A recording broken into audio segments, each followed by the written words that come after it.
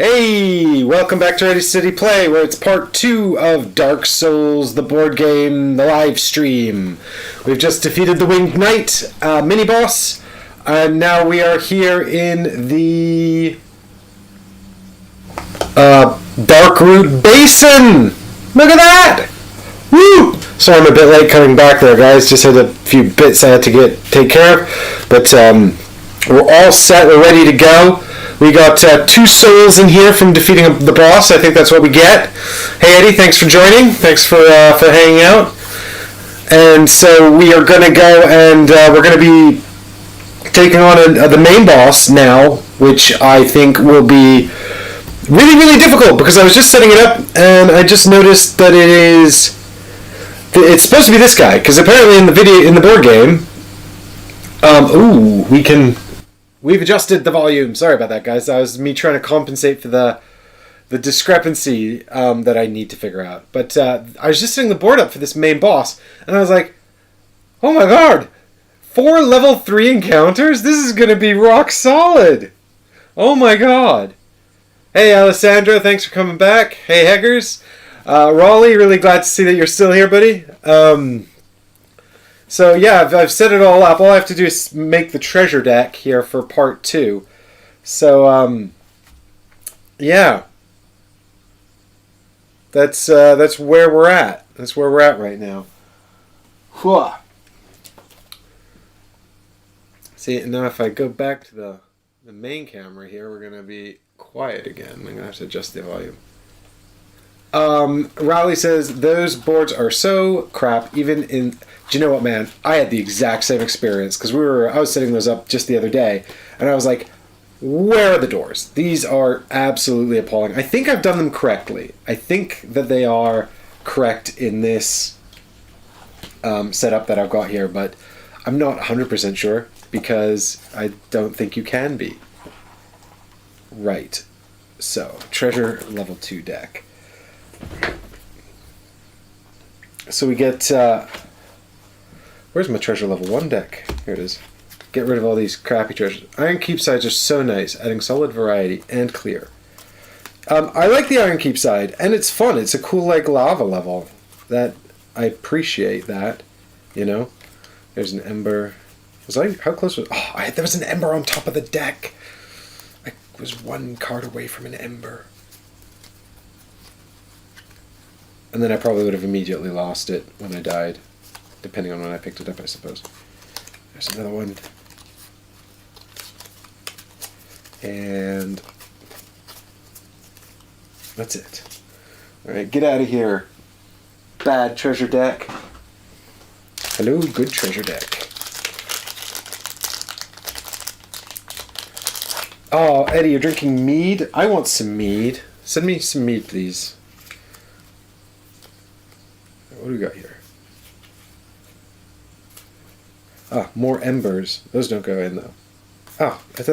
I'm a fool. I set this up in advance, cleverly, and then messed it up.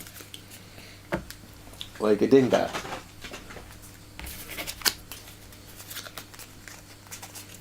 Alright, so we get these cards, plus these cards, plus 5 random cards from in here.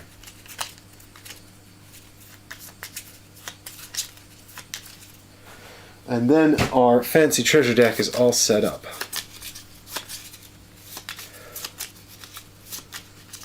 And I must figure out what we're going to do with the loot from the Winged Knight, because it's powerful and it's good, and I should equip it because all of these encounters are level 3 encounters, which you can't see me pointing at.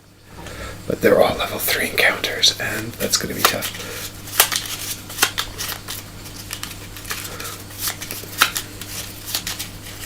Alright, 5 random legendary pieces of equipment.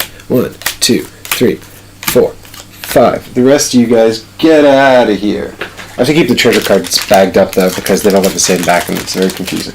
Right. For my poor tiny brain to handle.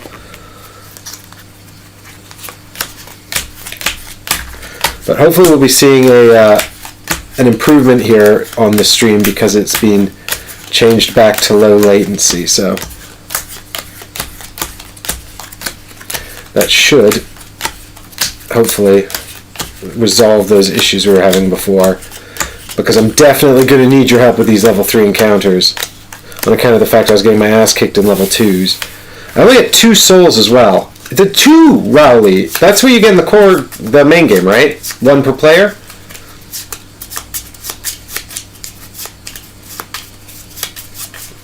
Level 4s are technically the hardest, but the big boy tends to make them easier. Yeah, sorry, these are level 3 encounters. I was saying level 4 because I have a silly Billy. Level 4 is the one encounter you do before the Mega Boss, which is cool.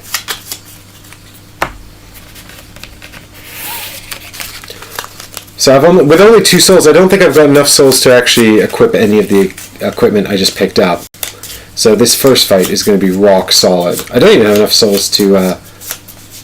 1 per player per spark remaining. Ah, sugar. So yeah, only 2 then, because I had 1 spark and 2 players. Yeah, because I died. I used a spark. But I did get a spark back, so I've now got 2 sparks.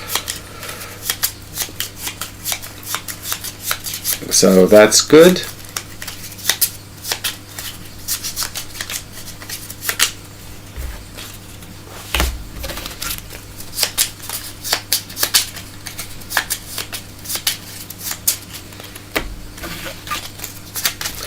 So, we got these 3 pieces of equipment from the Winged Knight, but I don't know, I think I'm miles off of being able to equip any of them anyway with my my team here, because we got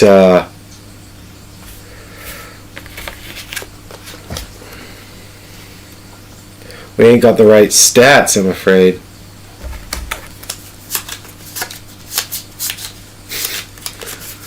Good one.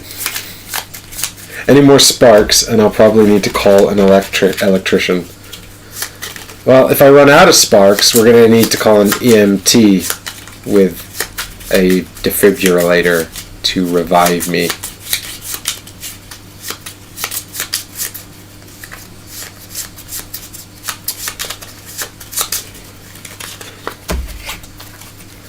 One big shuffle for good measure. Okay. Yeah, we got... what I really want is those Winged Knight twin axes. Those are amazing. But you need 30 strength and 34 dexterity.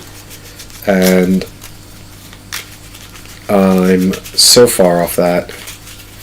My poor Pyromancer's still feeling a bit undernourished. I probably need to be leveling up his business to get him to the Flame Surge from before. So anyway, hopefully we'll find some... It's a bummer. I can't equip any of the equipment from this boss. And I didn't even get this enough souls to do it. The Winged Knight Halbert, miles off of that as well. Yep. The Winged Knight Armor, I'm still quite far off of that too. So I guess what we're building up to at the moment is the Fire Surge for the Pyromancer. He can get that with 1 more tier of intelligence and 2 more tiers of strength. Oh, he's still pretty far off of that as well. I mean, he's not really been... I've probably been neglecting him a bit. I'm just going through my loot here to make sure there's not something... 1 more tier on intelligence for the Knight, and we can equip the Chloranthy Ring to help us regenerate our stamina better. That might be useful. And I've still got 3 Titanite shards that I can't equip on anyone, which is so upsetting, because if I could equip the Winged Knight Halbert, for example, I could put 2 Titanite shards in it, and then I could just poke people to death from halfway across the board. Oh, Alessandro, I hope that your games of Seven Wonders Jewel are going well. Can either of your heroes get 34 dex, asks Rowley. Eventually, yeah. No. Actually, the Pyromancer can never do it, but the Knight can do it at tier 3. So eventually, we can get to 34 decks and equip the Winged Knight Twin Axes and put a Titanite Shard in it and wreck face.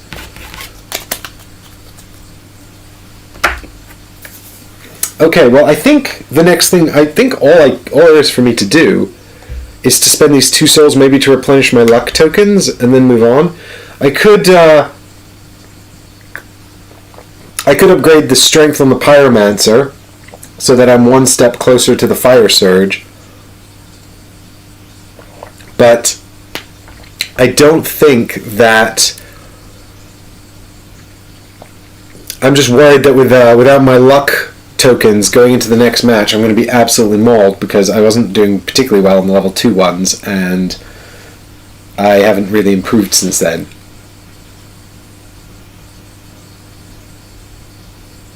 Wah wah. So, I think let us... oh, this is too loud again, isn't it, guys? I'm sorry, I keep forgetting to adjust the volume when I go between table camera and the main camera. That's the problem I'm having. So I'm gonna have to. Maybe I'm gonna swap over to a different streaming software. Okay. Well, with this in mind, we might as well just start tackling these things. I think. Oh, souls.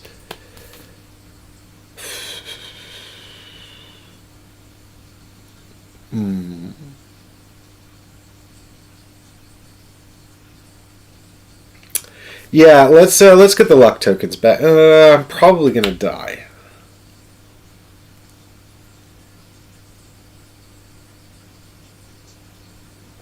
So it might be better to just upgrade the Pyromancer's strength. Yeah. Mario, I have a separate mic. I have a very good mic. There's an inexplicable OBS. I'm not going to tell this story again because everyone's sick to death of hearing it, but I'm having a very sort of inexplicable OBS setup situation that doesn't make any sense at all. Okie dokie. So, what we're going to do is head off into this area here and see what's going on.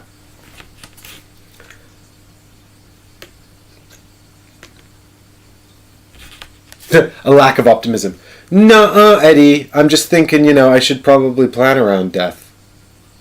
Because, it's Dark Souls, and you die and whatnot. I mean, this looks horrible. Oh, this looks so difficult. Corpse Flight Fens.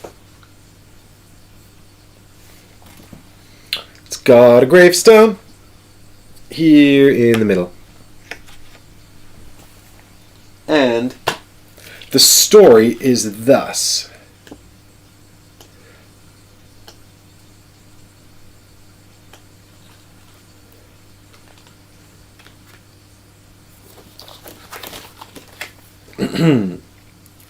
Following the pathway and looking carefully for sentient fern, you round a corner and find a very tall stone door with a glowing rune in its center. You squint through small cracks in the door but can't make out what is on the other side. The rune is cut into a round, fist-sized indentation in the door. The party may purchase a Crest of Astorius from Andre at the bonfire tile at a soul cost equal to 1/4 of the encounter's soul rewards rounded up. If a player is adjacent to the gravestone and the party has the Crest of Artorius, you may replace this encounter with a random level 2 encounter. Ooh. Well, if I had any souls, I could totally do that and just boss a level 2 encounter.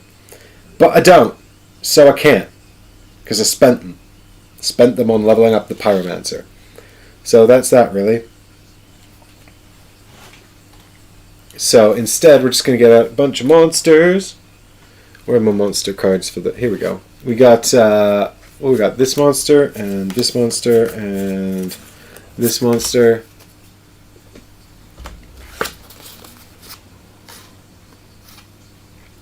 Yep.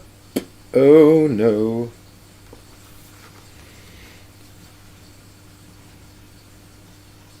We got Stone Guardian, Stone Knight, and Demonic Foliage. Oh my god. In fact,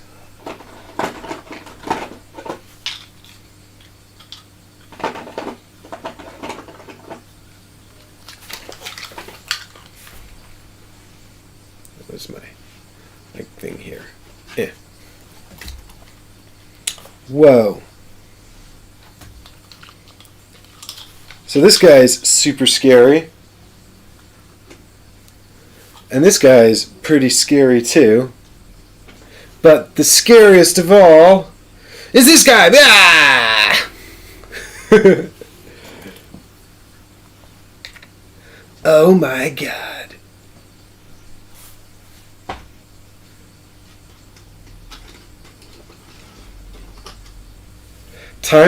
Chat says, time for Mike to be outwitted by a herbaceous border. It's true.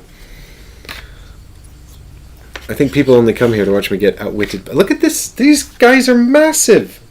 This is horrifying.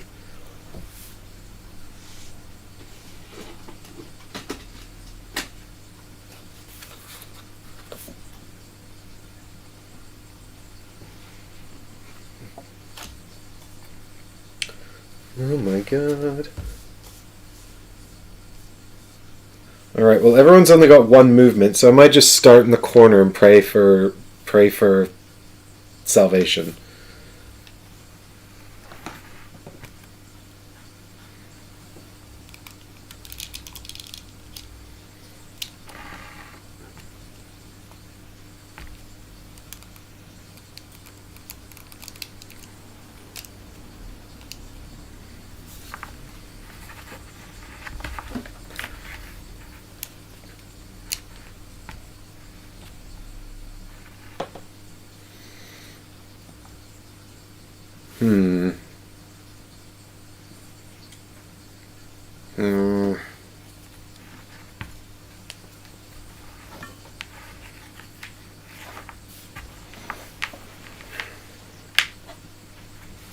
Start in the corner and pray for salvation.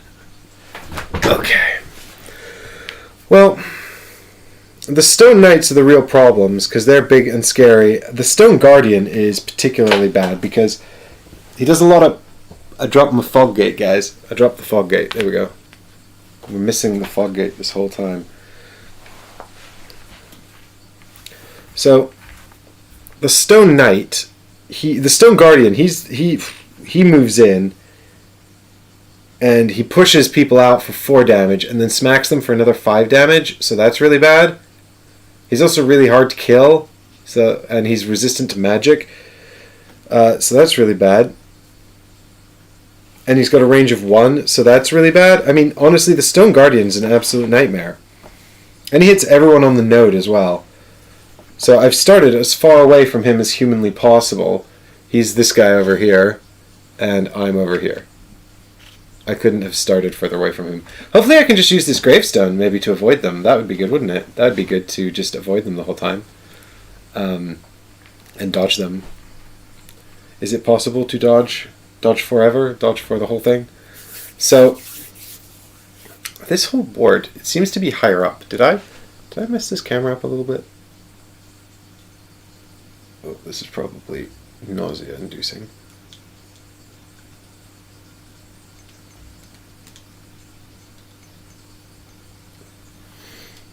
Oh. Okay, that'll do.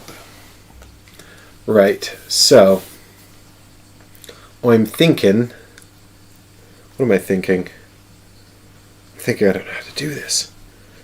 We've got to kill this demonic foliage ASAP because it also moves in and bashes and all that kind of stuff, but it's only got 1 hit point. Knight is going to move first. Stone Guardian targets aggro.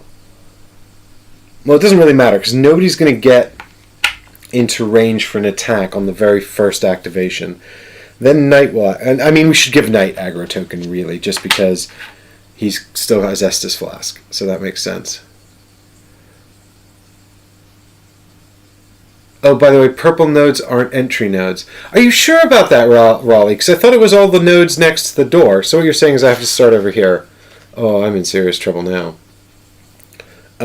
Stone Guardian targets aggro. So maybe I put the... He also hits everyone on the node, so maybe I put the Pyromancer over here so he's not immediately murdered then. Oof, okay. Well, this is going to be terrible.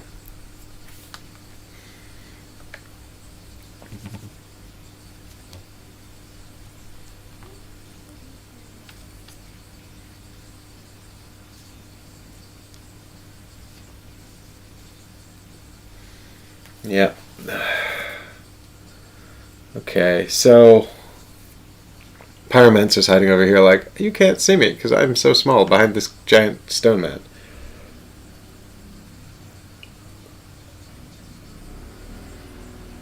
Yep, so I can't actually start out of range. I'm just going to get hit right away. But sometimes that's the way life be, you know? Okay, so I guess the Stone Knight will activate first. He's going to move towards the closest enemy, which is either of them. But he will prioritize the Knight because Knight has aggro. I want him over here. I want him over here. No, actually, maybe I want them all together. Over here. And then he doesn't do anything because he can only hit people in his space. I just need to stay away from him. I just need to just stay the hell away from him. Then it's the Stone Guardian who moves one into here. And then he's going to smack the Knight for 5 physical damage. And Knight's pretty good at protecting physical damage, so I'm just going to sit here and assume that this will be fine. It could have been better. I mean, it could have been better.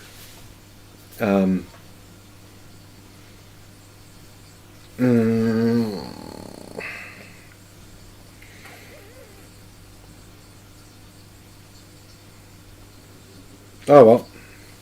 I don't know what to do here, guys. I'm way out of my depth. 2 damage onto the Knight. Then Demonic Foliage activates.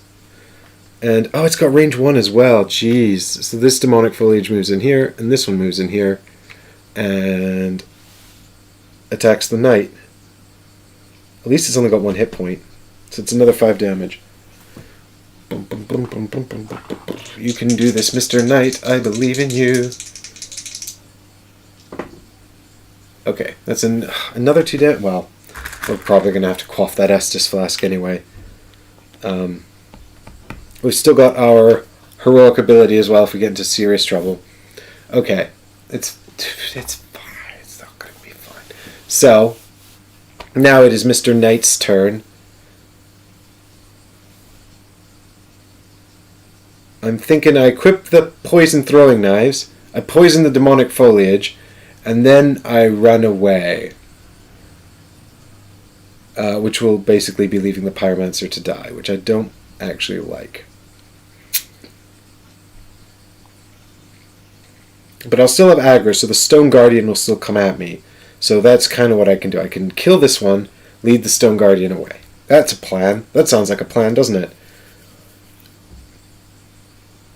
The Demonic Foliage will probably attack the Pyromancer. But he can deal with 1 attack. Right? Right? So, equip the poison throwing knives.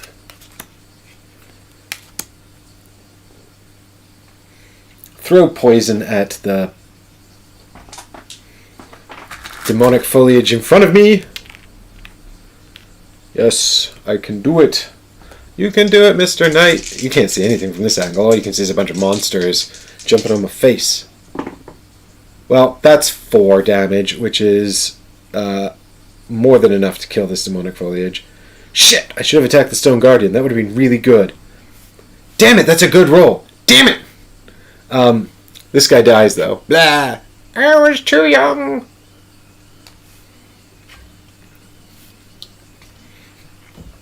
He was young for a tree. And then I'm going to run away.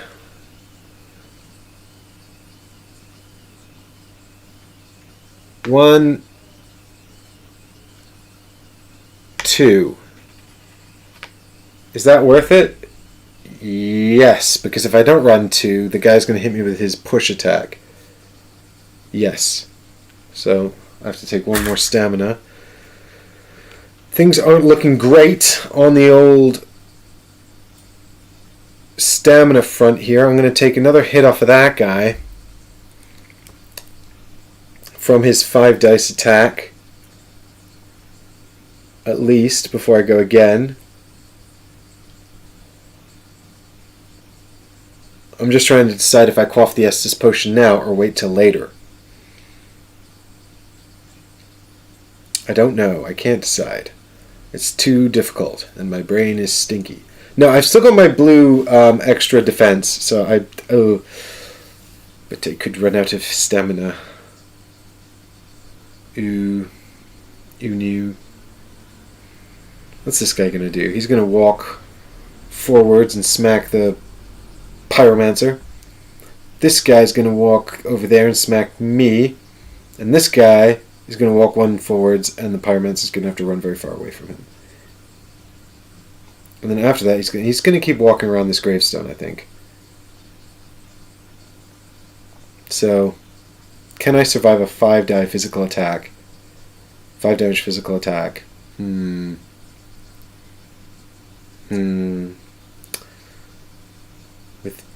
2 blue dice? I was doing it earlier, but now I'm feeling a lot less good about it.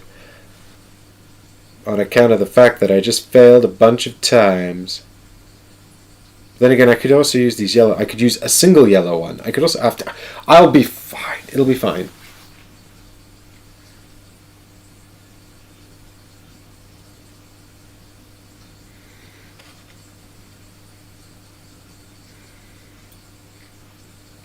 So,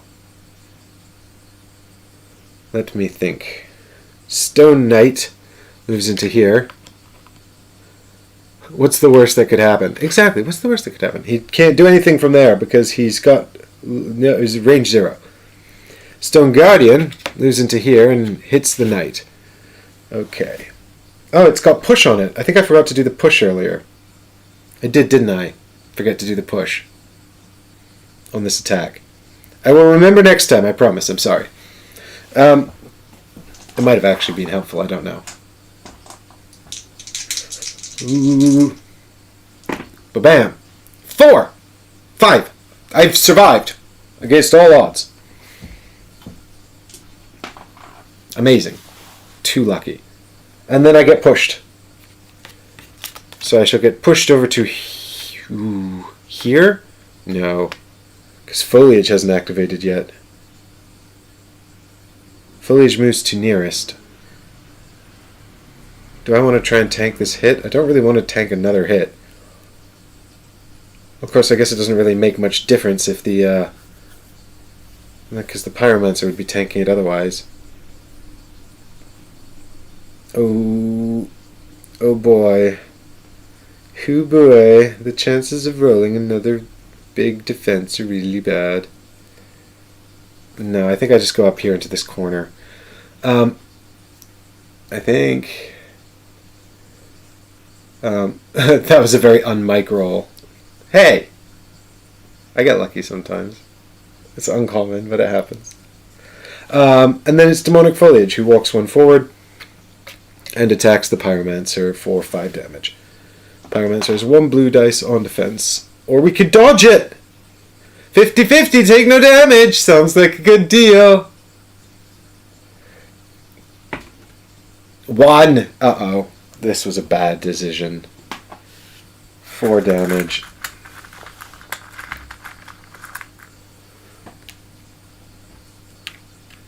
Or I could take, I could roll another die if I take a action token out.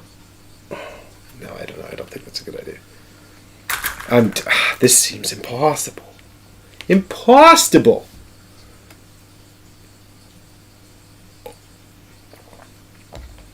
I should have picked an easier main boss. Okay. Then it's the Pyromancer's turn. So he activates the token there, and this one's gone away. He's got no stamina to heal. We can change out for our weapon. I don't know if that's a good idea. But what I do know is I need to kill this demonic foliage.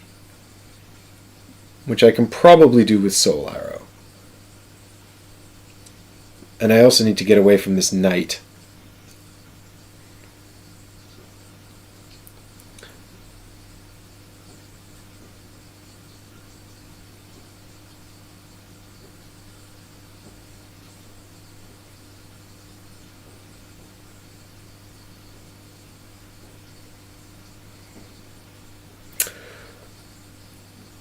Raleigh, you are 100% correct.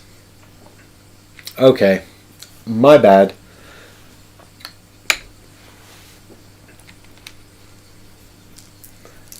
So, actually the demonic foliage comes over here and attacks the knight because the knight had the aggro token at the time.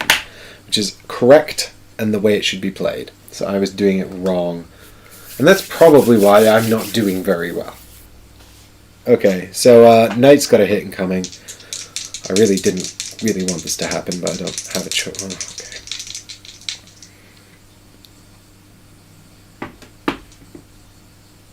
Oh, okay. That's 1 damage, which I suppose I shall have to take. But now I'm in very bad shape. I'm probably going to die. With an Estus flask, which seems stupid. Unless the Pyromancer can save me, right? Pyromancer's turn for actually real this time. I think Pyromancer runs up here, like 1, 2. That's... He's going to get hit by the Stone Knight before his next turn, I think. At the end of this guy's turn, the Knight will move there.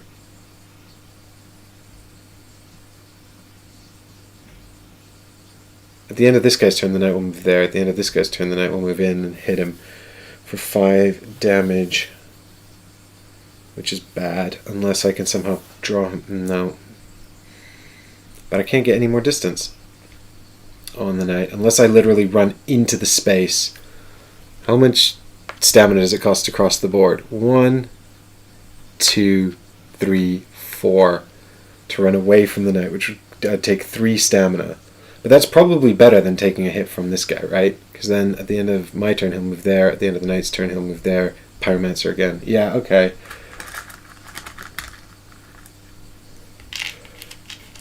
Yes. We're going to get one more hit on the Knight, I think, Rowley, because the Stone Guardian's going to come... Oh, no, the Stone Guardian's going to come in and hit the Pyro.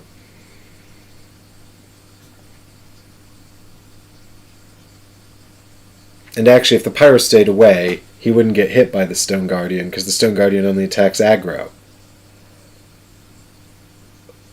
So, basically, I either leave the... I run all the way over here for 3 aggro, and then get hit by this guy at the end of my turn. And he's going to hit everyone in the node, so that's foolish. So I need to keep this... Oh, there's too much going on. I cannot possibly get my brain around this. So my plan was to run over here, so this guy would be far away. But this guy's got the big hammer, and he's going to come in and smack us both. But he wants to chase aggro. So if I stay like over here, this guy will not attack, right? Yeah, exactly. Rowley's on the same thing. If you go there, the Guardian hits both heroes. Yeah. Oh my god. So if I run up here, I can kill the foliage. I'm going to get hit by the Stone Knight, but not get hit by the Guardian, and the Knight's not going to get hit by the Guardian, which is the main thing, yeah. Okay. And the Stone Knight hits for magic. I have 2 black dice to defend on magic, which isn't I might be able to survive. I might be able to survive. I don't know. But here's what I do know. I'm going to put a soul arrow into that demonic foliage. So, suck it, demonic foliage. You can go to hell. Super dead. Man, I need rolls like this more often. More rolls like this, please. Boom. Except preferably when I'm hitting the big stone men, please. Okay. So, Stone Knight is going to move one towards the nearest, which is the Pyromancer. I'm going to put him over here, because I think that that's what Rowley would approve of. And then the Stone Guardian is going to move towards the same target. He can either go 1, 2, 3, or 1, 2, 3. So I guess I'm going to put him over here as well, because it just feels like having them both on the same side of the board is safer for me. Look at my face. Look at what playing Demon Souls or Dark Souls is doing to me. It's stressful. That's it. I want to play something super chill. Let's all go play a very slow Euro instead. Okay. So back to the turn of the... we're back to the knight. So this flips over. I'm going to drop 2 of these tokens. I'm going to have to start putting some damage into these guys eventually. I just don't know how I'm going to do it.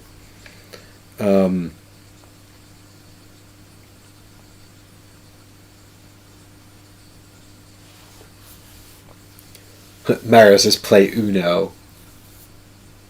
Yeah.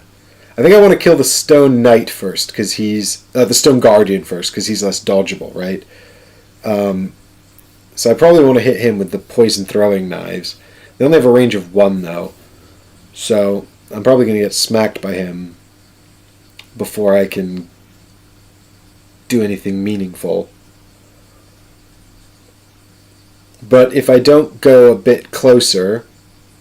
Well, I've got aggro tokens, so he's going to come after me no matter what.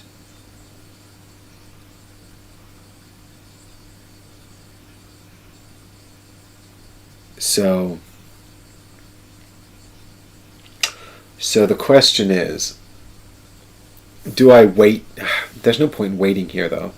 So I guess the knight will just have to run up, poison dart the guardian, and then he's going to get... It's a range of 1, though. That's the problem. So if I run up and poison dart him, which I can't do. I can't use the throwing knives. I don't have enough stamina. I'd have to Estus. I'd have to Estus first. He's going to walk in, he's going to deal 4 damage to me, push me out, then smack me for 5 damage. It's going to suck. I'm not going to have my Estus Flask anymore. I'm just going to have to hope I can defend against it somehow.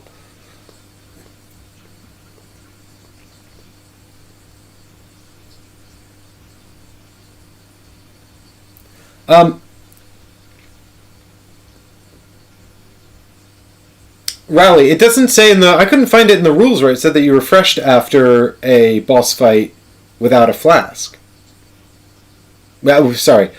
Without using a spark. Did you get everything back after a boss fight?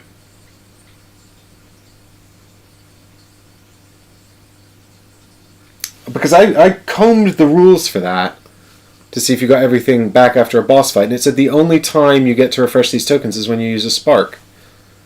God, this rulebook is terrible. It's got to be terrible. I know, because I spend most of the time I spend playing Dark Souls reading this rulebook. But if I have all of my abilities, if I have all my tokens back, that's obviously a bit of a... makes a bit of a difference. Just saying. That would certainly help me out in any case. But I still think that I'm going to have to... I don't think there's much the knight can do this turn, because he just doesn't have the... Oh yeah, the Estus Flask, that's right. So...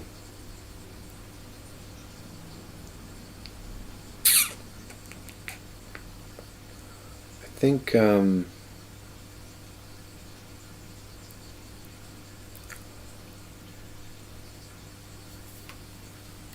Yeah, so what was I saying? I go up, run up to here. That costs me a stamina. And then I quaff the Estus Flask. Stores all of these tokens, and I can hit him with the Poison Blade. Hope for the best.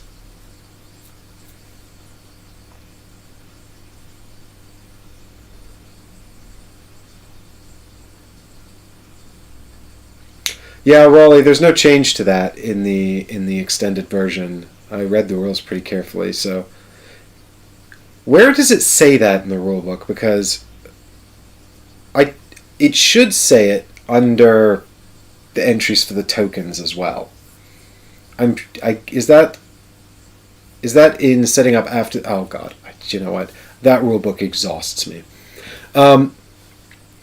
Right, so I actually have an Estus Flask on the Pyromancer. I have his heroic ability back and luck tokens on both of them, which is quite a big difference, honestly. So suddenly this fight might be doable, guys. Yeah, so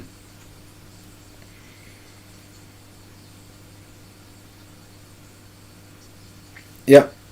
I guess I still need to drink the Estus Flask, though, because otherwise I can't do any attacks. Any meaningful attacks. Damn it, Knight held on to his Estus Flask for the whole first half. Quaffs it in the first adventure on this one. But Knight's got a bunch of good equipment. Alright, so here we go. 2 dice. Poison throwing darts into the Stone Golem. Stone Guardian. Show me that double 2s that I had before, please. Nope, this was a complete whiff. He takes 1 poison.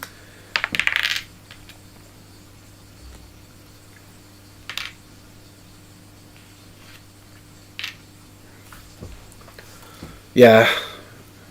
Under resting at bonfire. So it's under resting at bonfire, the final paragraph, page 15 in the rule book.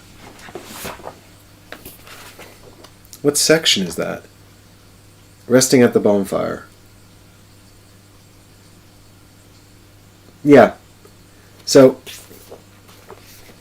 just to be clear, guys, it's right here at the bottom of a section called Resting at the Bonfire. So it doesn't mention it.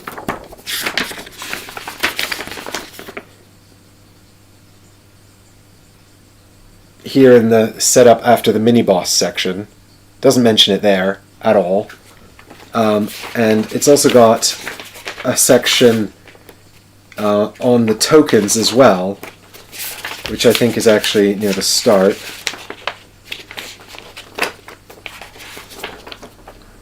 Yeah, right here. And I don't think it mentions it under these tokens either.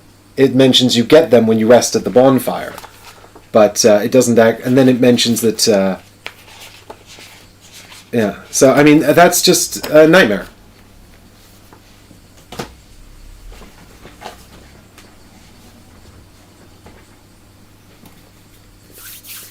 But do you know what?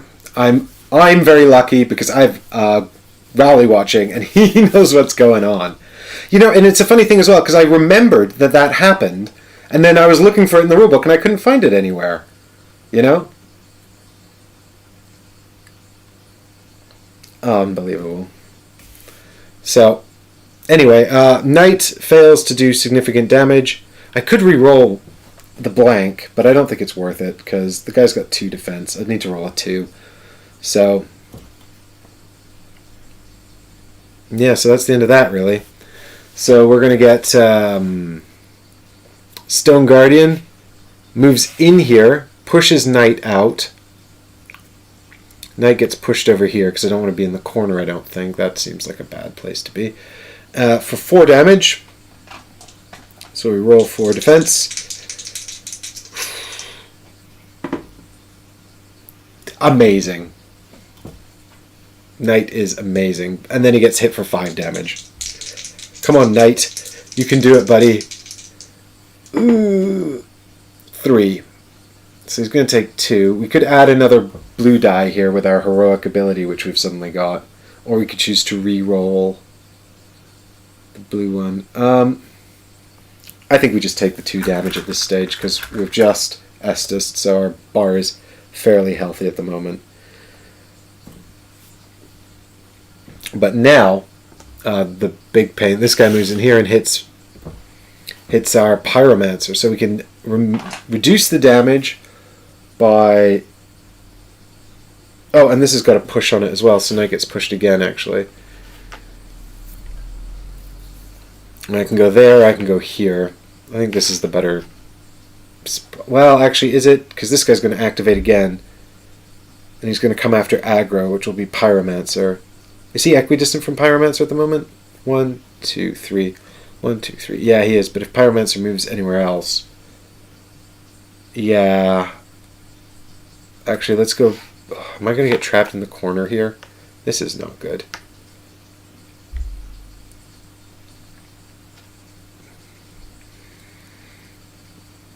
Stone Knight's ability also has push on it, so the Pyromancer's gonna end up here.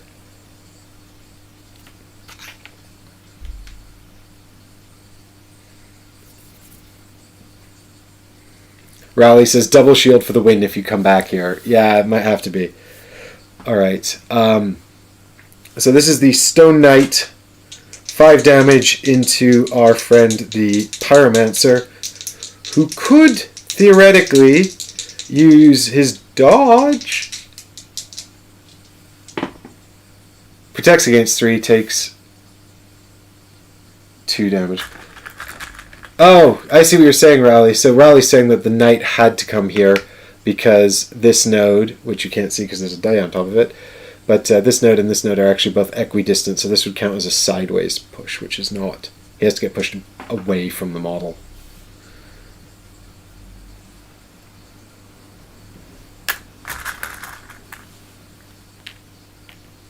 So 2 damage onto the Pyromancer, and now it's Pyromancer's turn.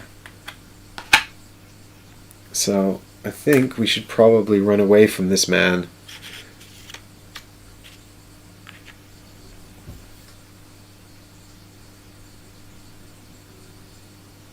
And we take a damage here because of the poison. That should have happened at the end of his turn. So then we think about our life choices. Pyromancer, we need you to kill the Stone Knight. Stone Guardian. Oh no, you're not going to be able to do that. He's got 3 magical resistance. The chances of you doing that are next to nothing.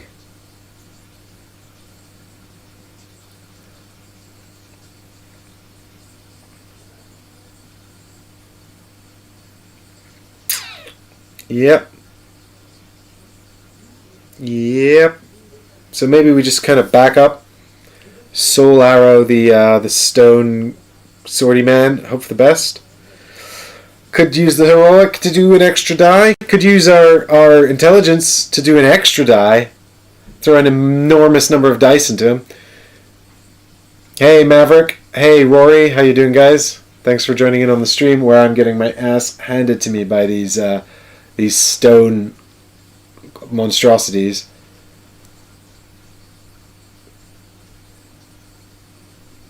And complaining about the Dark Souls rulebook, as is my want. So I'm just trying to work out what's going to happen here. I think the Pyromancer needs to sort of just run away.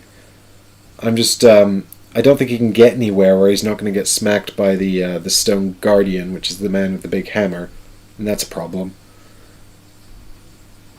Unless he stays where he is, in which case the Stone Knight's just going to wail on him. So I don't really think that... I think it's kind of damned if you do, damned if you don't, really.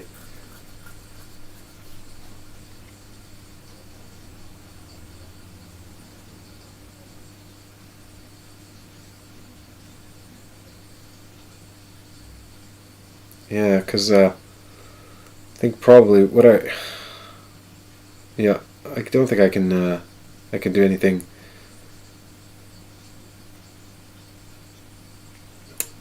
particularly useful here. Oh yeah, the Pyro gets pushed by the Stone Knight. That's true.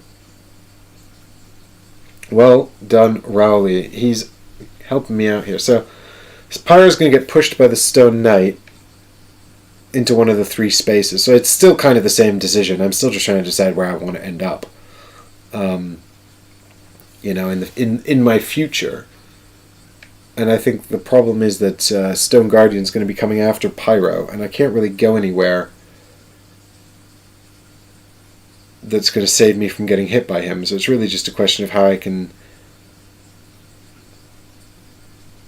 get away far enough to also avoid getting hit by the Stone Knight, I guess. Yeah, so I really need to keep my shield equipped as well, because I'm going to get hit by that Stone Guardian for 5 damage, which I want to avoid. Unless, we can somehow kill him, which seems super unlikely, because he's got all of his hit points still. No, he's lost 1. He's lost 1. But he's got magic resistance, high magic resistance. I don't really want to split my fire between these two either. But I just feel like if I'm going to attack the Stone Guardian, it needs to be like a massive hit. Which stone goes first? It's the Stone Knight goes first, Rowley. So, but I don't see how that really makes much of a difference.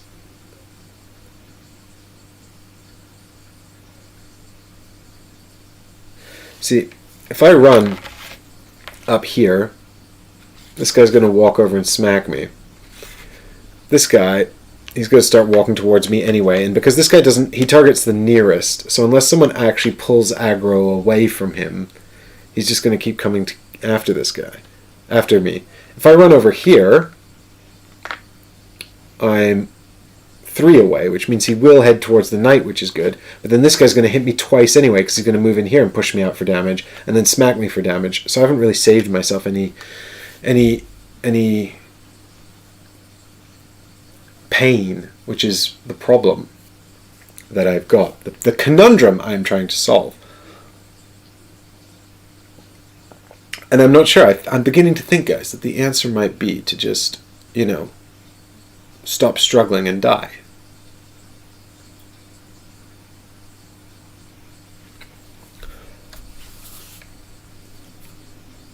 I could throw 5 black dice at the Guardian. It would cost me my heroic ability and an action token, which would give me 5 stamina, and I'd almost certainly be killed immediately after that. But it still wouldn't actually kill him. It would, at best, it would do 2 damage. On average, it would do 2 damage. If you end in the same node as the knight, he'll hit and push. Yeah. And he says, you're smacked if you do, and smacked if you don't. What's the problem? Yeah, exactly. Why am I thinking so hard about this? No matter what I do, I'm going to get smacked.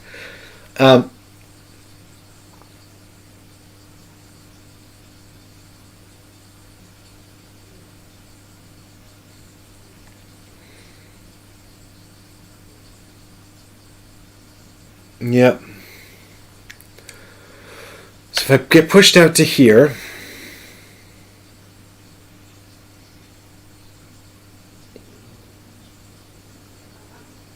Stone Guardian, you jerk. So I don't know, I guess I go hide in this corner and then maybe the knight can come and save me. That's the best I got. That's the best I can think of.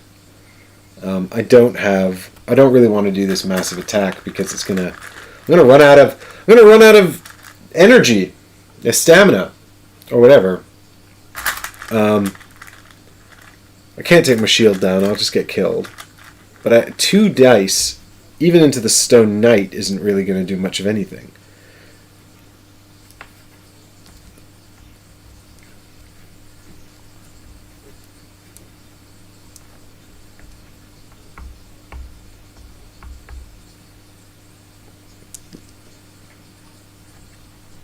This is only going to get... If I move up there, I'm going to take 5 stamina if I pull off a big attack, which is going to leave me with just 3 free spaces, which is almost surely going to kill me.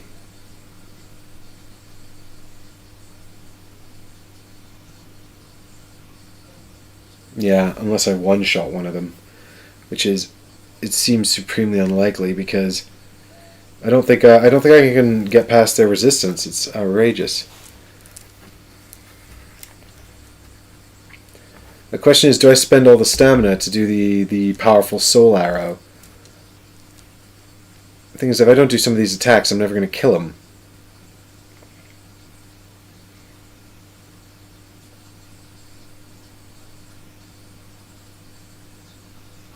And but if I Alright, so at best, if I throw 2 dice at the Stone Guardian, I'll do 1 damage, and that's only if I get super lucky. If I throw 2 dice at the Stone Knight, I'll probably do 1 damage with a little less luck. I might do 1 damage with a little less luck. Yeah, it is excruciating. I need these souls to level up my weapons, because it's going to be a lot of this. Okay, that's it. We trigger... We can't divide fire. I don't think we can divide fire, but shooting at the Stone Guardians next is almost pointless. But I still think it's probably worth doing. So I'll trigger my heroic, and I'll spend this intelligence to throw 4 dice into the Stone Guardian. And hopefully do a little bit of damage. Maybe the knight can come and... I don't know. Come on, please let this be good. Oh, that's pretty good. That's pretty good. That's 3 damage onto the Stone Guardian.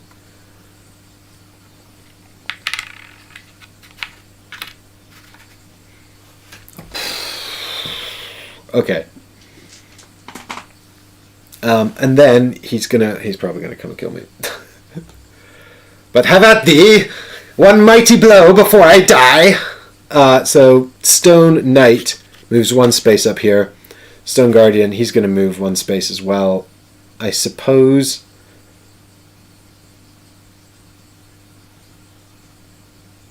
Up here, maybe? No. Over here? Yeah, because he's going to push me. And I'm going to get pushed here or here, I think. Because of the wall. And I don't really want to get pushed into the Stone Knight. Correct me if I'm wrong, Raleigh. Raleigh, I do not own a full set of this game. I think I bought mostly everything. I think what I didn't buy was Mega Bosses. So I've only got the 4 Kings and Black Dragon Calamite for the Mega Bosses. Otherwise I've got the Core set, the Tile set, Explorers set, Character Expansion, Phantoms Expansion, although I think a lot of that was stretch goals. I've got the Iron Keep expansion, the base Black Dark Roots expansion.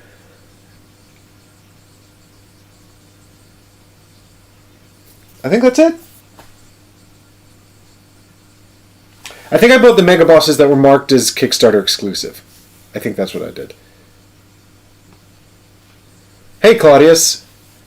It is an agonizing puzzle. I gotta confess. I'm sort of, like I said, I keep coming back to it. I keep finding it compelling. So, Stone Guardian's gonna hit the Pyromancer for 5 damage. Here we go. But I am playing with the extended rule set, Claudius, so you can find the links to that in the description of part 1 of this live stream. Oh, that's bad. Can I do anything about that? I can only re-roll it. I might re-roll it, because otherwise I'm taking 4 damage. Yeah, I'm going to re-roll it. Please be better. Eddie says, you could always flip the table. Yes! 2 damage. Okay, I can live with 2 a bit better than I can live with 4. Okay. Right. then it is over to... Oh, and then I get pushed. So, Rally, correct me if I'm wrong, but I can get pushed over here, right? Because I'm in the corner, so I'm either pushed here onto this node or here onto this node, or else I don't get pushed at all. But I'm pretty sure if you're pushed into the wall, you go sideways. But that might just be a boss fight thing. I can't remember if you said that. So do let me know. I'll put the Pyromancer here halfway between them until I get confirmation. There was no node, so he doesn't get pushed. Okay. Right, and then it's over to the Knight, who has to kill the Stone Guardian, or else we're all gonna die. We might still die. Pyro might still die. But he's got his Estus Flask. He can probably take one more hit. So, Knight will have to... I mean, if we use the poison throwing knives, we'll kill him at the end of his next turn, because we'll probably do no damage. But I think that that's not good enough, because we'll get hit a bunch of times. So I'm thinking I might just equip the longsword and run in and just Leroy Jenkins it. I'll take a... Yeah, I'm doing it. Because 2 black dice ain't going to kill him. He's got... Well, he's got defense 2, actually. 2 black dice could do it. Oh, I've seen the 3 come up on them. But if it's going to be close... I suppose I could take a action to add another black die. But that's kind of the same as just using the longsword with the blue and the black anyway. And at least if I... This is... Yeah. Of course, the longsword, I have to move an extra space. So I have to take an extra stamina, and it costs an extra stamina. Okay, we'll use the throwing knives. I've talked myself into it. Jeez. So we go 1, 2, and then we throw the throwing knives at the Guardian. For 2 black dice. Costs 3. We take 1 stamina for moving, and then another 3 stamina for using the ability. So, oh, that's wrong. Over here. Yeah. God. Good God.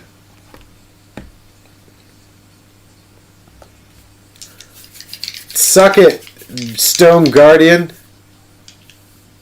Oh, Rowley says, did throwing knives have a weapon art to add +1 range? I think they did, Rowley, but I don't think that that's necessarily helpful, because I either take 1 to get closer, or, I mean, if they have a weapon art to add extra damage, that would be super useful, but I don't think that that's the case. The throwing knives actually... they're poison throwing knives. I should be looking under P, not T. Increase the attack's range by 1, yeah. But it's still going to use a action point.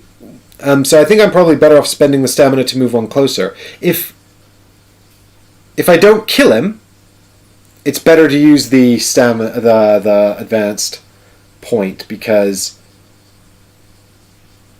I won't get attacked twice. So if I'm here, if I hit him and don't kill him.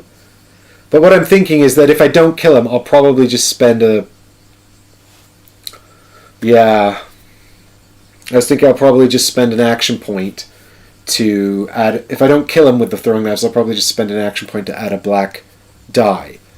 So it's kind of much over much, really. I suppose if I poison him and he doesn't hit...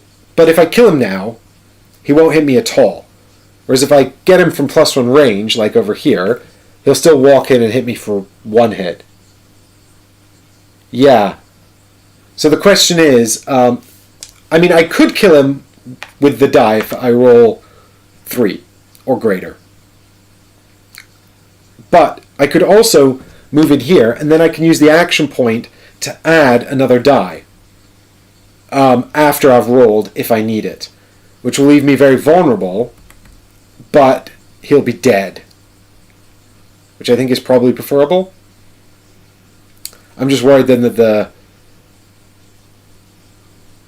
the Stone Knight will come in and just murder me because he's got magic. But I think this is probably the better way. I think. Every time I disagree with you, Rowley, I wind up regretting it, so let's see what happens. Oh, God damn it. Okay, so I spend the yellow action bit, so I'm going to spend one from Dex here to down to 2 here to add one more black die. I do have my reroll, so I could reroll if I wanted. No, it's okay. We did it. So that's 2 damage. He's dead. But we have got action points on both of our heroes now, so that's not ideal. But now I just need to not lose this, because if I lose this, it will have been all for naught. So, and I haven't touched the Stone Knight yet. He moves in here and smacks the Pyromancer for 5 damage, which I can resist on 2 black dice, or I could dodge.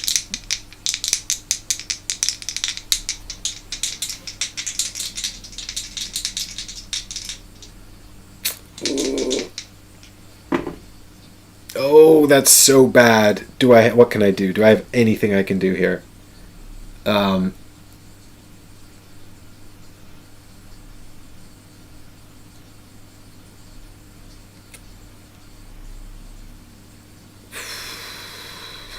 I think the only thing for me to do would be to spend another action point to add a black die. I just need to check that I can do that. I think I might not be able to do it. I think he might just have killed me. That's a real bummer. I really thought I could take 1 hit more.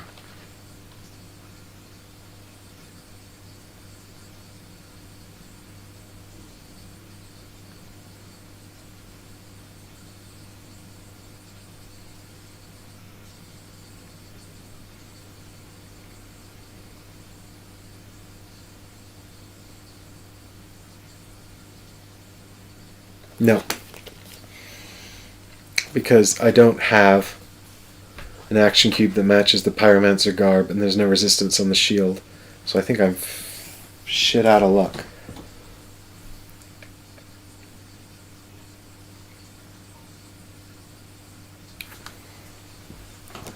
Should have dodged!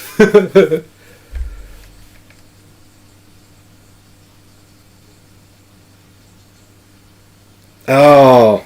Oh man, I think I'm dead. I think I died again on the very first encounter.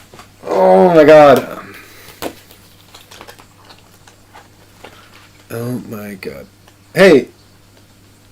Do I get any souls when I die? Oh no, wait, I lose souls. The opposite happens.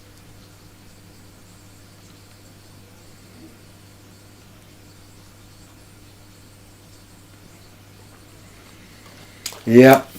I am dead. Oh god. Okay. Well, that happens. It might be a very short part too.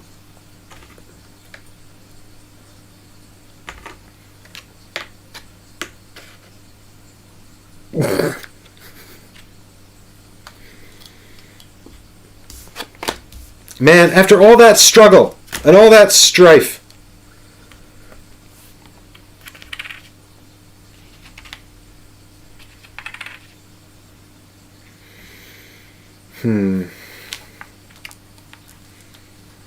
I can't believe it. I had Estus flasks on him. The Pyromancer still had his Estus flask.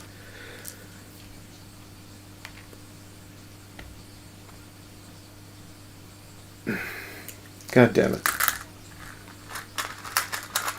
Now, the only question is, do I just go back in there and attempt that again, or do I go down here and discover a new one? Really?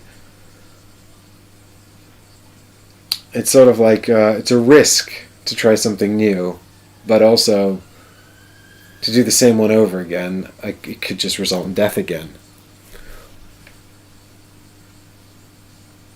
I don't know if I'm strong enough.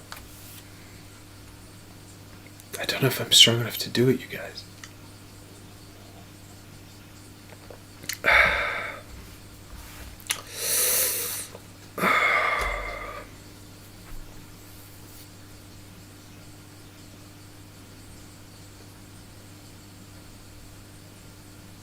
Riley says try. Yeah, we'll try the other one. We'll see what happens. At least then you guys get to see something new as well. Everyone says new adventure. Okay, here we go. Next encounter, Dark Woods. It's just a ton of these guys. Oh, that's so bad. Oh no. Oh god.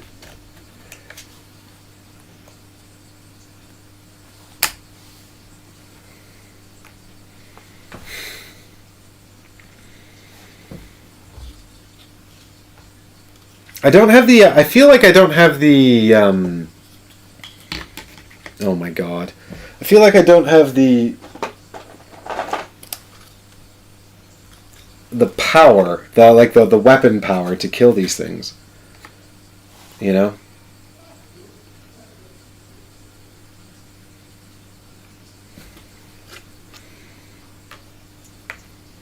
I haven't quite decided where I'm going to start yet.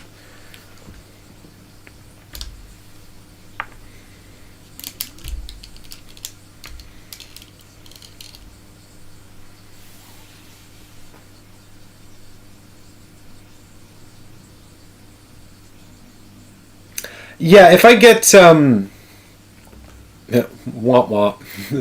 if I get 8, I can't get both, Rowley. I definitely can't get both. If I defeat one encounter, I'll get 8 souls. I don't think I can equip Fire Surge. I can equip Fire Surge for 4 souls, and the Winged Knight armor, I need 6 souls. So I need 10 souls in total. No, I don't. I need even more. The Winged Knight armor I'm miles off of. I can...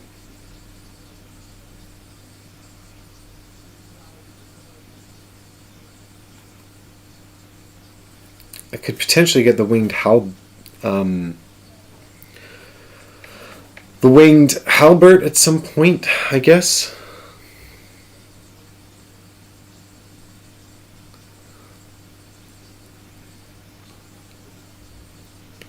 If I increase the...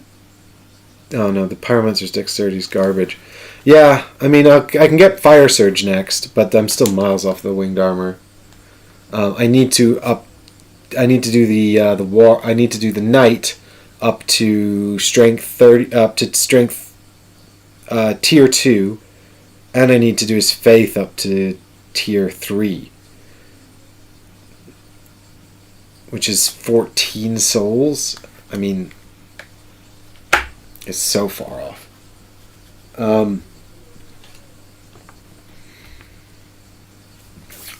But you never know, I might find some good loot on the way, and I could get Fire Surge, which will have some nice ranged abilities on it as well.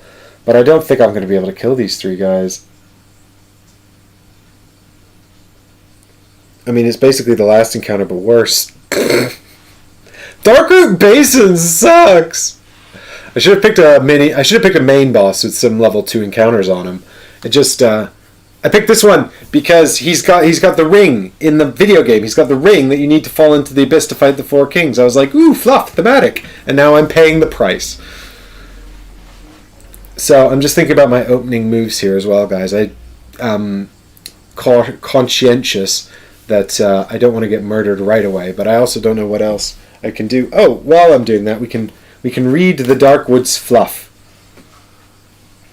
That's always a nice break before the pause before the storm.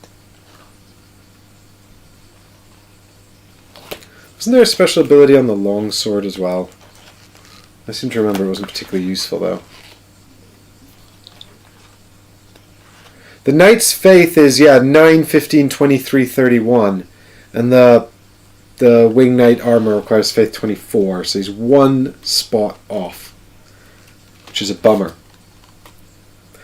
You progress, and the fog enveloping your vision seems to clear, but instead it is simply swallowed by darkness. Small fires burn that barely illuminate bulky stone knights, but you cannot discern what they are armed with. The knights amble aimlessly. They clearly have no better vision than you in the dark. Replace all enemies with trap tokens. While they are trap tokens, their only action is a movement of 1 towards the nearest player, and they cannot be targeted by players. As soon as a trap token is in the same node as a player, replace it with a Stone Guardian or Stone Knight at random.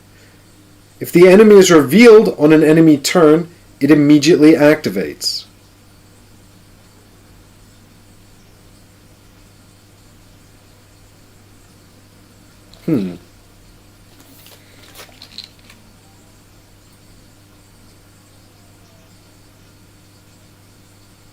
It's Sif I'm supposed to fight.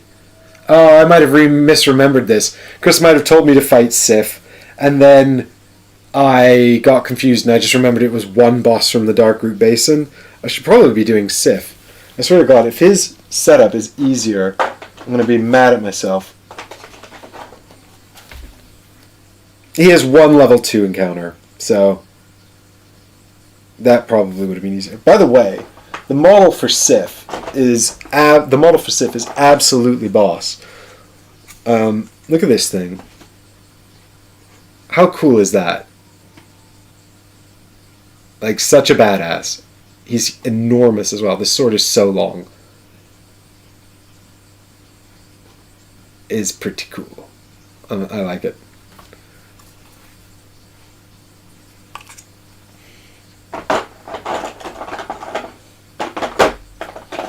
Okay, well,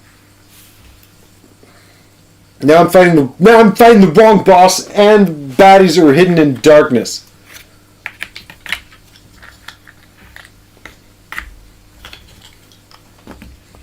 And I can't even target them without revealing them. This makes my life harder. I was hoping it would make my life easier, but it makes my life harder. Dark woods are dark, guys. Maybe I can... I'm still not going to be able to split these things up either. So it's kind of pointless. Maybe I can kill one without revealing the others. That could be a good puzzle. Oh, it's such an awesome mini. So...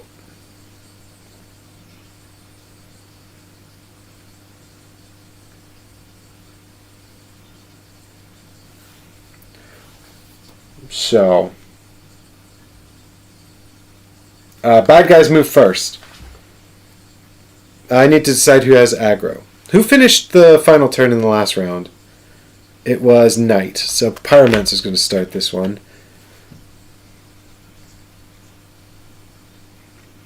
So actually I probably want to start both of them in this corner, reveal this token, and then try to get them out of the corner before these tokens get too close. I think I will have time for that. And then hopefully I can kill this guy without revealing them, and by the time I reveal these, I'll have a bit of time to recover and take them out. I hope. Maybe even split them up. Reveal one at a time. That would be ideal. That would be ideal. Yeah, exactly. So enemies go first. They're going to go like this. And I'm going to pick... I might as well give the Pyromancer aggro as the tiebreak, because we're going to have to leg it out of there in a minute.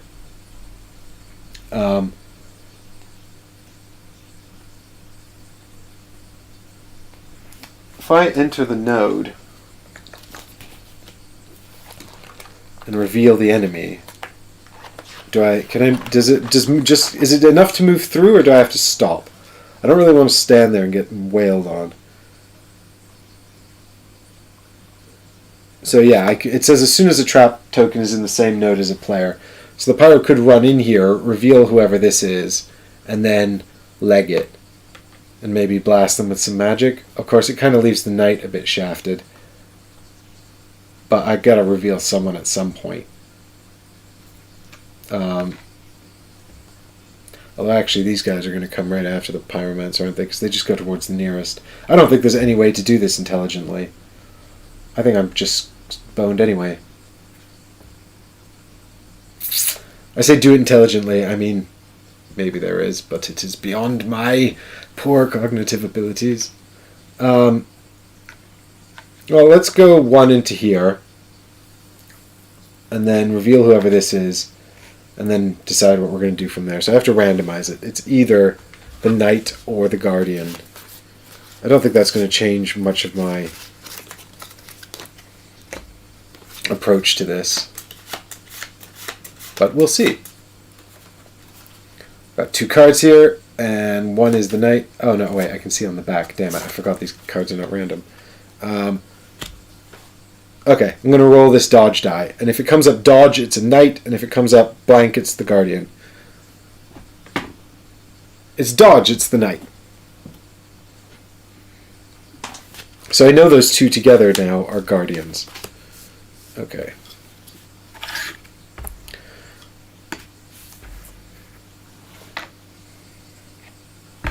So if I stop here, the guardians are going to move in and appear, which I don't want.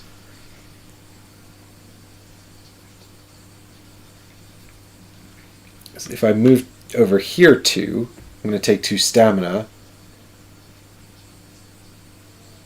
And hopefully maybe I can... Next turn they're going to move into there, and it's pointless. Yes. This is not going to help me at all.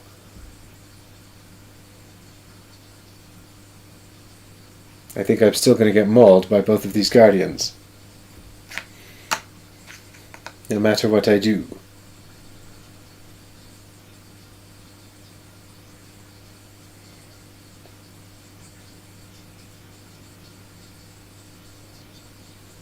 God damn it, Knight, why didn't I give you the aggro token?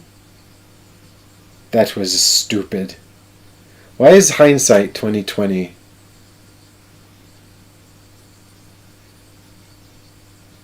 I need to get... It's not possible to be further from there in the middle. You told me about this rally. You told me not to let them go in the middle. And I did it again. I'm so upset with myself. I think the Pyromancer's just going to get wrecked. But I'm still hiding in the corner. I'm blasting this guy with magic. I don't even have enough magic to do anything meaningful. Oh.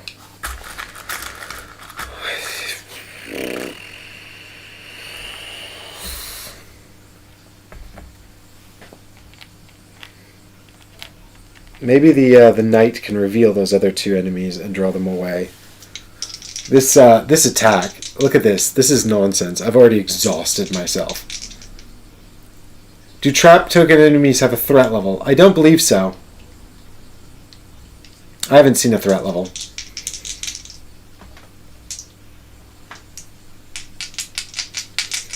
Ugh, I'm just going to pop all this stuff because I really think that otherwise I'm just going to die again. I might just die again anyway. But if I die with all of my stuff, I'm going to be cross.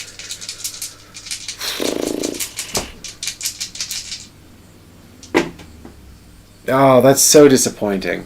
Okay. Well, that was terrible. So the knight takes 1 damage. Man, I don't think I'm good enough for this. I don't think I'm well enough equipped for these encounters. Unless I'm just making horrible mistakes. It could be that. So the Stone Knight's going to activate anyway, and he's going to walk into here and smack the Knight. For 5 damage. And he's going to push the Knight as well.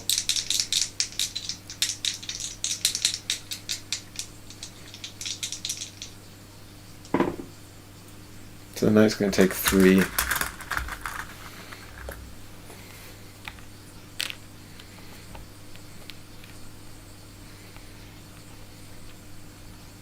Do you know what the problem is? Not enough dodging. Should be dodging more. Now if I go up here, the tokens are going to hit me no matter what. The tokens are going to come in, hit the Knight, and then they're both going to attack him for another 2 Guardian attacks each. Cool.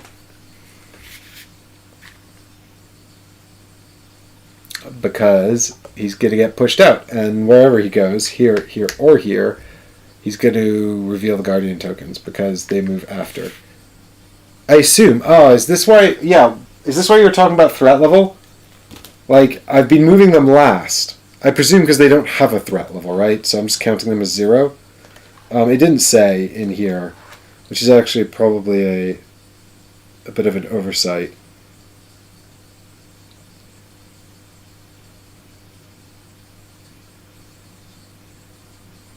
Yeah, it doesn't say.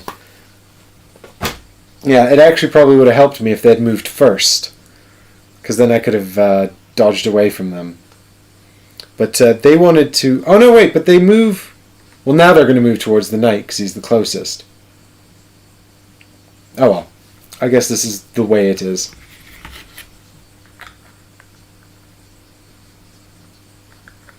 Right, so what you're saying is they'll move into here, they'll be revealed as guardians, and then they won't... It says they immediately attack, but they only hit aggro, so they're just going to ignore him? I mean, that would suit me super duper well if that was the case. I would certainly appreciate them just ignoring the knight, even though it seems a little peculiar that they just kind of hang out with him there and ignore him. I guess they weren't expecting him. Mr. Knight, you should run away. Run away as fast as you can. Okay, so proceeding with this understanding in mind, it's now time for the knight's turn.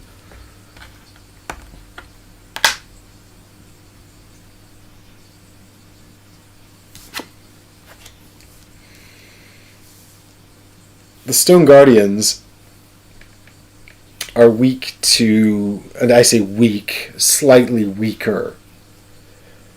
But I think I might just throw the poison dart into this guy and then run away. Because I've done a damage to him, which is a start. But, I mean, oh god, I don't know how I'm going to kill all these things, you guys.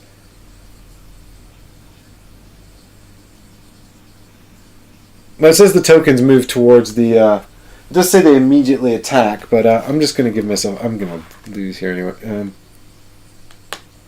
Yeah, it says if the enemy is revealed on an enemy turn, it immediately activates. So actually, probably what happens is they reveal, they activate, and they move. They're going to push the knight out. So the knight is going to get pushed here, here, here, right? Because he has to go. Oh, he has to go further away. But they're all equally far away. And then they're going to move towards aggro, which is over here. That's how I think it will. Yeah, it says activate. And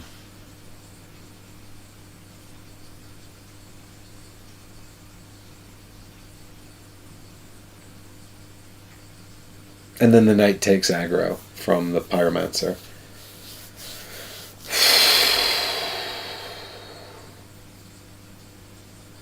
So I guess I'm going to throw the poison darts into one of the guardians and then run away.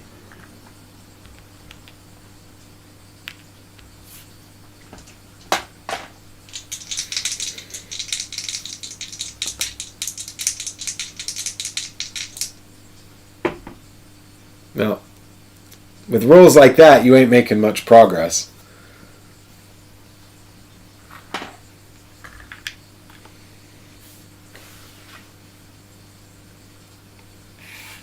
So if I come up here, I'm going to get smacked by both of them. But I don't think there's much... I don't think there's any way to prevent getting smacked by both of them. They will never leave the same node, I don't think. Actually, unless they have an equidistant choice. I don't know if it's 1, 2. And they're going to move back to the middle, which is not great.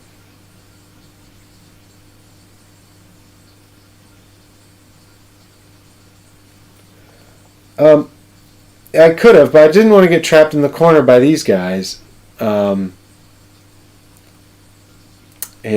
Riley's saying I could have got pushed into this corner here. Maybe I could have attacked on that guy, but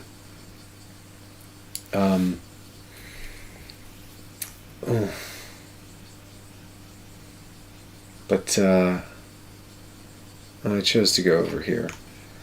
Now I'm thinking they're both going to hit me, and I don't know if there's much I can do about it except go up here.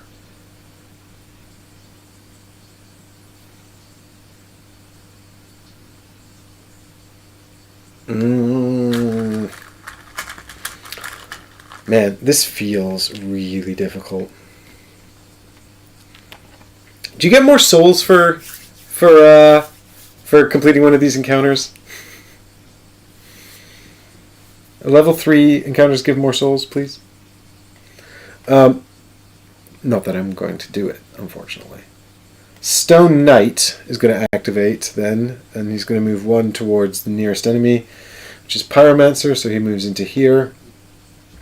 These guys move towards aggro, which is our man Knight here. So it's 1, 2, 1. Well, they're going to move into the middle, I think. There's no way about it. I was hoping maybe I could get them to move some other direction, but I don't think that's going to happen. Fortunately, I'm too far away, so they're not going to hit me.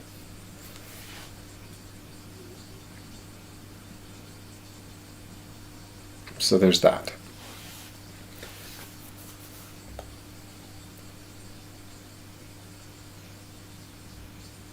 It is legal. Right, so what you're saying is, because it's 1, 2, 3, 1, 2, 3. Yeah, so they definitely move to the purple node then. To come and try and get me. I was wondering, okay. That is a good point, Rowley. Thank you for confirming. So now it's over to the Pyromancer. Heals 2 stamina. And I've got to do something.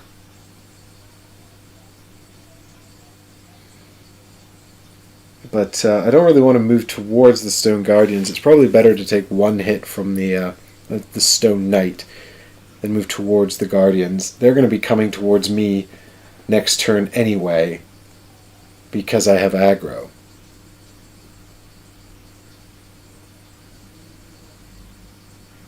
But another four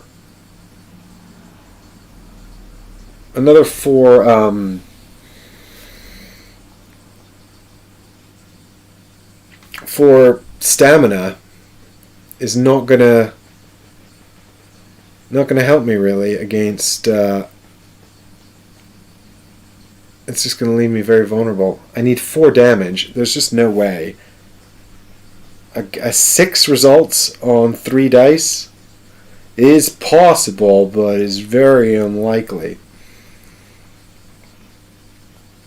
I could, I suppose, do a big attack with an action cube and then drink my Estus Flask. Oh, this guy's going to take a damage from his poison token. Ha. I mean, the thing is, I'm not going to make any progress unless I complete one of these encounters. So, yeah, we'll do that. We'll have to quaff the Estus Flask, I think. It's such a bummer.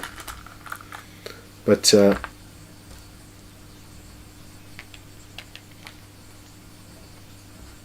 there we go. Look at that. He's putting all of his might into this big ol' attack. You can do it, Pyromancer. Use the soul arrow. Kill the bad man.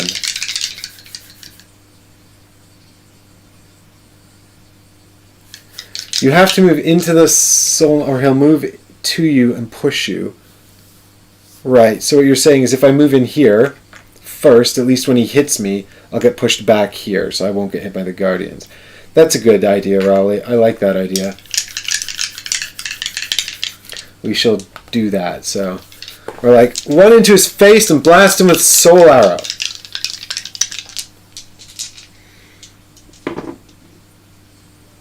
For 2 damage. I'm re-rolling the blank, guys. I'm re-rolling the blank.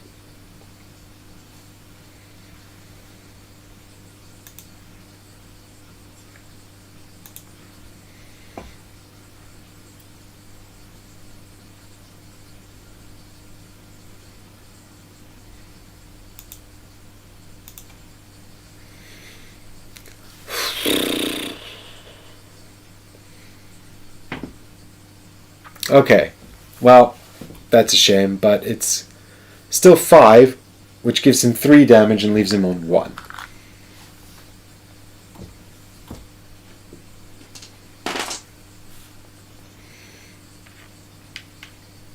And then I'm going to drink the Estus flask, because that's all I can do.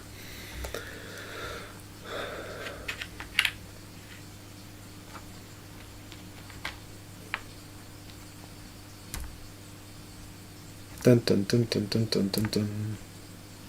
Dum bum bum. Okay. And then he activates, and he will hit me for 5 damage. And I can block with 2 black dice. Ooh, gonna be painful. Or I could dodge.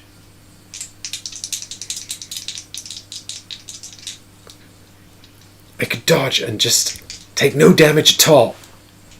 And it would be so successful and amazing. As it stands, I take 3.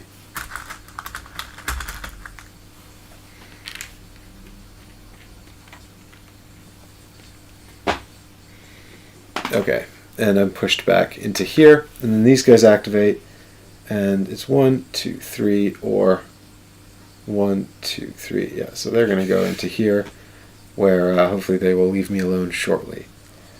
Of course, this guy's going to keep wailing on Pyro, which is going to be a bad news, but maybe, just maybe, we can kill him with the Knight. I don't know how. It's the Knight's turn. He really is not in good shape.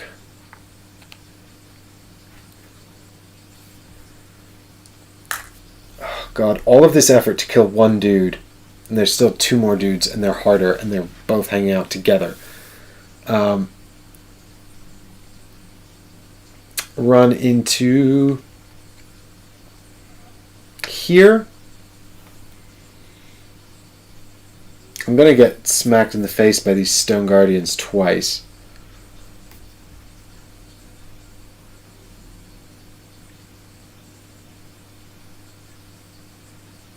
I don't think I can actually do it. Can you fire ranged over the treasure chest? Question mark.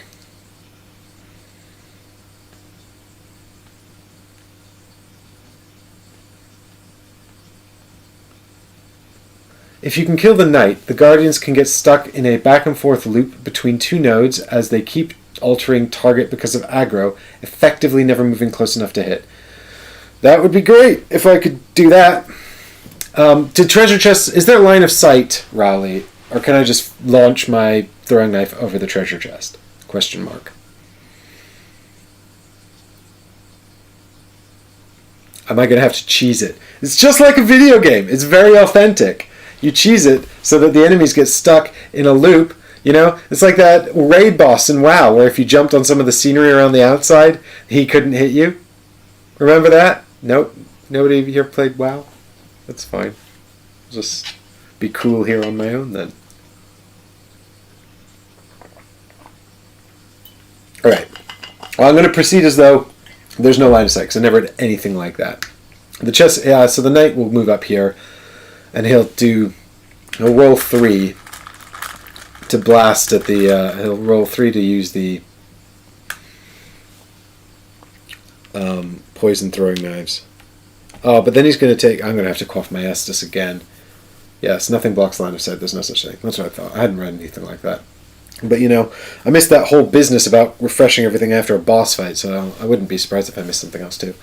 Okay, so we throw the throwing knives into the Stone Knight, who is not going to die now, but will die of poison later, so Pyromancer needs to survive 1 more hit.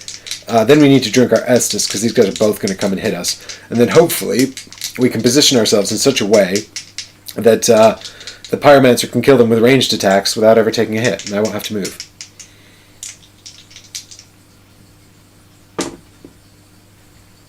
Well, I got 1. So poison damage onto this guy, and then I drink my Estus flask.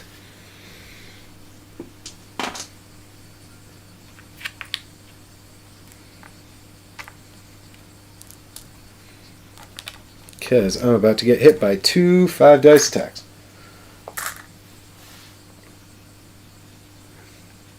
So he activates. He's going to attack nearest, which is Pyromancer, unfortunately. I'm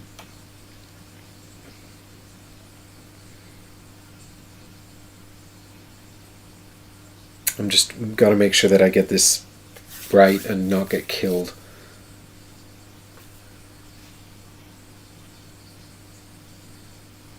You would have gone here. Yeah, okay.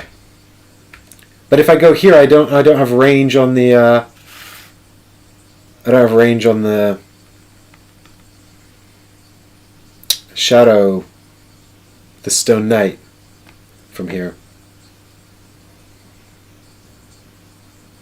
I mean, if he's gonna hit the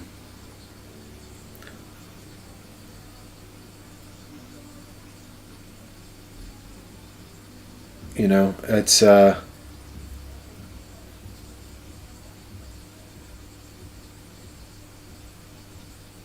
it's a conundrum really, because I can't use the question is it worth it killing the Stone Knight then?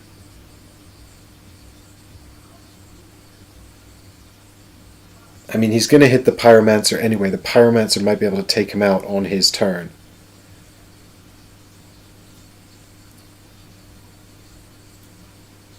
Okay, so maybe we move... The Knight just tanks it? And doesn't use the Estus Flask? No, that's too much going back. He has to go here, though, because he needs range on this guy.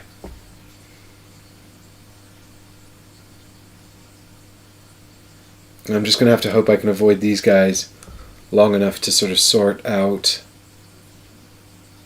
Long enough not to get murdered, basically, and then kill them very, very slowly with magic, because they've got 3 magic block, and I have almost no means to attack them. It's the same range from yellow or red to... Oh, it's range 2! You're absolutely right. Okay, well then I can't do it. I can't do it. Hold tight, gang. I can't actually attack from there, because it's range 1 on the poison dagger. Alright, wait a minute. Where was I at? I was at... Shoot.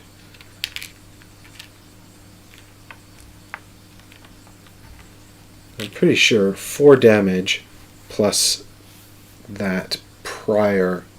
Yeah. So I'm pretty sure this is where I was at. Gosh darn it, you're absolute... This is why I need a live stream to keep me in check. Even when I play wrong, I lose. Why? Okay, so... Yeah, then I think all we do... Because we can't... I don't think we can kill... We could kill him if we drink the Estus Flask first, but it's going to leave us super vulnerable. Yeah, I could use the Weapon Art Cube, but if I remember thinking that exact thing, Rowley. If I use the Weapon Art Cube, I can get in range from here. But the thing is, it will kill me. So I'd have to drink the Estus Flask first, which would be a bit of a shame.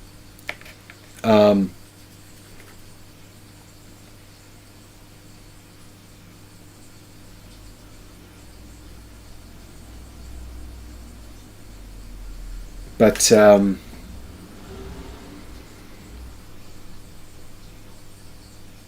maybe still worth... I'd take 4 stamina, and then I'd have to survive 2 hits from these guys.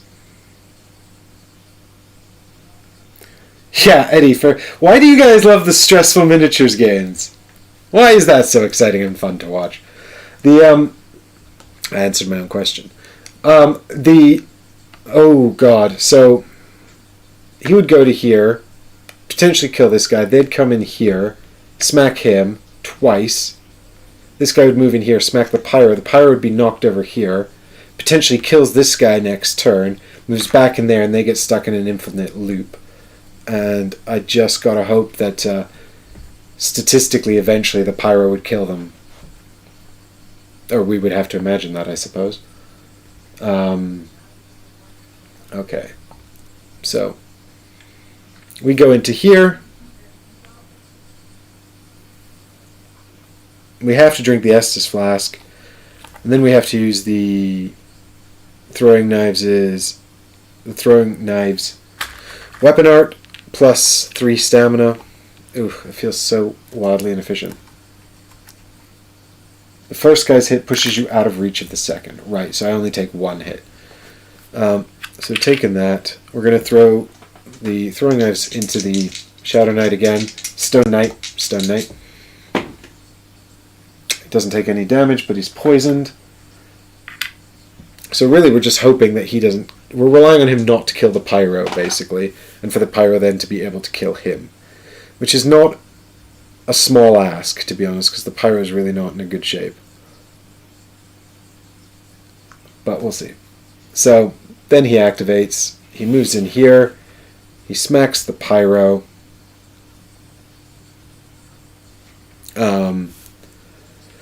For 5 damage, which the pyro attempts to block with 2 black dice. I need this to be good. Oh, I need this to be good.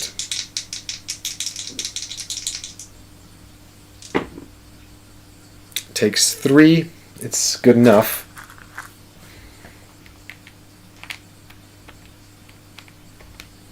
And then he dies, actually, so the pyro doesn't even need to kill him.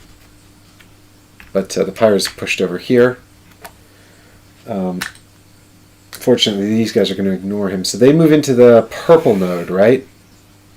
That's where we want them?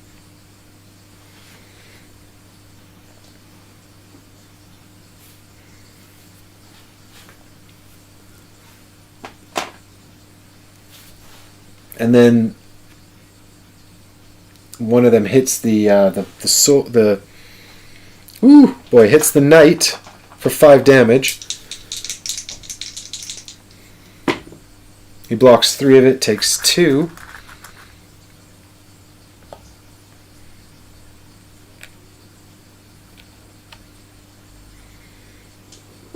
And then he gets pushed back here. And it's the pyro's turn.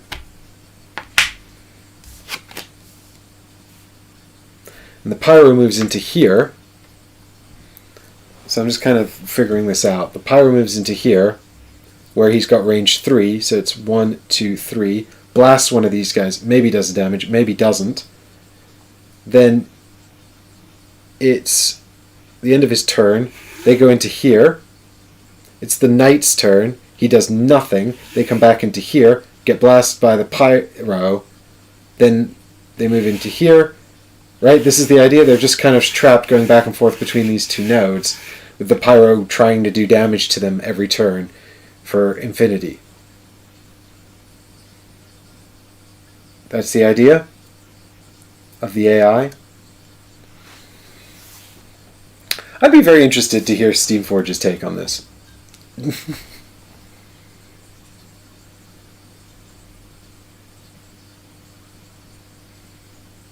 Yeah, I guess, because they're always going to move towards aggro. And the nodes are equidistant. So,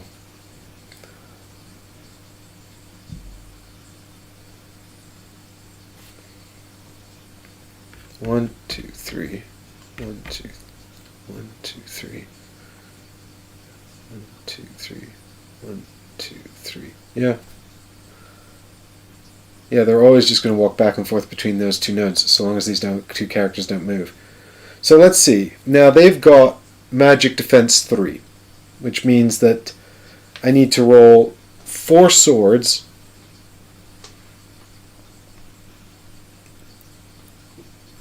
I need to roll 4 swords 9 times, because one of them's got a damage on him.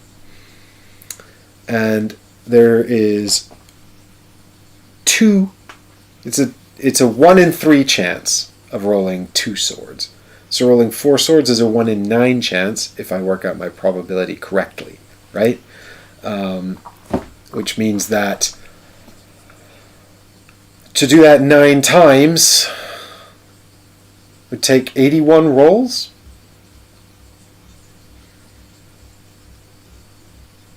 I think. Yeah, I think the Pyromancer would need 81 attempts in order to kill these guys.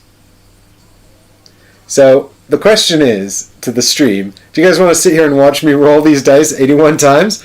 Or should we just kill them and move on? Hey, Beppy, I'm still... Am I enjoying it? Yes, I am enjoying it. I still find this game strangely compelling, you know? And I find that this kind of sort of AI gaminess here, a strange part of the puzzle, right?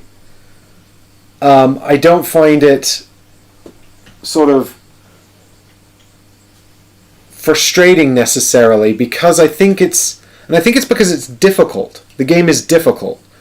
So, and it always feels kind of like, what I like about this game is that it always feels like I always have at least one choice. I mean, at least 2 choices.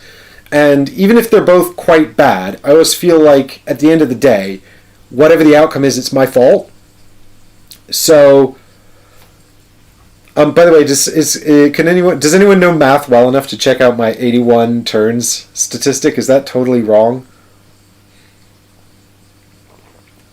But yeah, I guess what I'm saying is that, so when I do something like this, or something like this is achieved, where it does feel a little bit like you could easily imagine this is a failure of design within the game mechanics for the enemies too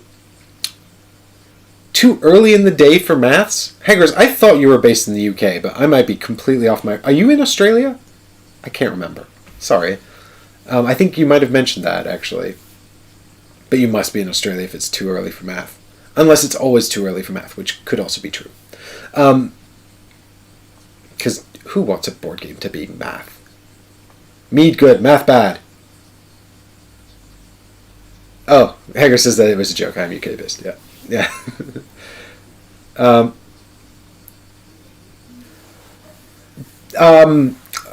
Beppy, I'm playing with the extended rule set as well, which I printed off the books online, but I like the extended rule set a lot, actually. I like it. I mean, to be fair, I've not played the core set or the core rules nearly as much as Rowley in chat here, so he might be able to give you a bit more insight, but I really, really like the extended rule set, actually. So far, I've played through 2 games of it, including this one, so it's not like I have a massive amount of experience with it, but what I've seen I like.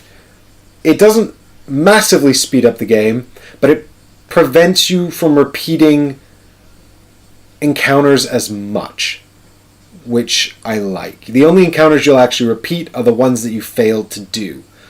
So I think for me, repeating the encounters was a big off-putting part of it, because I just don't like sort of repeating stuff. So the extended rule sets are all linked in the description of the streams. I think they're linked in this stream description as well. I think it's the same one. It's fan made with some input from the designer, so you can find those linked down there and check those out. There's some flavor text that adds this sort of action point system as well, where you kind of have to make a decision about whether or not you want to sort of take this penalty in the future. But yeah, so basically 81 turns later, these 2 guys are dead and I've won the encounter. So let's just pretend that happened and move swiftly on.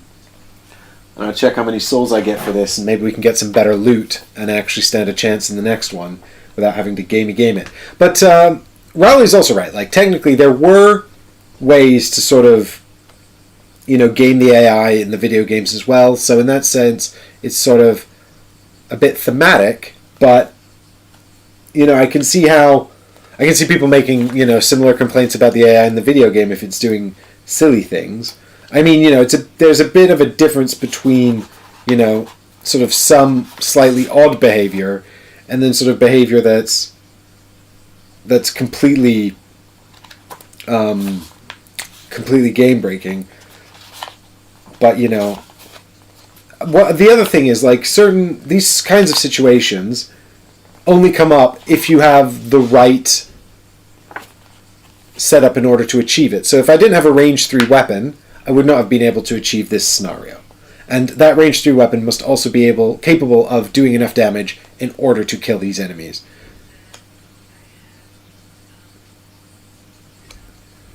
Raleigh says that if you do have to repeat encounters like in the original core set, where you repeat encounters that you've already completed, because when you die they all reset, he's saying that it is quite satisfying to get better equipment and then be able to breeze through them, which I can appreciate. Nope, it's the same number of souls, so I'm still only getting 8. Rats. Well, at least we can upgrade the weapon of our man here. Maybe we should just get another summon. I mean, Horus was really good, and now that we're on level main boss, we'll get an even better summon. Oh, and we got 2 treasure cards. Oh, maybe. Are you guys ready for this? Dun dun dun dun dun dun dun dun dun. So, incidentally, I do get to recover before opening this chest. Just so you know, I don't have to go. If this is a fight, I don't have to go into it with all my damage and everything. I'll get that back, and I can even spend a soul to get the luck token back on the pyromancer, which I think I'll probably do actually, no matter what this is. So I'll do that now. I'll spend 1 soul to get the pyromancer's luck token back up. The summons are very handy, Eddie. I could buy a summon now before I try opening this chest, just in case. It might be worth it. Oh, but wait a minute. I do need Fire Surge. So how many souls do I need to equip Fire Surge? Before we open the chest, let's sort this out, because just in case it's a mimic, I really don't want to get messed up by a mimic.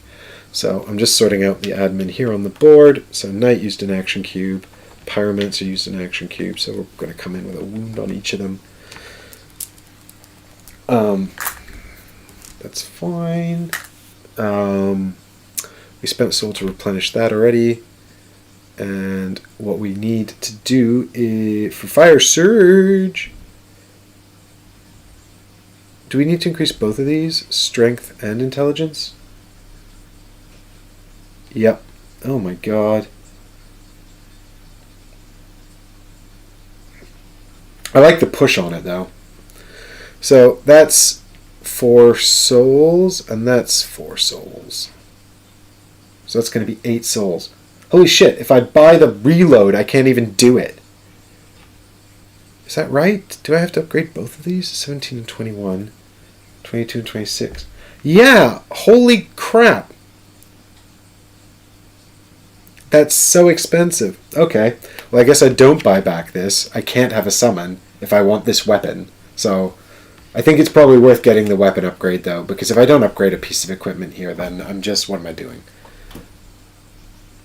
Hey, Beppe, yeah, you asked earlier if I got my trove chest. I did. I was thinking of doing a super chill stream where I just sort everything into it. Like a sort of unboxing and sorting thing, where we just kind of hang out and talk about games and I sort out the trove chest. I don't know if anyone would be interested in that, though, to be honest. I don't really do unboxings.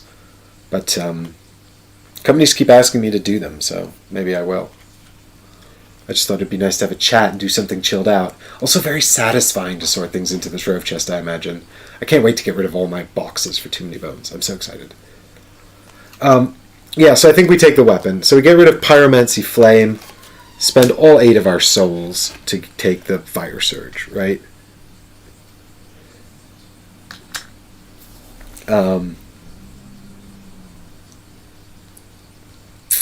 Yep. And now we're going to find out whether this is a mimic. Ooh, I'm going to put it down under here. Dun, dun, dun, dun, dun. Bam! No mimic. Honestly, I'm super relieved. I thought the mimic, I thought the base, so there's 2 levels of mimic based on where you are. Now I'd be fighting what's called the voracious mimic. But I fought the hungry mimic, the lesser version, in my practice games, and it was honestly a complete nightmare. We got Master's Attire, which nobody can wear. It's just got dodge on it. I don't know. We're not into dodge. We are following. Oh, you guys can't see this. We're not into dodge. We're doing the opposite of dodging. We're following the Rowley school of just tank the damage. And we've got the Great Scythe,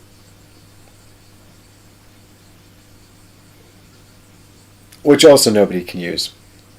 So a bunch of more junk that nobody can use. Cool. But at least we've got the Fire Surge, right? So now, the question is, do we go into this one or attempt this one again? I'm feeling a little bit better about this one because of the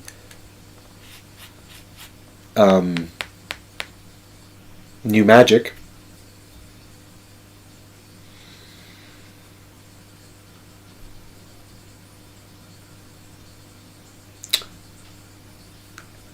I mean, Eddie, to be fair, if you're not playing a lot of Too Many Bones, you don't need all of everything else.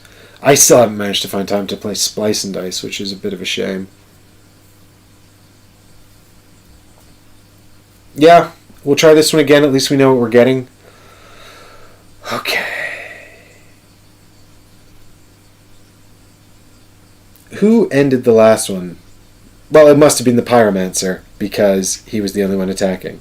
So the Knight's going to start the next one.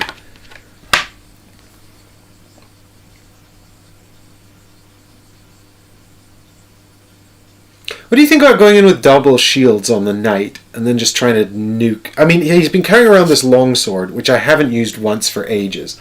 So maybe we get rid of the longsword. We take back our kite shield. Just try and be really tanky with the Knight.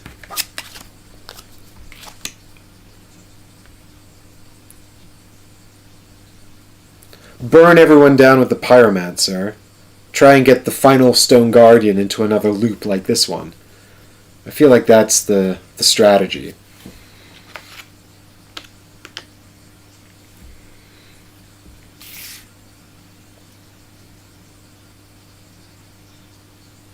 Or what I could have done was saved 2 souls and decreased this to level 2.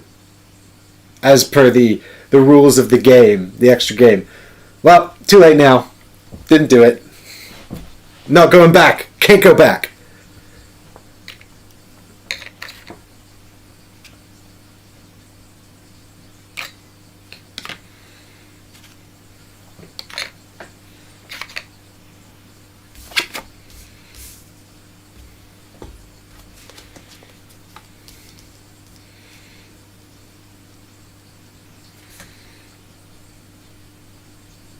Okay, who hits multiple nodes?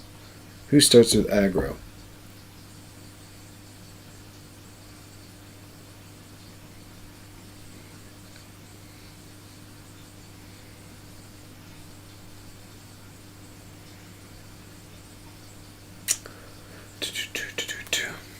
Knight over here? No, that's no good. He's going to get wailed on by the Stone Guardian in the first instance. Do we have to go the same way around we did last time? Put the aggro token on the Knight.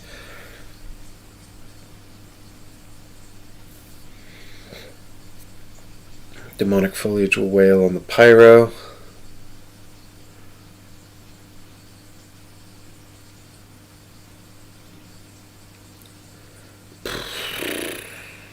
I definitely should have remembered I could have spent souls. That would have been smart. To reduce the level of this encounter. Okay, well, here we go.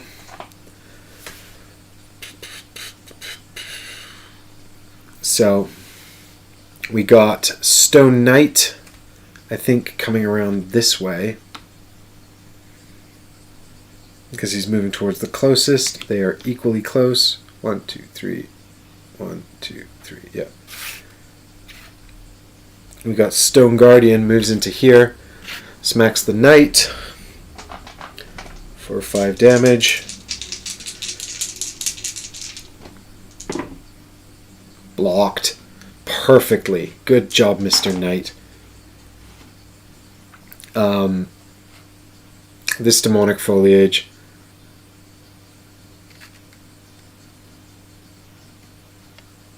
moves into...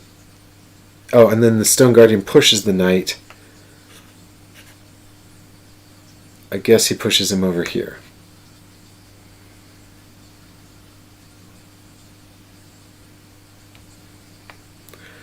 Then the demonic foliage comes into here, attacks the pyro.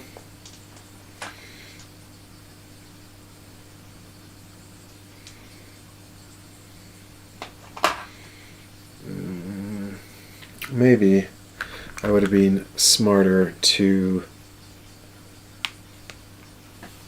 Sometimes I feel like dodging this is better.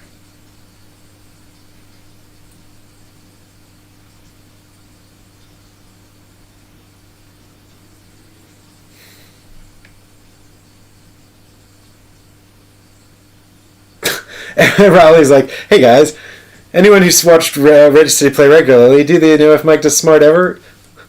Don't call me out like that, man! Okay, that's not off to not a great start.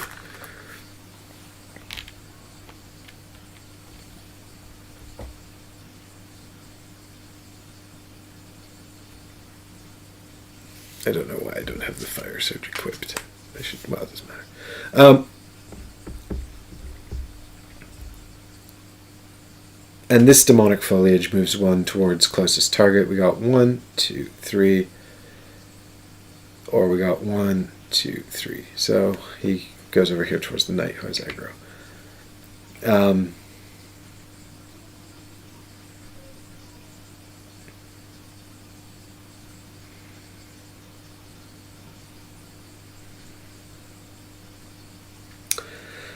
And then it's time for Pyromancer.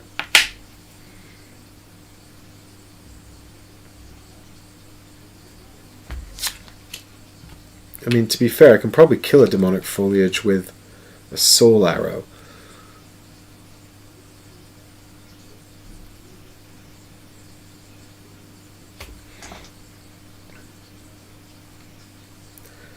Is the odds? The odds are slightly better with the fire surge, though. I mean, the main good thing about fire surge is the push. The problem is this guy. Now that I have aggro, he's a big problem in my face, and I don't really know what to do about him because he's going to come and hit me, and I don't think there's anything I can do to stop it. Oh, the demonic foliage doesn't have push on it.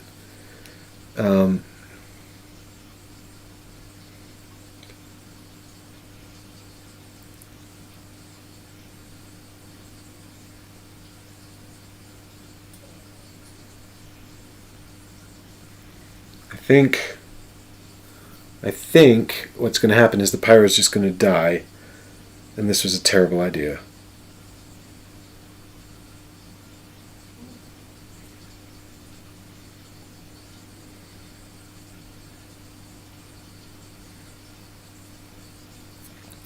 Unless I can, because if I run, I don't think there's anywhere I can run, actually, now that I think about it. That's going to, I can kill 1 demonic foliage. And then, no matter where I go, I think they all... Wait, is this one here? No, it's in here, isn't it? So I think no matter where I run, everyone's going to attack me.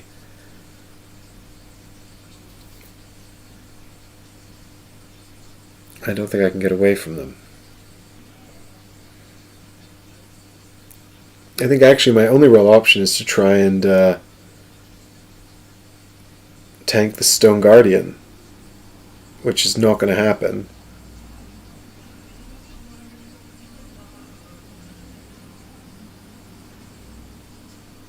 Yeah, I think I'm dead.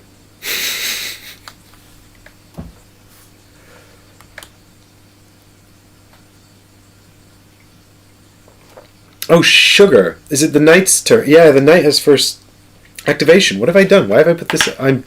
Oh my god, you guys. I just need a minute. I literally just got completely distracted.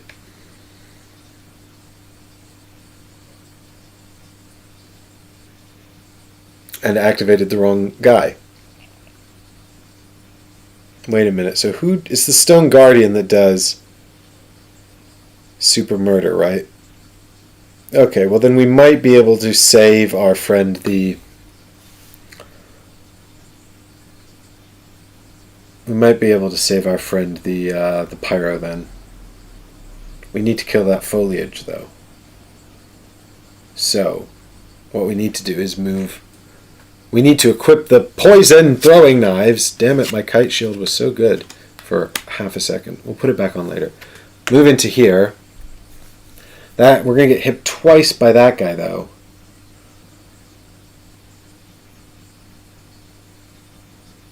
This puzzle.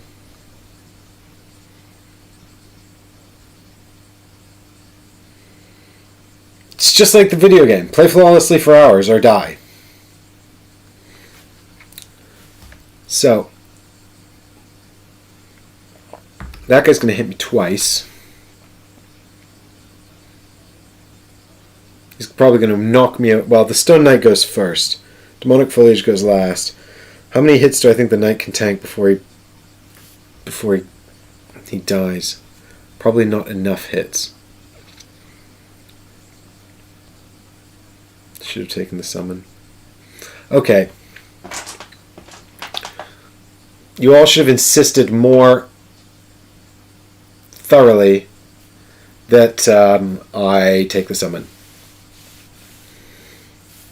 Also, these poison throwing knives are really not doing me any favors, honestly. The knight needs a better weapon.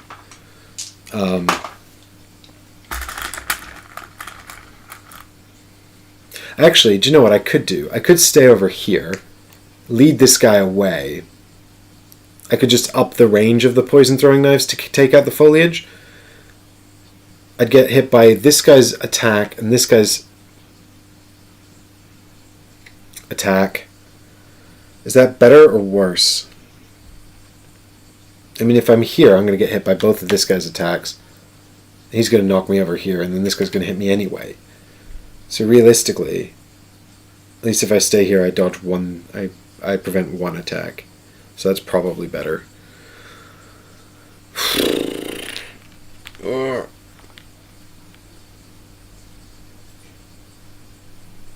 And this one.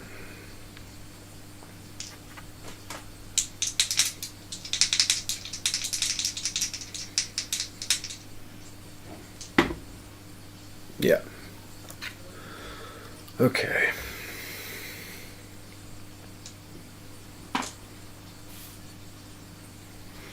So we've saved the Pyromancer, but at what cost?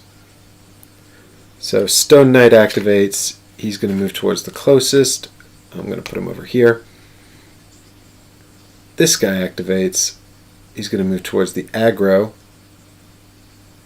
So I guess I'll put him over here. And this guy activates. He's going to move towards the closest. Oh, well, and then he's going to hit me for 5 damage. And push me into the Stone Knight, I suppose. That's bad. Oh dear. So I take 1 damage. That was a lucky roll. But now I'm going to get hit by the Stone Knight next turn, I suspect. And then the foliage will move into here and attack me as well for 5 damage.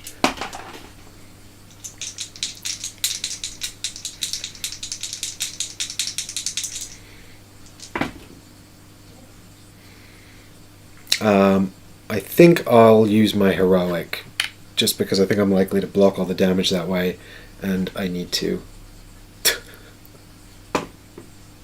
Okay, well, I'll take 1.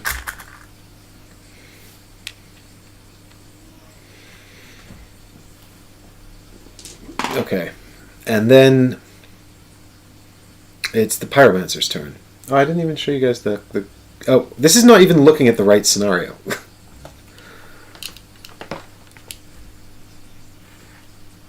It's been a stressful game, guys. It's been very stressful. There we go.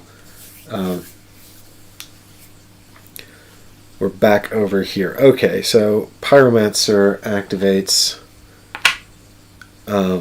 We got to kill that foliage. Get away from this guy as well, because we've got the aggro token, so we want to be far enough away from him that he's not going to hit us. So ideally on the other side of this chest. The Fire Surge has range 2.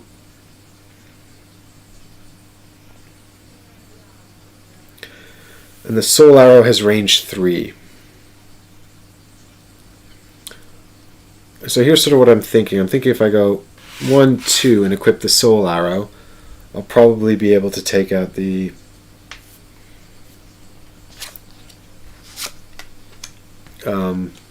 demonic foliage from here. Well, I equip the Soul Arrow first. I've got to do it first.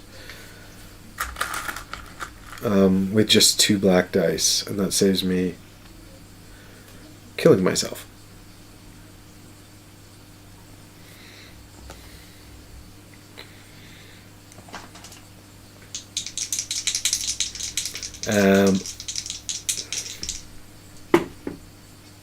Yeah, it does it.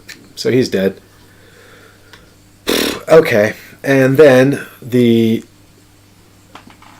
Stone Knight activates and hits the Knight for 5 damage. This is going to be super painful and possibly kill me. I do have some recourse, but it's going to leave me in an extremely bad position. This will also push the Knight. I don't know where it will push him. Presumably any one of these 4, right, is okay. I guess I have some choice, although I don't know if it really matters. I'll have to think about it, because we'll see where the work out where the Stone Guardian's going to wind up if I survive. Well, I've rolled a 4, which is amazing luck, so I take 1 damage. Which leaves me with a nice gap of 2 comfortable spaces, and I'm going to get pushed. So Stone Guardian's going to go towards the Pyromancer, so he's going to walk over here and then do nothing. Next turn he's going to come back towards me. If I'm over here, he's going to hit me. But if I'm over here, he's going to go this way. So really what I want is for the Pyromancer... Well, I want the Pyromancer to be somewhere where he can shoot at this guy. Because this is the guy with low magical resistance. And if I kill him, I can get in a position where I can game this guy again, I think.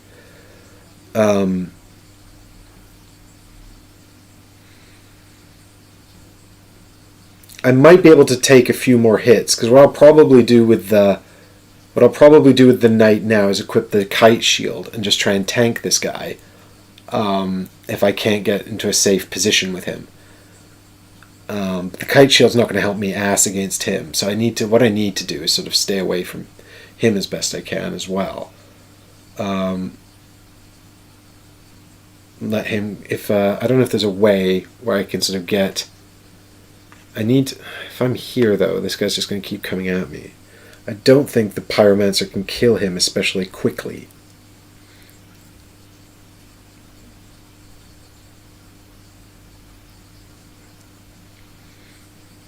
Partly because of... I wonder if the Pyromancer can't really... I don't really want him to take another hit.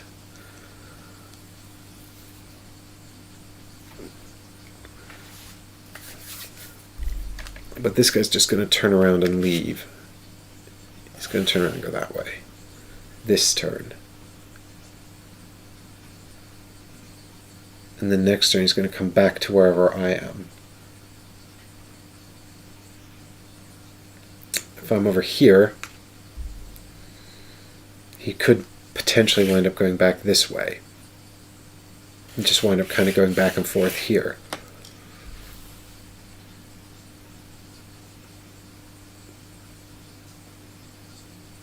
Not there. Wind up going back and forth like here. Right? trapped on the other side of the gravestone. Thing is, I'd have to be tanking this guy like the whole time. Or at least long enough for Pyro to kill him.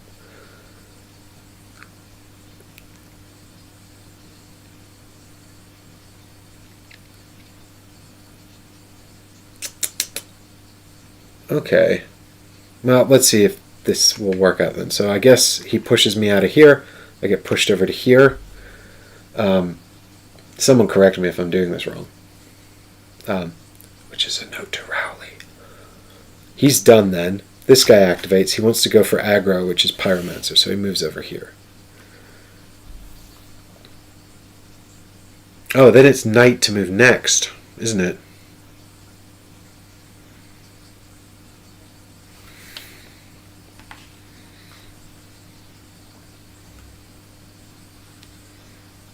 So, Knight activates, heals 2.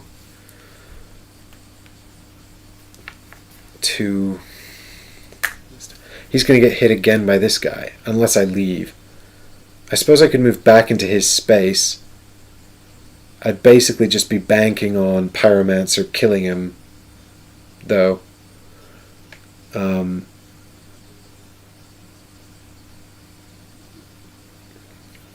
I've got aggro.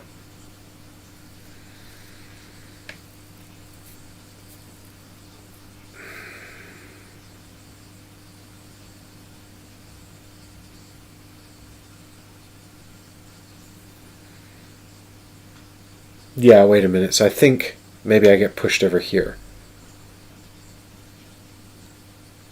Because I can tank this guy, I think. I can't tank this guy. I need Pyro to kill him. At least that's my train of thought.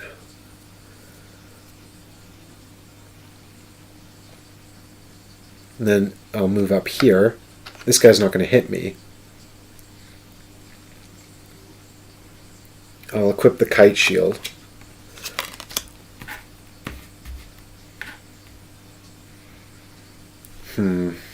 This seems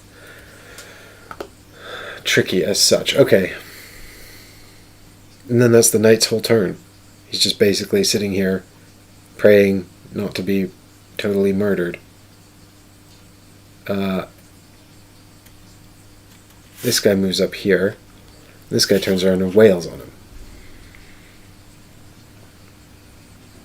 So he moves in, which is going to push further away, which I guess is either side, if I'm not mistaken.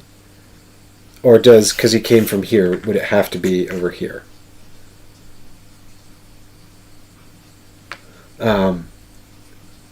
Anyway, he's going to do 4 damage. So I'll roll to block. Ideally, I want to get pushed over here if I can.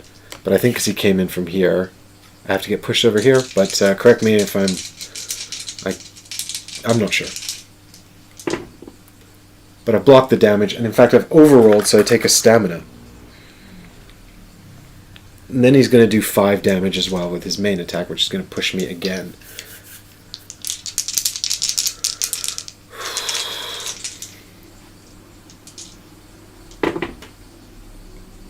I've overblocked again. Knight's too good at blocking this guy.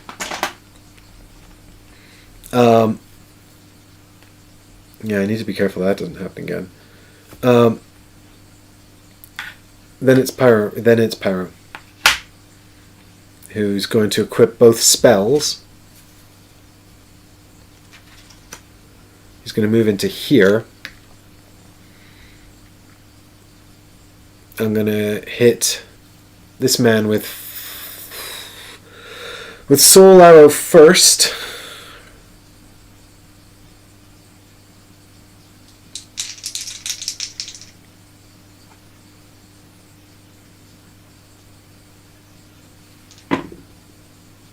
For 1 damage, which does nothing. And then I'm going to activate the 4 stamina attack on Fire Surge.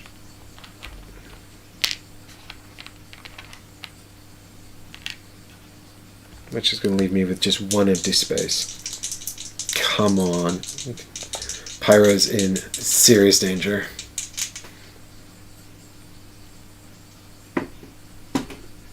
Six. That's boss.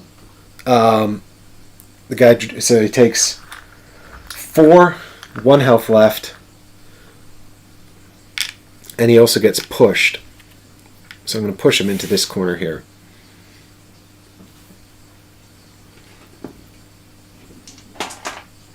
And then he activates. He's going to come towards the closest, which is Knight. He's going to move into here.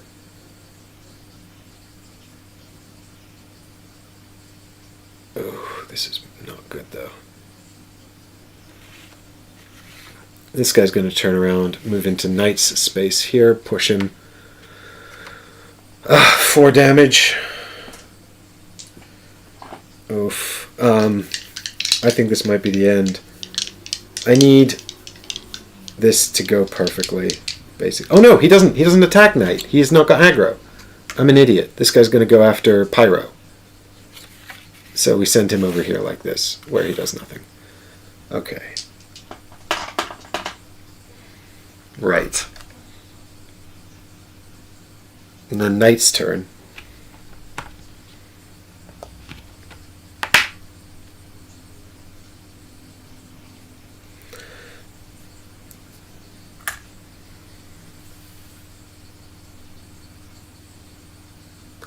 And the Knight moves over to here and then does nothing further, I think. That's the only...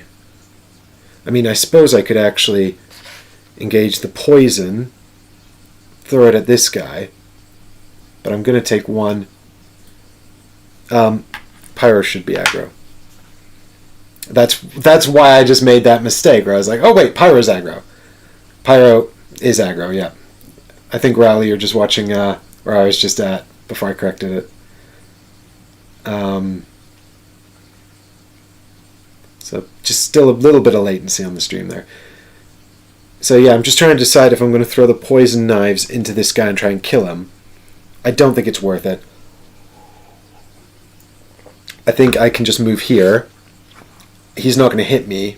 Pyro can finish him off. This guy is out of range. He's going to hit me one more time. But I think I can tank it. Knight should be aggro now. I don't know if I've been doing that. Yeah. Anyway. Yeah, so I think Knight just waits there. Our man here moves closer to Knight. Into the corner. No, not into the corner. We put him here so Pyro can hit him. And then this guy moves into here, smacks on Knight for 5 damage. Knight ducks the whole thing. Gets pushed up here. And then it's Pyro's turn. Pyro is going to use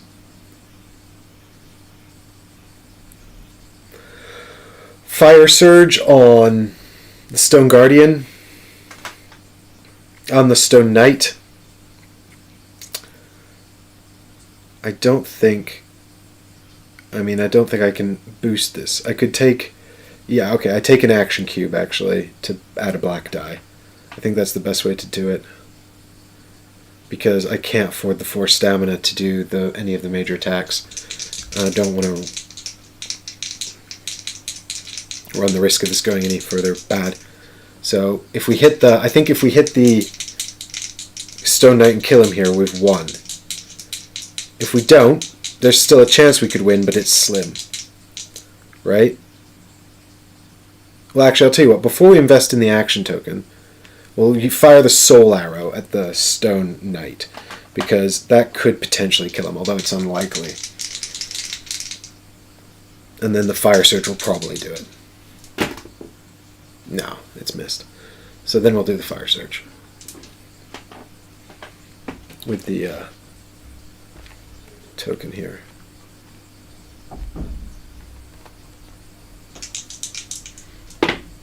Yeah, 4 damage. So Stone Knight is dead. And then Pyro moves into here. Pyro's got aggro, so this guy will move over here.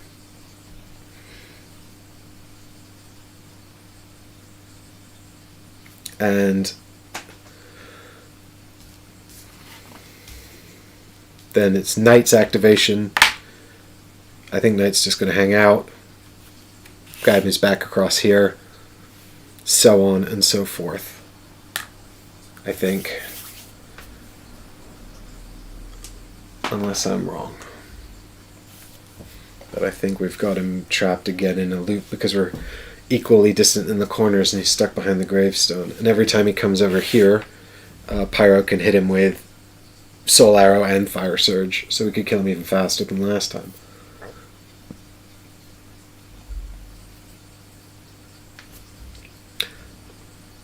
Stone Guardians be dumb, yo. You just got to figure out the trick, and the trick is to get him trapped behind a gravestone or in a loop.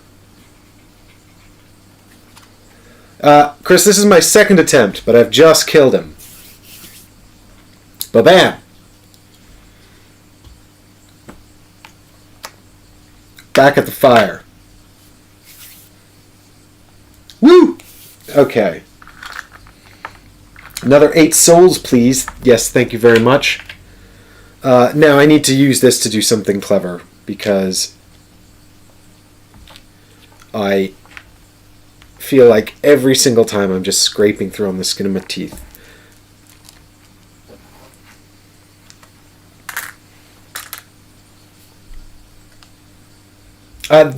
So you only repeat an encounter in the extended rules when you are killed by it.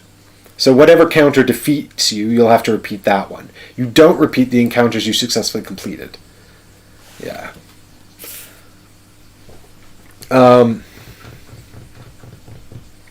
Okay, what am I going to do? What am I going to do? 8 souls. I need to equip some of this loot from the Winged Knight. The fact that I haven't yet is deeply upsetting to me. Is there anything reasonable I can equip with? Okay, so let's have a look here. What do we got? Who's close?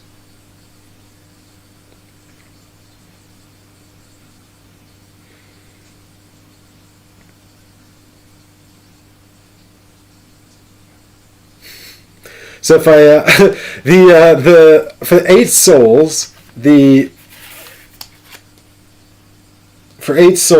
Pyro can equip the Winged Knight Halberd. I don't think that that's necessary.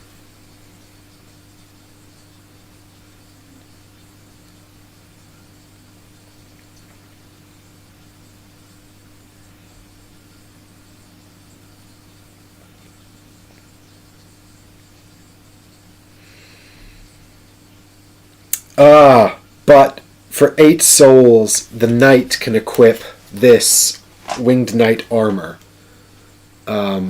which is probably the way to go, I suspect.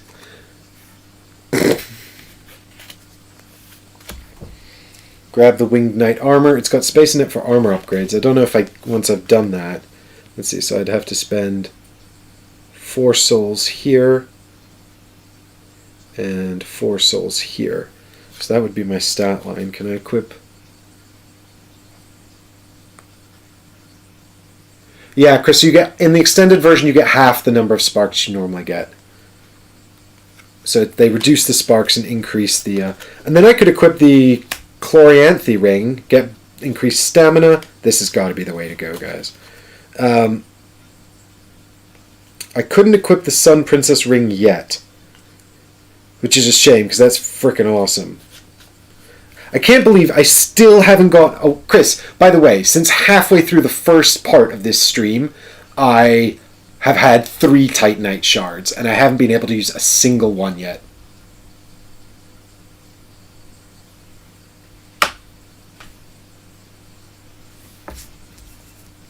I haven't been able to equip a single weapon with an upgrade slot this entire time.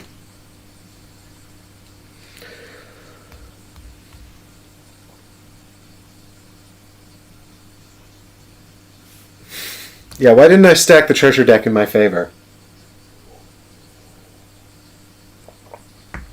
It'd be true, it'd be true. So,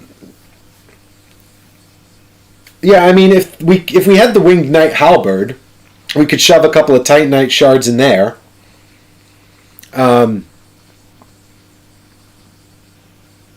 the Pyromancer into an absolute glass cannon. It's a shame we can't equip Fire Surge and the Halberd at the same time. We could push him back with Fire Surge and then poke him with the Halberd. But I feel like probably the armor's the way to go. Use the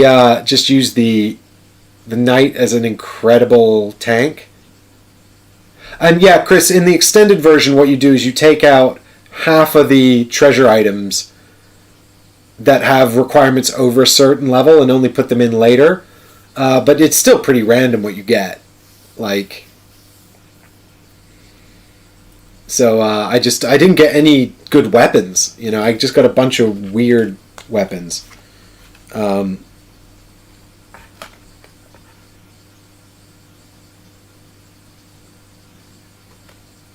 That are... I didn't really get any good weapons. Oh, we could equip the Winged Spear with the Knight if we also get that armor. I mean, that might not be terrible.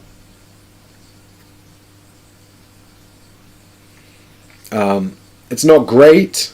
It's two-handed, but it costs 0 stamina to use. Well, I don't know.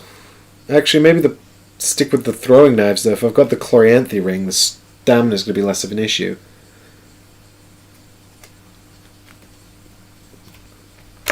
Votes in chat. Halberd on Pyromancer for Pokey Pokey Death, which he probably doesn't need because he just got Fire Surge. Or Winged Knight armor on Knight. And then also do we take the Spear and put Titanite shards in it. Spear's not great, honestly, but it's also... I don't have very many weapons. So I could also just keep the poisoned throwing knives. I mean, they've been, like, doing their job. Slowly but surely doing their job. Steamforged are doing Monster Hunter. I mean, fine, I guess. I don't know, man. I haven't backed a single Steamforged thing since Dark Souls. I've just not... I mean... Someone was talking earlier about someone in the chat here was just saying helpfully that they were working on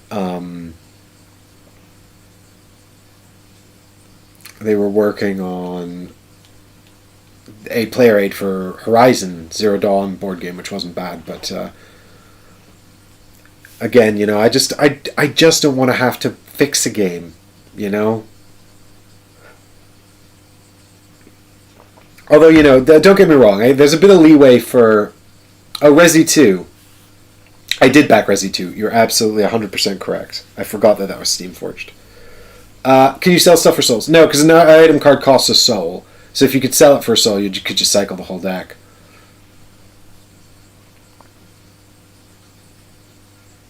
I think you'll need something to take down Arturius. Yeah, by the way, Chris, I totally forgot that you said Sif had the Abyssal Ring or whatever it is. So I'm fighting Arturius by accident.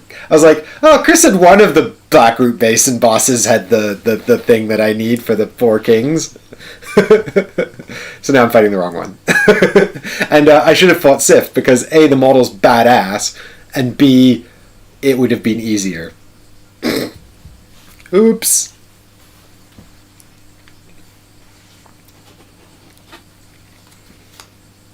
Alright, so do we take the Winged Spear, though, team?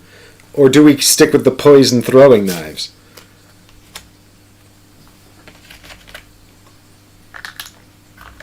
What do you reckon? They did, Chris, actually. Version 27 of the extended rule set had a item shop, but from what I can tell, it never really worked correctly, so they instead took it out and replaced it with, or sort of replaced it with a sort of a slightly stacked deck. Once again, Pyromancer's feeling a bit upset about his lack of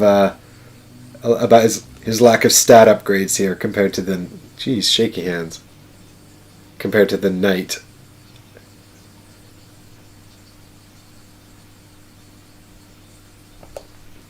Sif is a great mini.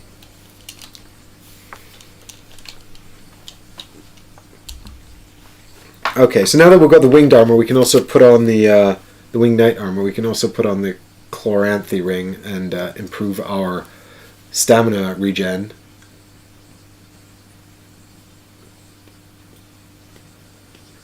We've got, but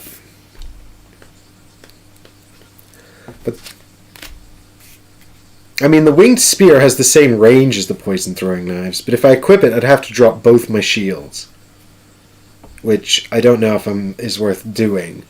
The thing is, I could also do it so it does 1 black die plus 3 damage, which seems pretty boss, but it is double-handed, and it can't attack things in the same node as it. Can the Pyro take the Knight's starting armor? Yes, he can. He would lose 1 die of magic resistance and gain an additional blue die of regular block. They are making RE3, Chris. Steamforged Games are making an RE3 board game. I didn't back that.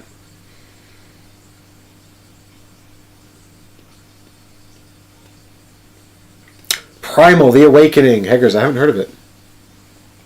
Chatter just talking about games from Kickstarter. So I get... Oh, but then I would lose my dodge die if I equip the knight armor on the Pyromancer.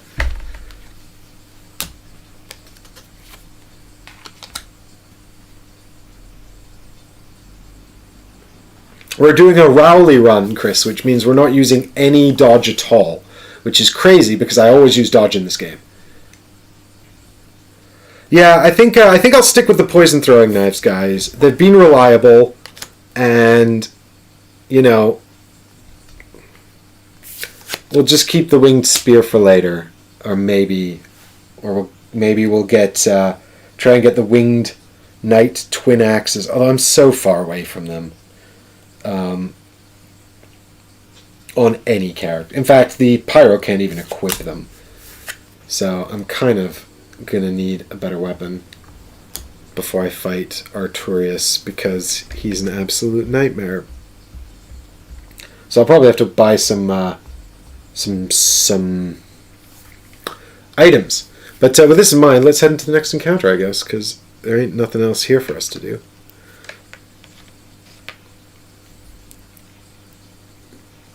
Yeah.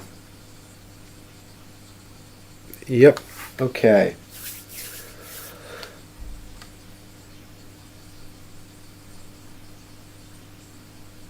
Yeah, no dodge. This is not Dark Souls.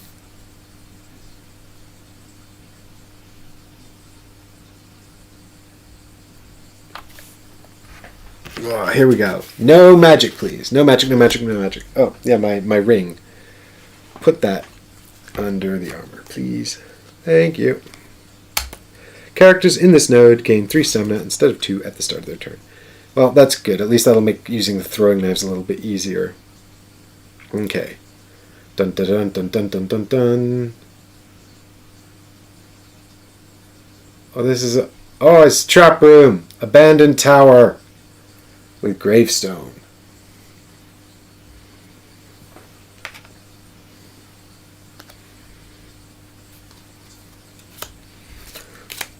Okay. Let us read the flavor text.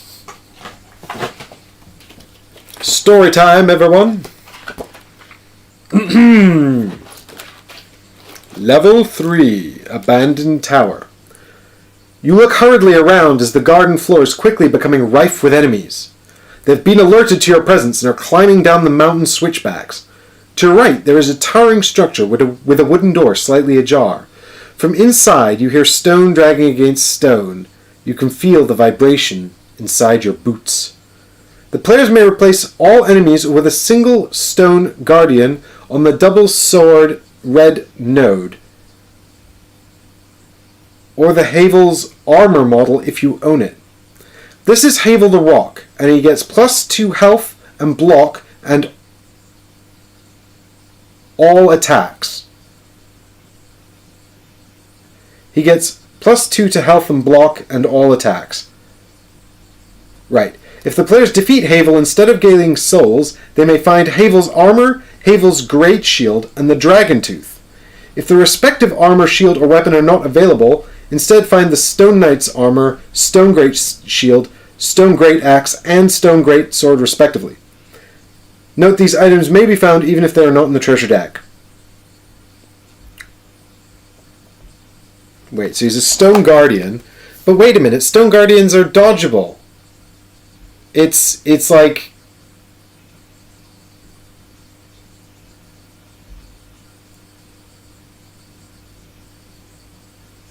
He only goes after aggro. Havel. But isn't this the same guy we've been gaming this whole time? I think whoever wrote these had the best intentions and then broke the game.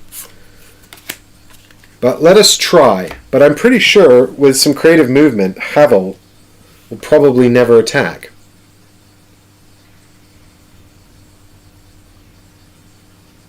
Right, I do have this miniature. I think. Which one? The Havel's armor model.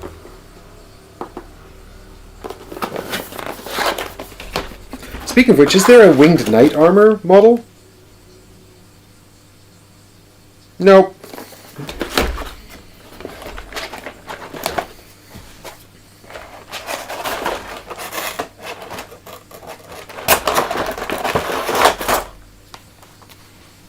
Bah! It is I, Havel.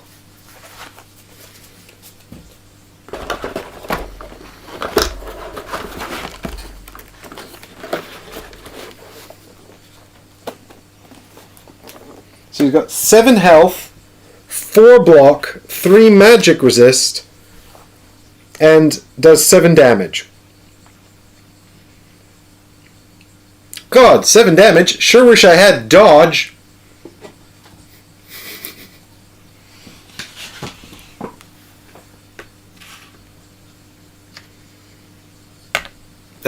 Right, let's not start together.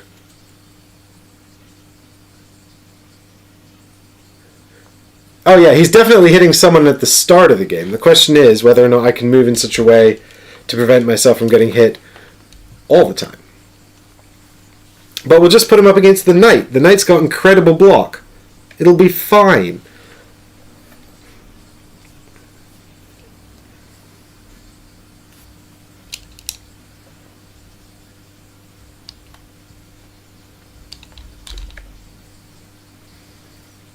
Oh, you can't see anything.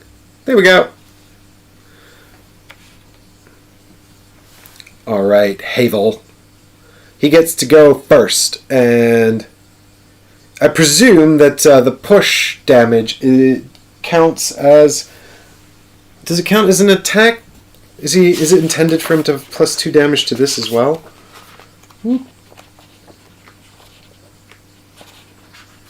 Whoop whoop.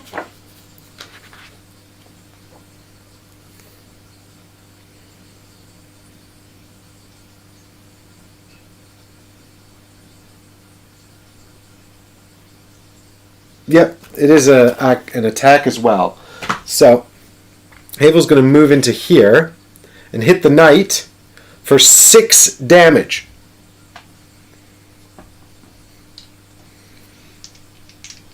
Come on, Mr. Knight. You've got all my good equipment and everything. So, you need to survive. Chris says, haha, you can cheese him in the same way from Darkroot. That's really funny. In before, blank +1/+1. Yeah, right? Oh, it's not great.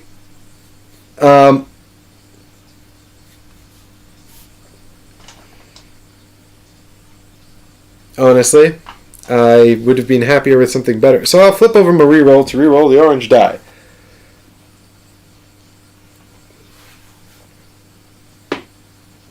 Where did that go? 5. Okay, so we take 1. And then he's going to... So then we get... Oh, so we would have got pushed out as well. I guess we get pushed out to any of these 3 nodes. I don't really want to get pushed into the Pyromancer because then I'll get hurt. So I think I'll go over here because I want to keep distance, right? That's the idea. Alright. Oof. This is not good. 4. I'm going to take 3 damage.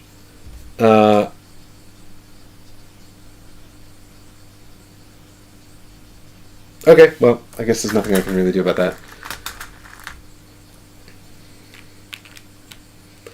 But I've survived. Now all I have to do is move in such a way that, oh, I need to also decide who should have this. Right.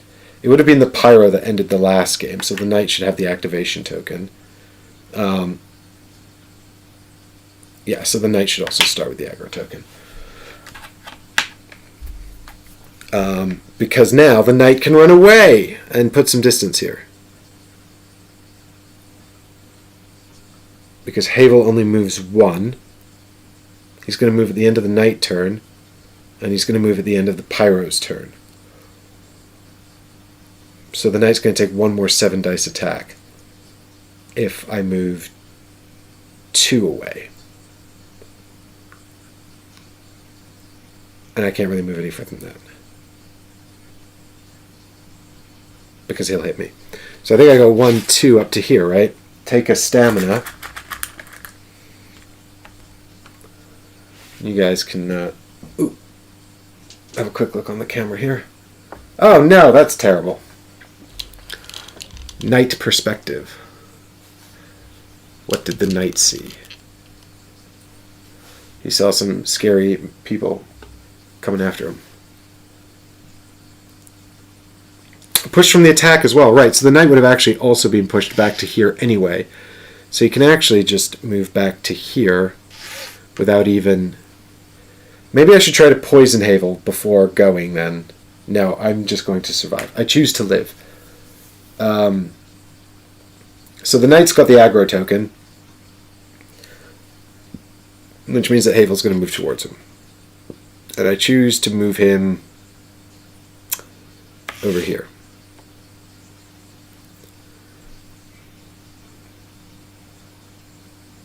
And now it's Pyro.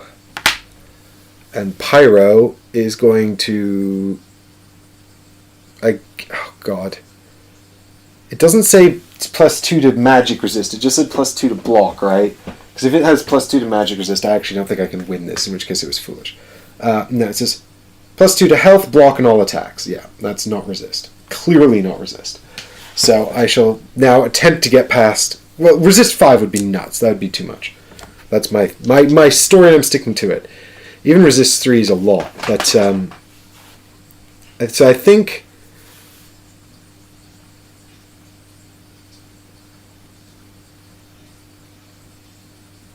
I think that I can't actually attack him with the Fire Surge at this time, or else I'll push him towards the Knight. Oh no, wait, he's going to come back towards me, though. I have the aggro token. Yeah, okay, so I hit him with Fire Surge and Soul Arrow. Can do Soul Arrow first. Yeah, I need to push him away from here, or he'll come turn around and kick me in the ass. We don't want that.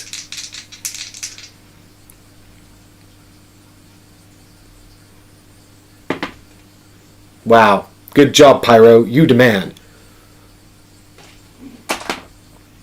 So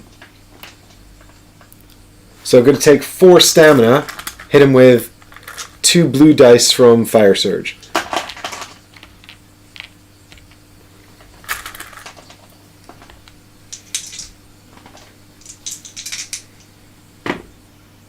Four.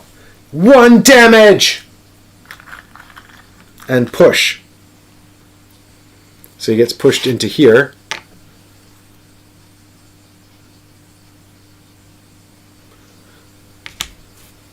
And then he's going to...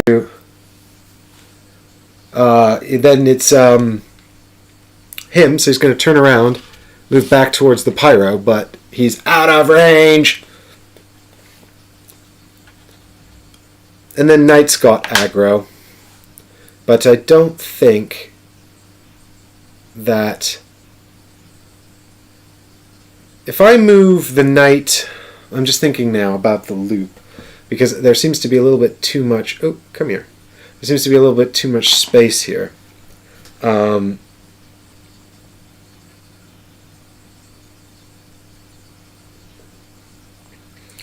if I run down to here, he won't hit me. He'll move there. Pyro will get aggro. Pyro can push him back to there. He'll activate, move towards Pyro, which can put him here. He'll have... no, I don't think it's possible. Because if I stay here, he's going to hit me with his attack, which I don't want. But I don't know if I can... if I move here, he can still hit me with his attack. So the only way to avoid his attack is to move over to here.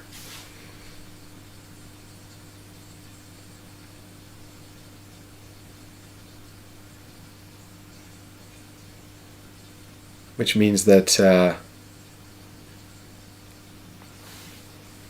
he'd activate, he'll come into here like this, and then it'll be Pyro's turn.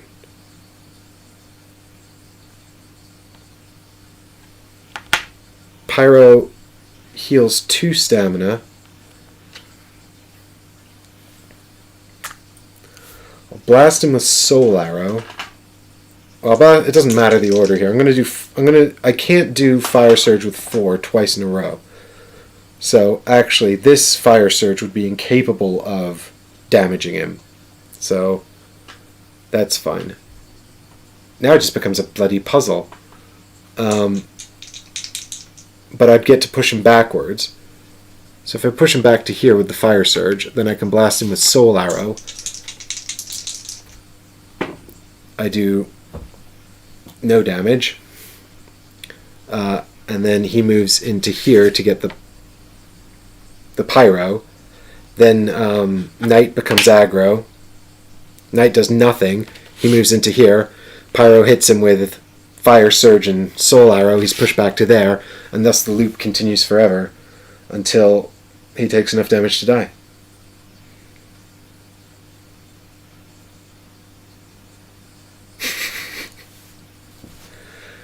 There might be a bit of a flaw with this old aggro, sort of chases the guy with aggro mechanic, right?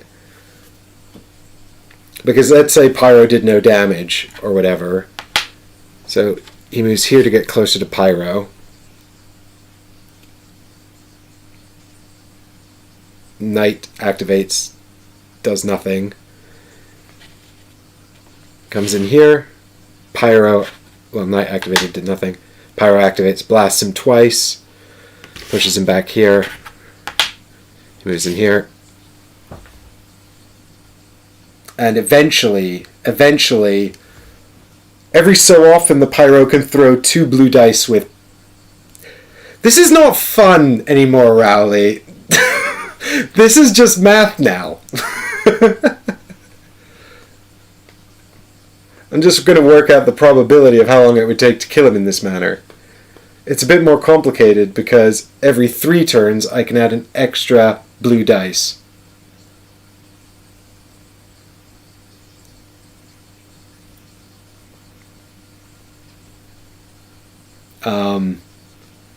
The odds of getting past 3 block with 1 blue die is negligible, but he'll have a Soul Arrow, which has a 1 in 9 chance of doing it. Is that what we worked out? Actually, no, I think it's even less than that. I'm sure that math is wrong. But I'm terrible at dice probability. I'm good at 1 die, but multiple dice, I'm not good at. Because it's a whole thing. Do you have to factor it? Because if it's 2 dice with a 1 in 3...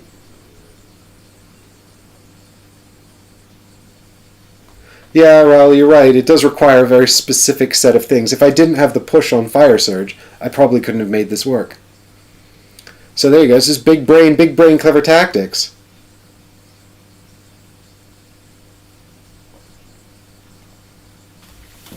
Hey Chris, is this anything like the video game when you fight Havel?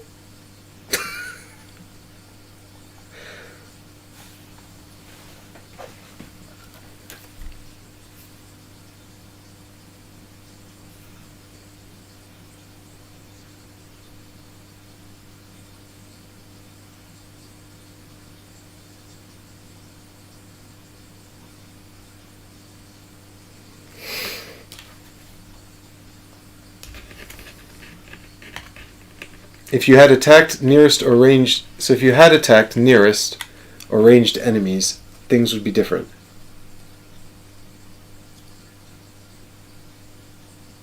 Rowley's just explaining how we solved the puzzle.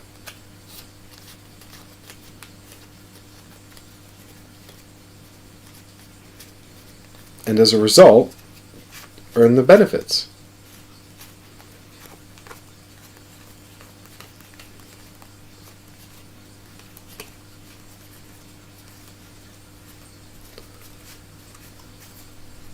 Which I don't seem to have in here.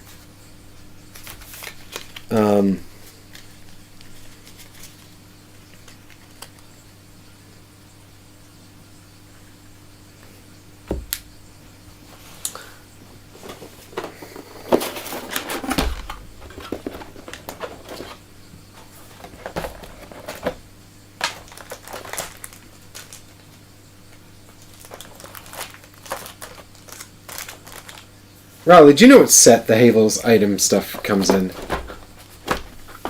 I usually either backstab cheese or parry Havel, so close enough, says Rowley. I don't know if I have the Havel equipment, actually.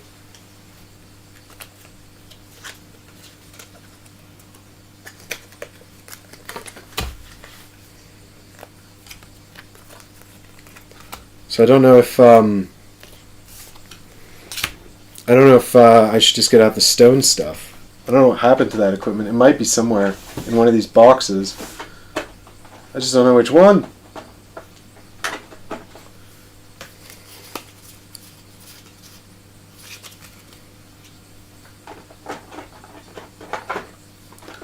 So I guess I don't have it. I guess it comes in a different set. I think I have the stone, unless it's in the other treasure deck. I do have a lot of treasure decks.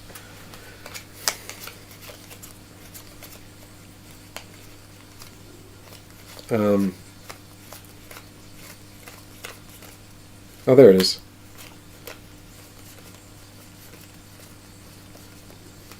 I have found it.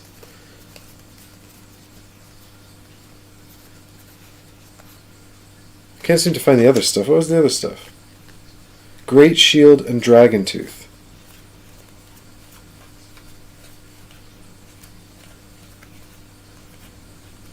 Great Shield and Dragon Tooth.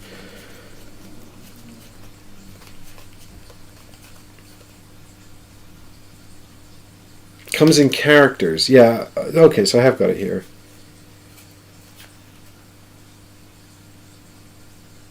Huh. We can give it to the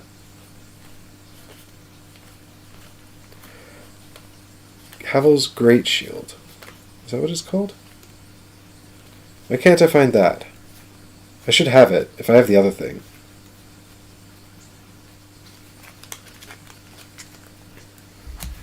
And the Dragon Tooth, I can't seem to find that either. There's too many cards. Twin Dragon Great Shield? Nope. Havel's Great Shield. There it is. Dragon Tooth. Dragon Tooth. Dragon Tooth.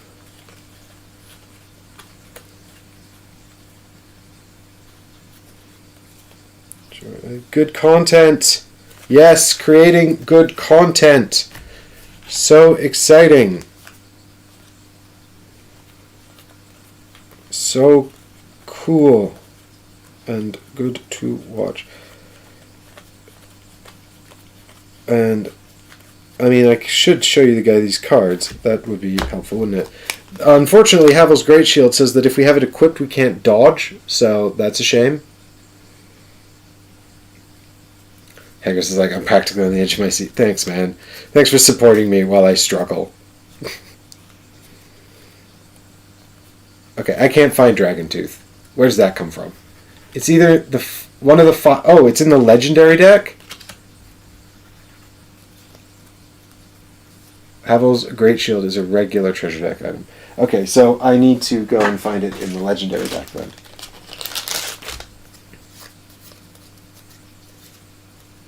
There it is.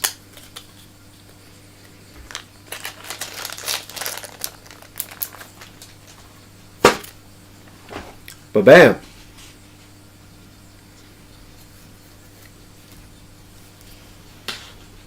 I like the, I like what they did there with the...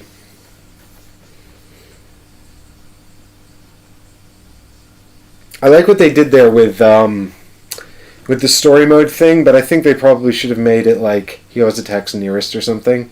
Although I suppose it's... If you can cheese him in the video game, then maybe this is thematic too. Okay, what we've got here is a sword, I guess, or something, the Dragon Tooth, which is a two-handed some kind of weapon. It requires Strength 37 and Faith 25. So we're not actually... We could have maybe get it with the Knight. We'd need to do both of these encounters, but then the Knight could equip that. We've got Havel's Great Shield, which says you cannot dodge. During the next enemy activation, you gain 2 stamina, and during the next enemy activation, you'll gain an additional black die. Which we can equip on the Knight eventually as well. And Havel's Armor, which actually we can currently equip on the Pyromancer and the Knight. You cannot dodge or walk. Wow. That's hilarious.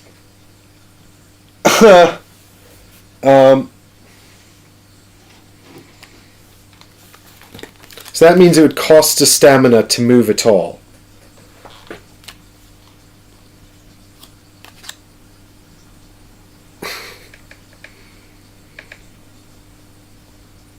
I'm not sure how I feel about that. There's also the legendary version of Havel's Armor, which has black plus orange. Do the rules specify which version to use? Are they both called Havel's Armor?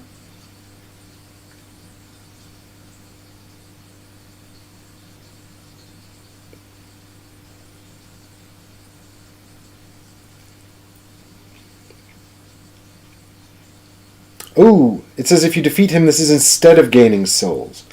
Well, in for a penny, in for a pound now. I think I probably need to take these items. Well,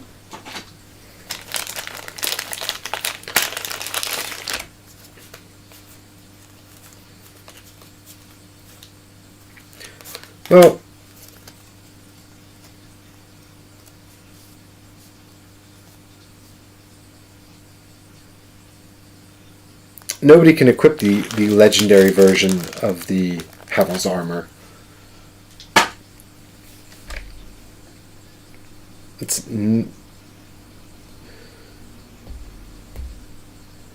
pretty nuts, though. I mean, I'll put that on the Knight the minute I can. He needs one more intelligence, and then he can just equip that.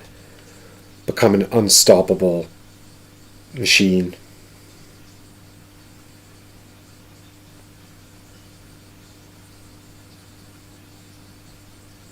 Of defense.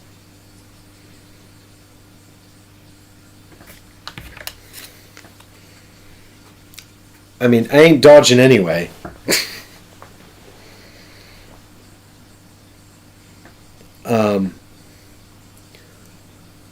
Oh my god. Okay. Right. So I guess we do the final encounter.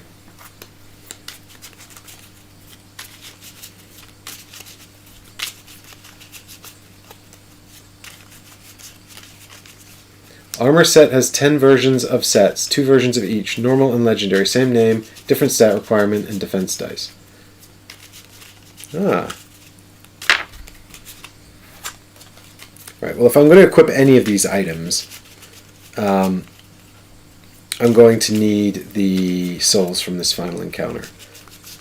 And then I guess we'll just have to decide what to equip before we go and fight Artorias.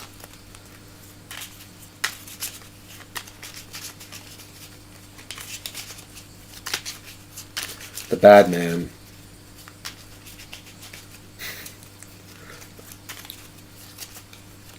I don't know what happened, Rowley, but the video has lost likes since I started cheesing these fights. I don't know, I'm starting to feel a bit not great about it.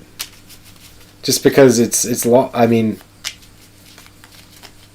yeah, it's going to happen. Well, I mean, I'm thinking if I get more defense on the knight, he can actually swap out to a different weapon.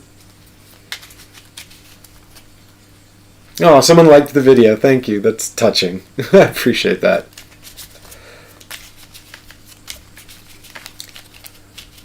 It's, yeah, I can see this sort of cheesing it thing be controversial. Like, you want it to be a cool, an epic fight. And I didn't mind it, actually. But that last one felt not great.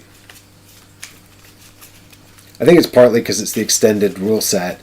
And then, but again, like you said, it's all about having the specific tools to be able to do it. If I didn't have ranged attacks on that one, if I didn't have the push, I think I would have been in trouble. But I suppose to an extent as well with these solo games, there's always sort of a way to predict these things. And yeah, I don't want to overstack the armor on the knight too much because he's going to run the heavy armor. He's going to run this risk of having too much armor, and then he's going to wind up spending a lot of stamina, which would be bad. Even though he's got the Chloranthy ring, I don't want to lose. I don't want that to.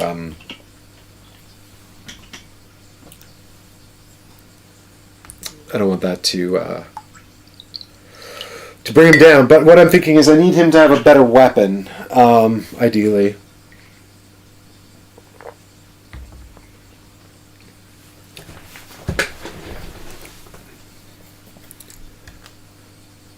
Yeah, the thing is, though, I can't... I'm not going to have enough souls to take all this stuff anyway.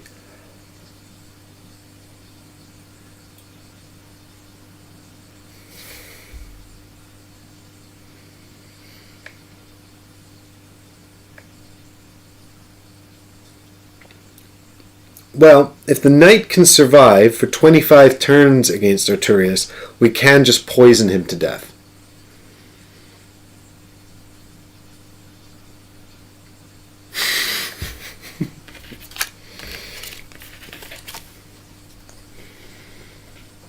I'm going to keep this here so that later on when I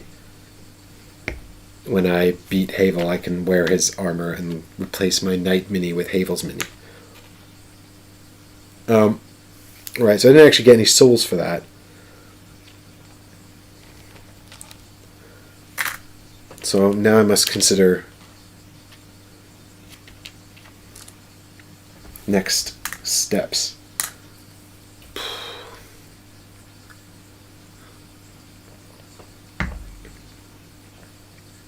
Alright, with no souls, there's nothing for me to do anyway. Also, do I want a summon? I kind of want a summon. A summon is so cool. But with 4 souls, I don't think I can actually equip any new items. Hydra Lake. Oh, I don't know about this.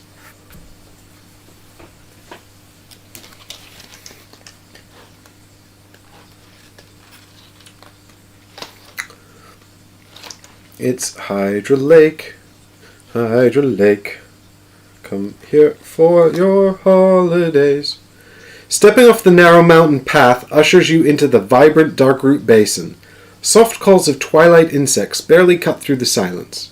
Far beyond the statuesque weeping willows, and in the center of a lake that is cradled within a yawning mountain pass, looks like a pale tree with arms as wide as towers, whose height obscures the horizon. Suddenly, the entire structure shifts and the branches reveal themselves as tentacles. From the center of the beast, a searing light accumulates and releases into a blast that is hurtling towards you. At the beginning of each player's activation, trace a straight line between the middle node opposite the entry node. At the beginning of each player's activation, trace a straight line between the middle node opposite the entry node until it hits the player or an obstacle. Mortals in every node this line touches is attacked by a magic attack equal to 2 black dice of damage with a dodge value of 1. Oh my god, so there's just a tree attacking me. And everyone else, for that matter.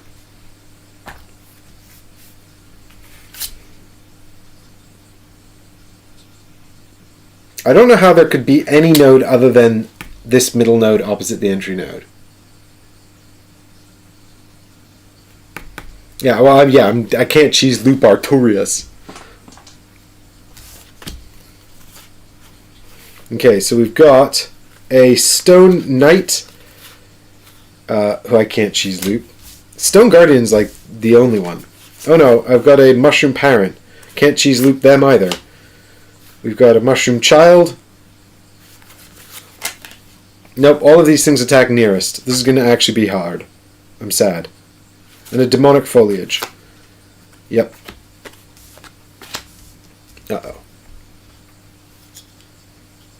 We do have a treasure chest. Which could be a bad thing. So treasure chest here. We've got a barrel for the first time ever. Oh, you guys probably can't see what I'm doing because there's a card right on top.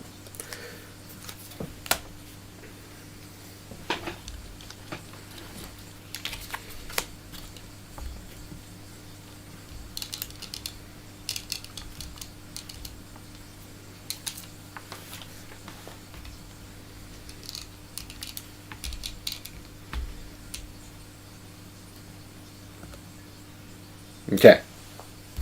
We're going into Hydra Lake. And there's a tree shooting at us.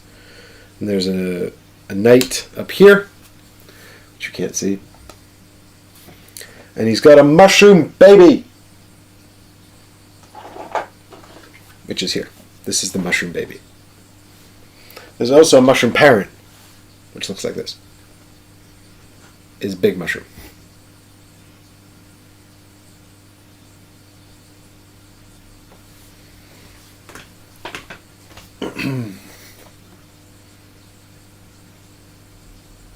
Oh yeah, opposite the entry node. Yeah, that makes sense.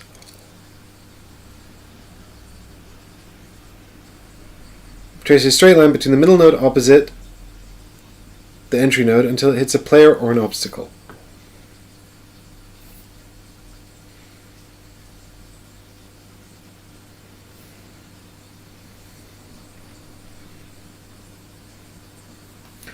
Beware the damn tree bowman. Beware the mushroom family.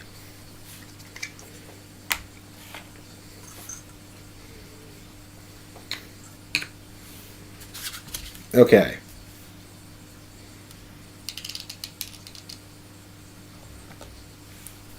They're hiding out over there.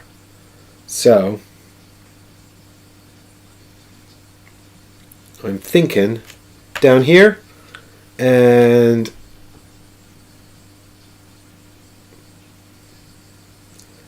well, if I go over here, who, it would have been, Pyromancer that finished the last one, so Knight will be going first again. Everyone here attacks nearest. So realistically, probably the strategy is for the Knight to just kind of run in and tank damage. I mean, he's basically equally good at tanking all different kinds of damage now. And if he does that, everyone's going to get hit by this magic attack as well. Which might kill the demonic foliage. It probably won't kill the others, but it might damage them.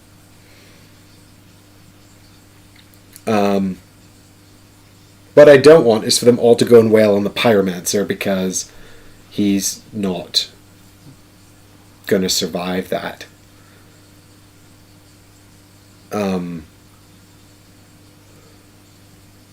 I mean, to be fair, I'm not sure how well Night's going to do. We'll have to find out. But,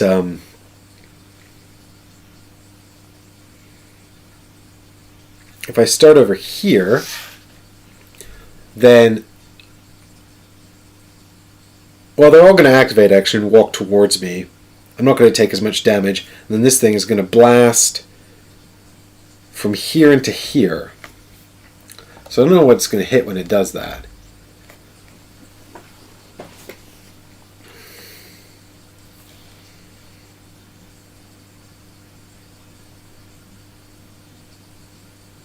Draw a line between the middle node until it hits a player or an obstacle.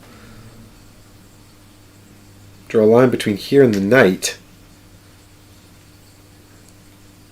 I mean, I guess it would just stop on the barrel, right? So if I start here with the Knight, and here with the Pyromancer, at the beginning of the Knight's activation, well, these guys would all go first. They'd all move into here and here. So the Foliage and the Mushroom Parent would get whacked by the laser. Mushroom Parent has 10 hit points! That's an outrage. He's not very strong, though. I quite like that idea. And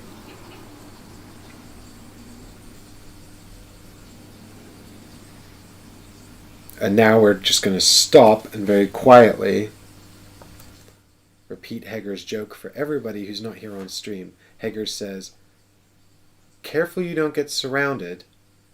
There's not much room." Okay.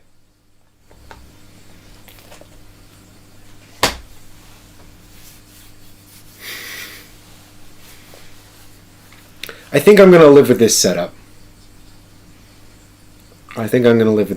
So,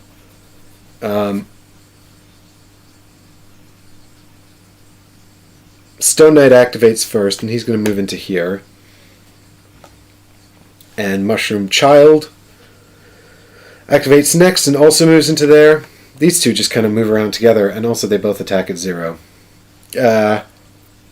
Right, and then it's Mushroom Parent, who moves into here, I've decided, and Foliage, Demonic Foliage, who moves in with him. And then it is Knight's turn. Knight's got aggro.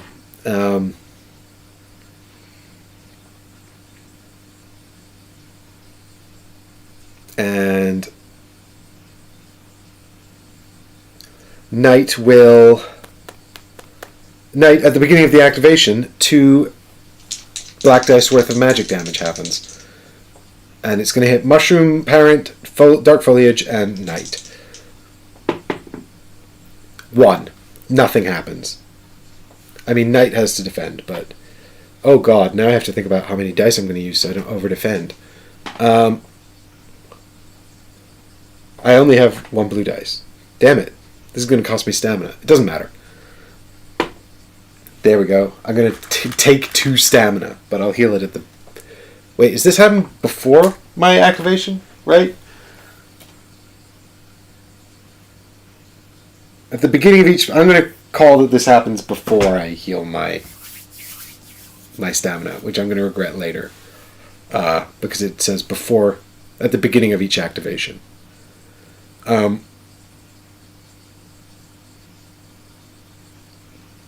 I was really hoping that would kill the Foliage, if I'm honest. And it didn't. But everyone here just moves 1. They're super slow. I'm sure it's fine. I'm sure I can just figure out a way to get around them. I think with Knight, I shall equip my poison throwing knives.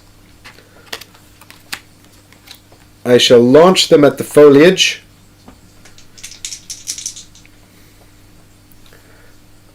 Have at thee. It's super dead.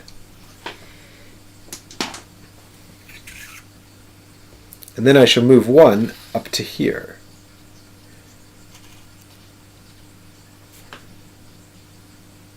And then it is Stone Knight to activate. He's going to move into here. Demonic Foliage is dead. Get out of here. And Mushroom Child will also activate, and I guess they'll both go into here. Mushroom Parent will activate.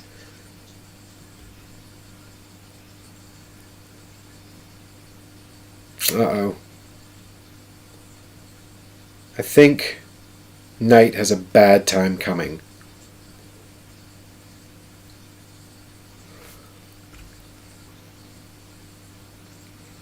Mushroom Parent will walk over here. Now there's 3 of them in this single space.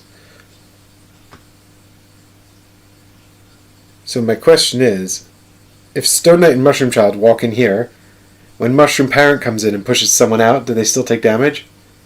Oh, no, Rally, I did skip its attack because I forgot. I forgot it had range 1. That's okay, Knight will do a defense against that attack now. Was it 5 damage? So I shall elect to use the orange and black die that I would have had access to. Right? Is that right? Yeah. Actually, I'll take orange and blue. I'm not going to use the black die. Ah, no sweat.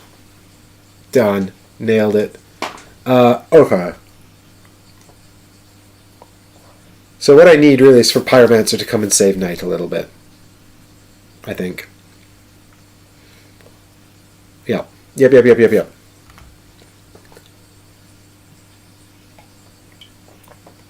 But we can't come too close, or else everyone will turn around and attack us. Which we don't want. Shit.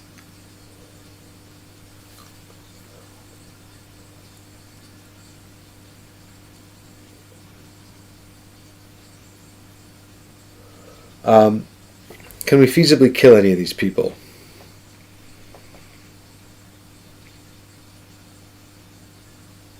Maybe. So I guess we'll move into here. Blast the Mushroom Child with the blue dice.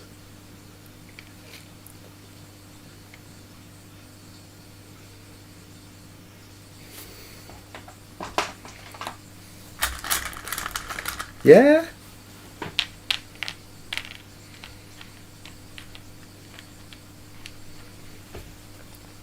Oh, wait, at the beginning of Pyromancer's turn, he's blasted with a laser. But does it hit the barrel? That's the real question. And you're absolutely right, Rowley. You're so good at this. I'm so glad that you're here on stream with me for what has been close to like 9 hours. Do we reckon this laser from here to the Pyromancer is going to hit him or hit this barrel?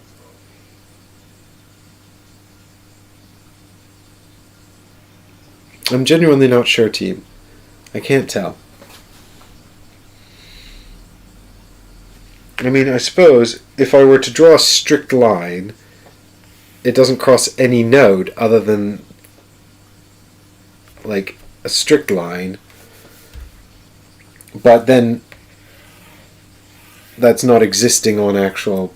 Ah, yeah, okay. I guess we just have to suck it up. And hope it's not too bad. Oh, that's so much worse than before when I was hitting the other things.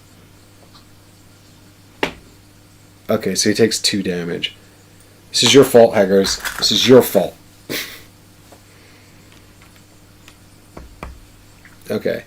So actually, I think what I'll do then is instead of moving to here, I'm going to move to here. Because now I'm blocking. I'm hiding behind the barrel. And I can't get hit by the magic attack next time, right? And then I'm going to blast Mushroom Child with the Fire Surge.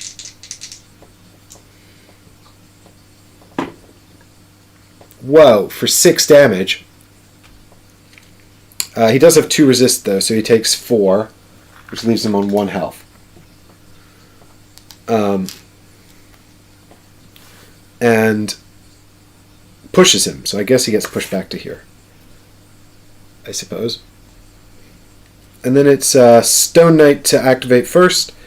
He's going to move into here and attack the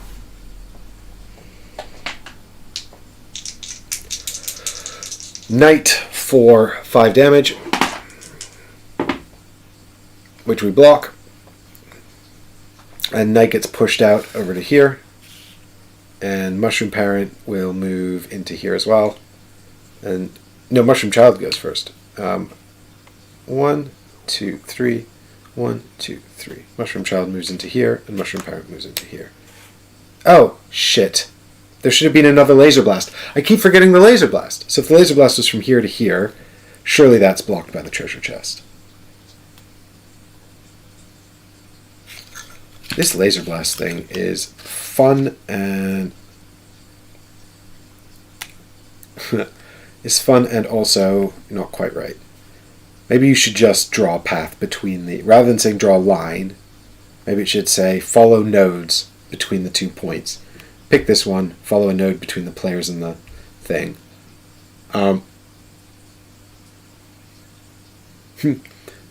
Ike would say, don't kill the baby. What's that from? Oh my god, you've just triggered something in me, Raleigh. Kill the baby. Don't kill the baby.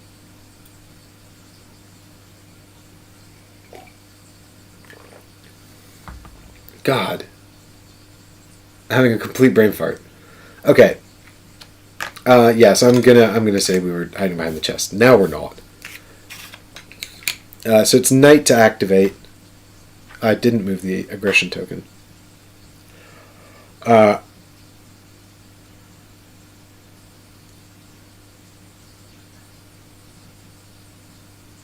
Oh, it's from South Park. That's right. Thank you, Haggers. God, I haven't watched South Park in ages. So actually, the laser wouldn't have fired anyway because that was the monster activation, and I'm just getting completely confused because I'm so used to the monsters who attack on aggro. So now it's the Knight's turn, and the laser's going to fire at him, unfortunately.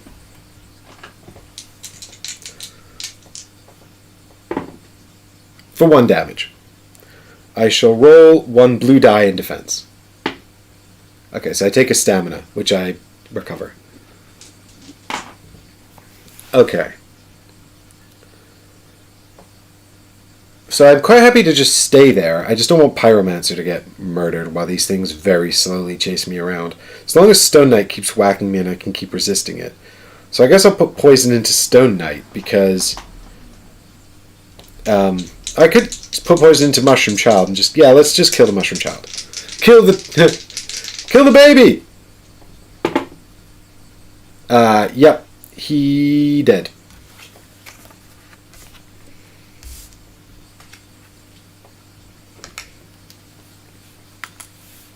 Then it's Stone Knight's turn. He's going to come in here and hit Knight for 5 damage.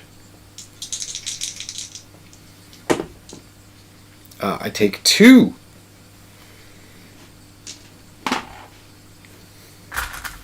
And I get pushed.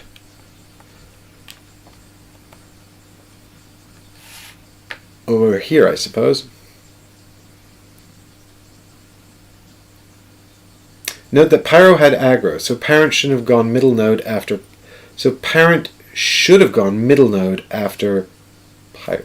Right, so you're saying when the Parent was here...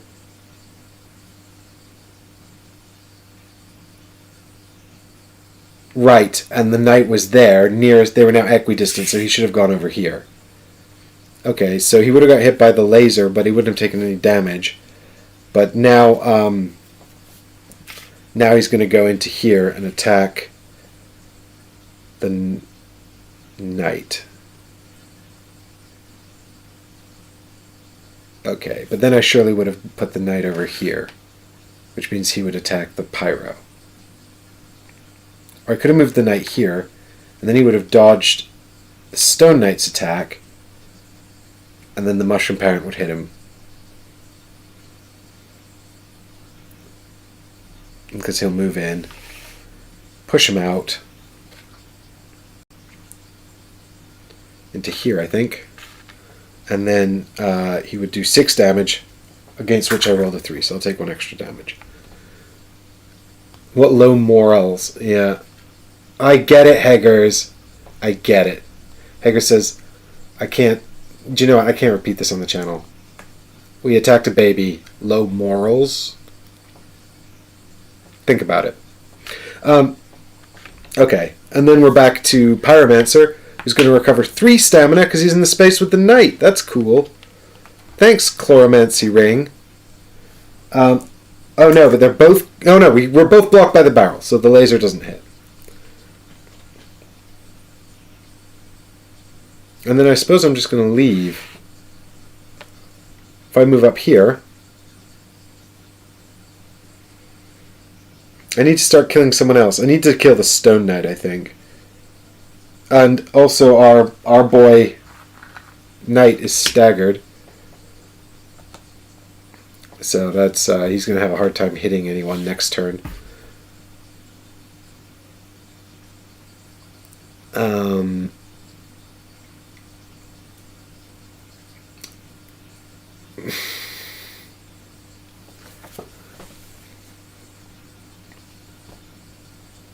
Now you've got me trying to think of mushroom puns. And that's all I can think of. I can't think of any. My brain is not on the level to think of brain. Not after 9 hours of Dark Souls. No mushroom puns are come to me. Except for obvious ones using the word fungi, which I just can't bring myself to make.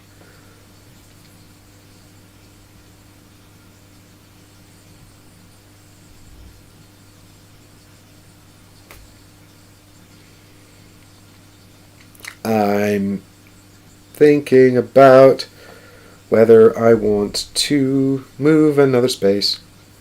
If I'm stood on the laser point, do I get just like exploded? Sent flying across the map somewhere? Okay. Well, yeah, I think I blast Mushroom Parent, because then I'll push him back to where Stone Knight is. And that's good. I think.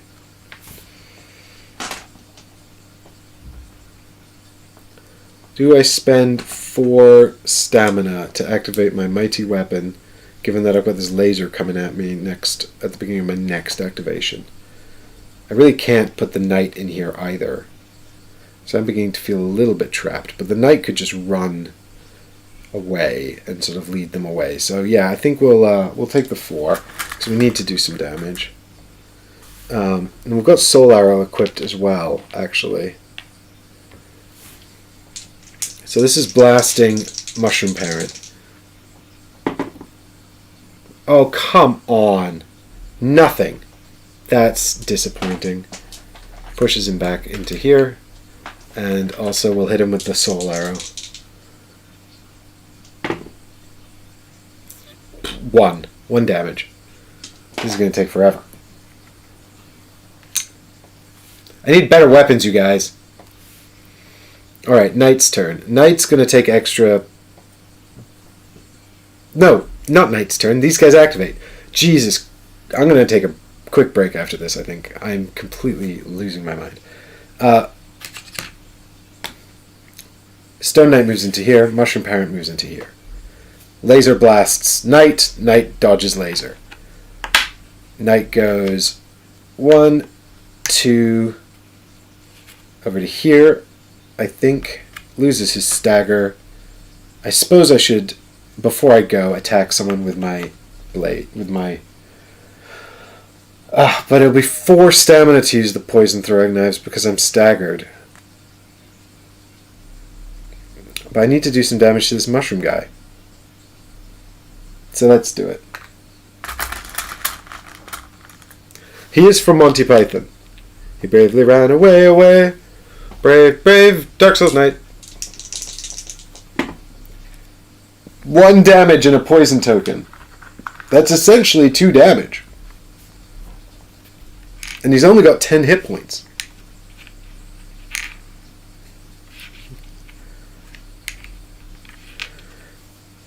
Oh my god. He's the knight who said... Eki Putang Fua. Yeah, I can't remember the whole thing. It's so good though, isn't it? That's 1 more stamina if I run over there. Now I'm probably in a bad spot.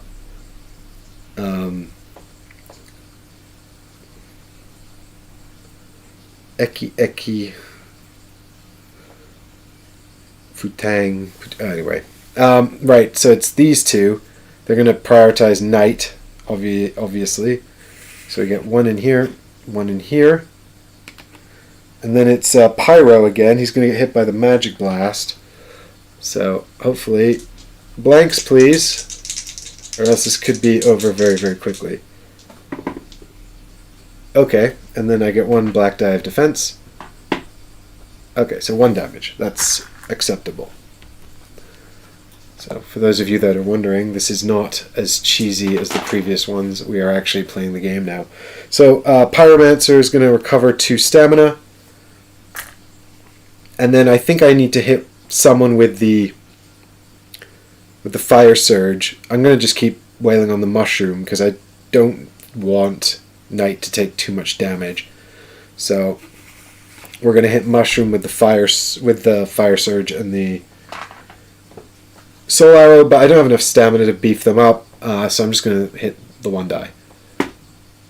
2, which is nothing, and then Soul Arrow, which is also nothing, but Mushroom is pushed back here. He should also have converted this poison into a damage on his last activation.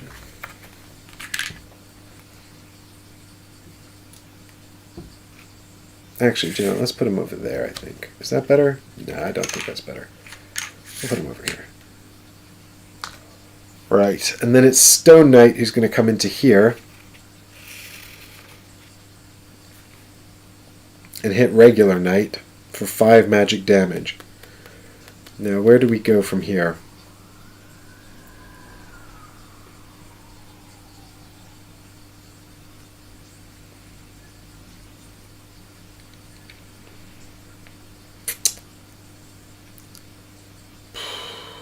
Up here, I guess. Probably.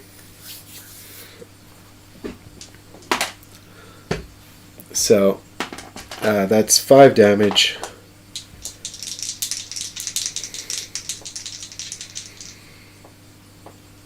It takes 1. Let's go. 1 hit point left.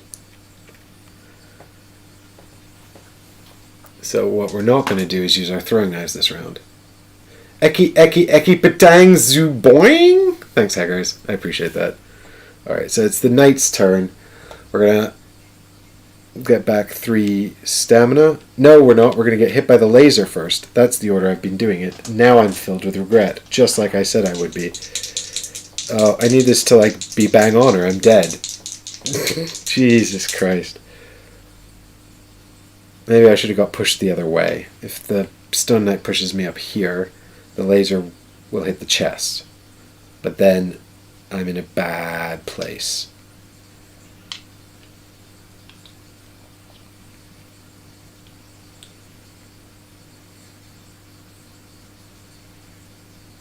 No, because the Pyro can push someone.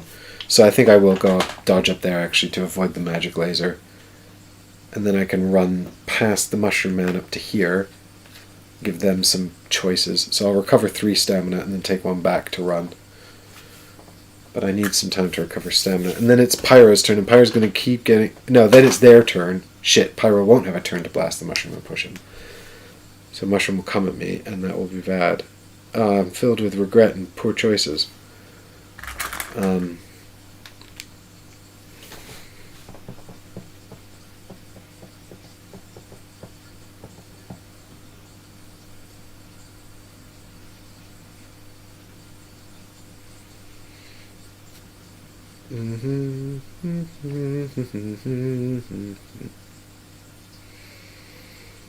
So the question is,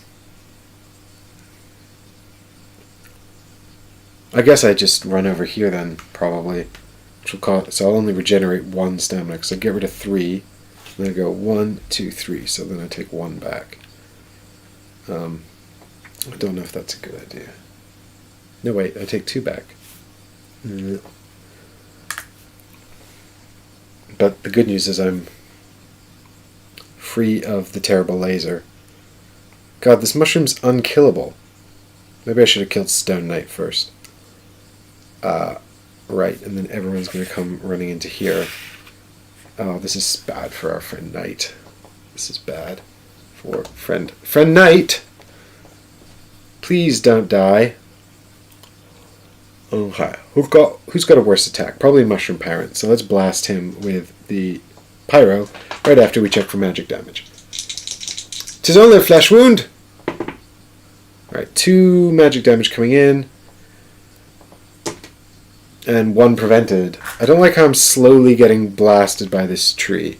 Blasted to death by this thing. Okay, so I still... Oh, and I get to recover 2 stamina. I still don't have the... Oh, God. I'm not doing any damage, though. Stupid Mushroom Parent and your stupid magic resistance.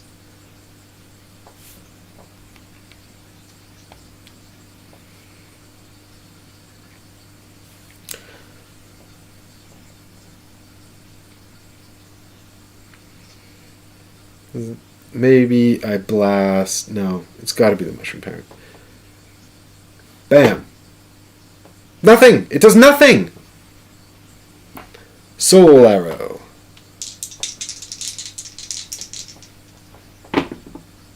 One! It's not good enough. He's still got so many hit points. Okay. And he does get pushed back. Then it's the Knight's turn. The magic bounces off the barrel. No, it's not. Then it's their turn. And Stone Knight comes into here to hit Knight.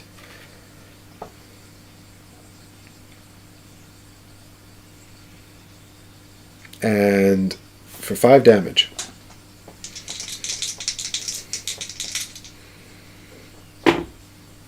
Uh-oh. Well, looks like I'm going to die. So I'm going to have to spend a strength dealy bop to add 1 black die. And unless it comes up exactly 2, I've lost. As you can see here, the Knight has got only 1 space left. I've underestimated this encounter, I think. I've died. Oh dear.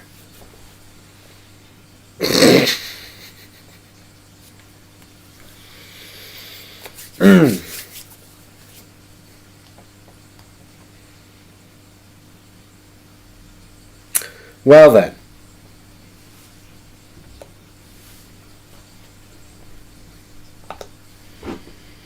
What are we going to do about this?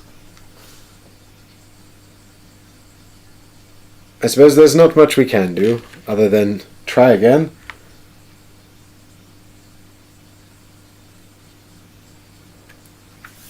Hey, thanks so much, Eggers. Thanks for sticking around on the stream and hanging out. And it was significantly longer than I planned. It's now 1 in the morning.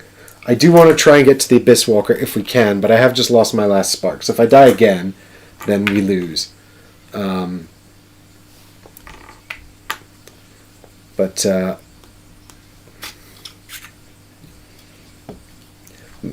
don't feel like I'm quite good enough to fight Abyss Walker yet. That's the thing.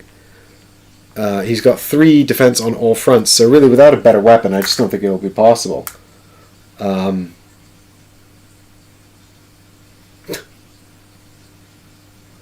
Rowley's off as well. He says it just went past 3 a.m., so I think I'm going to bounce. No worries. Thanks so much for hanging out, Rowley, as well.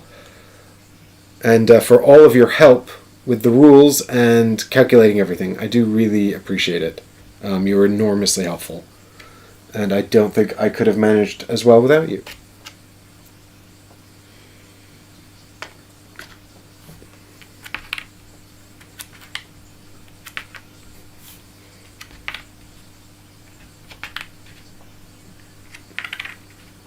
Alright, so everybody's back up to tip-top shape. And I guess we just got to go try this encounter again. There's nothing for it.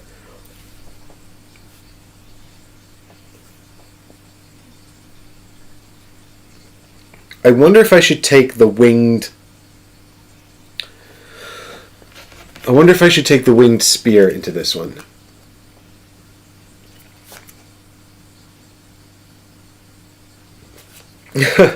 I have been streaming a long time, and I'm probably going to get into a lot of trouble with my girlfriend once I stop.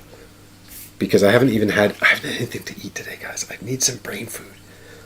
But I've just been so excited to get stuck in and do this. I really wanted to... this is still not a quick game by any stretch. Alright, we got winged spear here. So I'm thinking I take this, because that's got the range 1 on it, so the knight can kind of poke at these things while he's running around, because I felt like the main problem I was having there wasn't doing enough damage. And I think I might even put a single Titanite shard in it, because I got 2 of them and I haven't even used them yet. So, I mean, I got 3 of them and I haven't used any of them. So if I put a Titanite shard in it, I feel like we can just poke these things to death. We got a Titanite shard, Titanite scale. We got 2 Titanite shards. So, well, to be honest, Eddie, she'll probably be asleep and I'll probably be in trouble. The thing about the winged spear, though, is it is two-handed, actually. I did forget about that. So our defense would take a real hit. God damn it being two-handed. But I don't think there's literally anything else I can equip, which is such a bummer.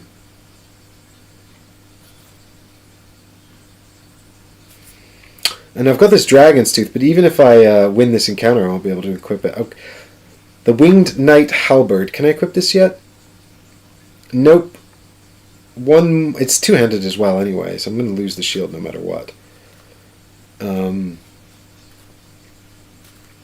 Like, literally everything I've found is two-handed. Ha! I could put Pyromancy Flame on the knight. Don't think it's worth it.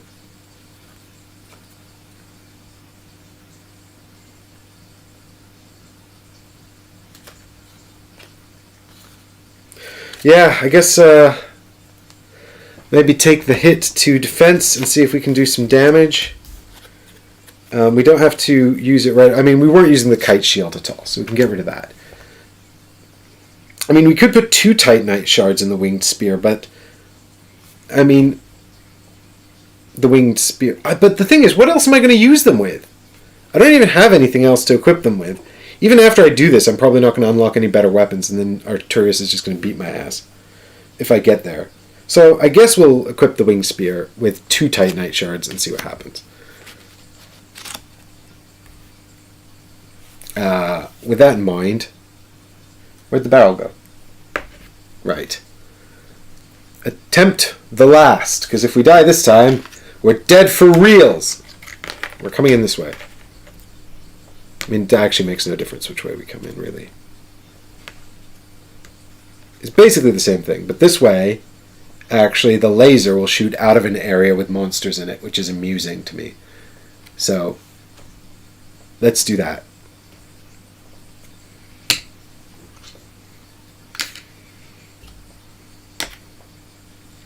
Mushroom Child returns. I like the idea of the Mushroom Child just riding around on the base of this guy. Like he just carries it around with him. This is basically the Dark Souls equivalent of the Mandalorian and Baby Yoda. Okay, so monsters go first. Where are the rest of these monster cards? Mushroom people are slow people. So night starts. I think, am I just going to start over here? 1, 2, 3. 1, 2, 3. Yeah, this is fine. The laser will shoot that way, and it won't hit them. If I start here, it will hit them, but then I'll be closer to being murdered. If I start here, I could probably also argue the laser would hit them, and possibly not me. But I will still be closer to being murdered. I think it was the knight who activated last time, actually. So the first activation will be Pyro. So maybe I'll start the knight off with the aggro token. Okay. The knight can begin there. And the pyro must also begin here if we want the laser to hit the foliage and kill it. Okay, this might, if, oh god, I don't want to die here though. It'd be such a shame to die on this encounter and then not make it to Arturius at all. Even if he murders us, it'd be nice to at least attempt the fight. Am I just trying to bank too much on this? Maybe I should just start over here and not worry so much about trying to trigger this laser to hit them. I say laser, it's supposed to be a hydra spitting water out of the lake. Or, no, it's a laser coming out of a tree. That's what the flavor text said. I don't know Dark Souls. I don't know anything about Dark Souls. Okay. Here's what I do know. We don't want these things moving into the middle. Let's just play it slow and cautious. These things will move over to here because that is how they do. These things will move into here. Right? Because that's 1, 2, 3, 4. If they move there, that would still be 1, 2, 3, 4. That would be equidistant. So, oh no. If they move there, it'd be 1, 2, 3. Okay, so we could put them over here if we wanted. I like this sort of ring around the rosies style thing. And then we did vote that the laser would hit me here. Who's going to activate first? Pyromancer.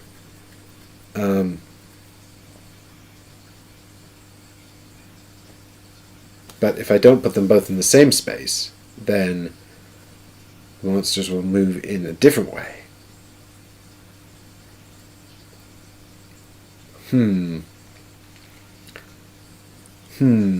Yeah, okay. Show me... I don't think I have the brain capacity for this left anymore, guys. This has been close to 10 hours of Dark Souls. 4 damage?! That's insane. Oh, I don't like this. Where's my dodge? Okay, well, that's fine, because we have our Estus flasks back. I forgot we had all our stuff back. Wow, 4 damage. Okay, so that's 4 damage to Stone Knight, so he takes 2. 4 damage to Mushroom Child, who also takes 2. So that's the silver lining. Now I'm going to roll for resistance on Pyro, who's going to get stuffed. Well, I could use an action token. It might be worth it, although I don't know if it is. He protects against 1. Takes 3 damage. Jeez.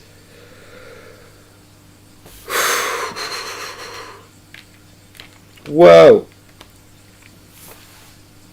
Okay, and then we will... What is it, 4? I think Knight's going to be okay. Yeah, that's 5. So he actually takes a stamina. Alright, and then Pyro activates. So I guess we should try and kill one of these things that was just wounded by that insane laser blast. This camera could use it to be a little higher, couldn't it? Wow, scary monsters coming at me. So I guess if I don't run behind this barrel over here, I'll be murdered.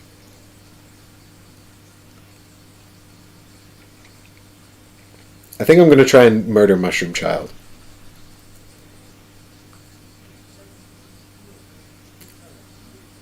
I guess if I move here... This laser is absolutely murdering my poor Pyromancer.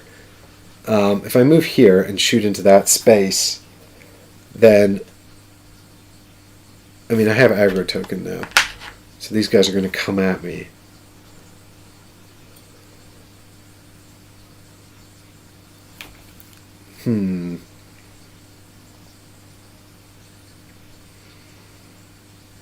Yeah, okay, well... I've got Estus Flask. Maybe we can just murder everyone and then quaff the Estus Flask. So I'm going to take 4 stamina to blast 2 blue dice into Mushroom Child.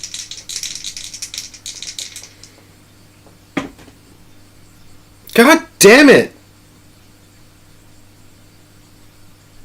That's so disappointing.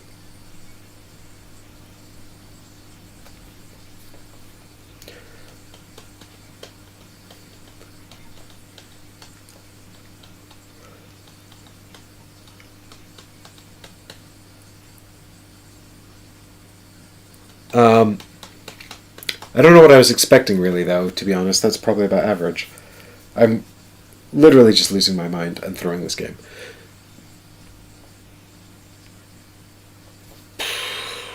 So that's 1 damage onto the child. Which, to be fair, I might be able to pick him off with the arrow, so let's give it a shot. Soul Arrow!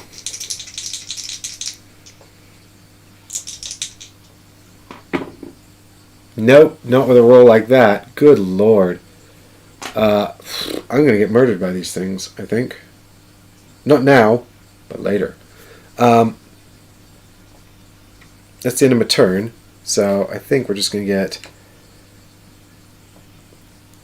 They're going to move they move towards closest anyway, so these two will just truck on up here, and these two will truck on up here.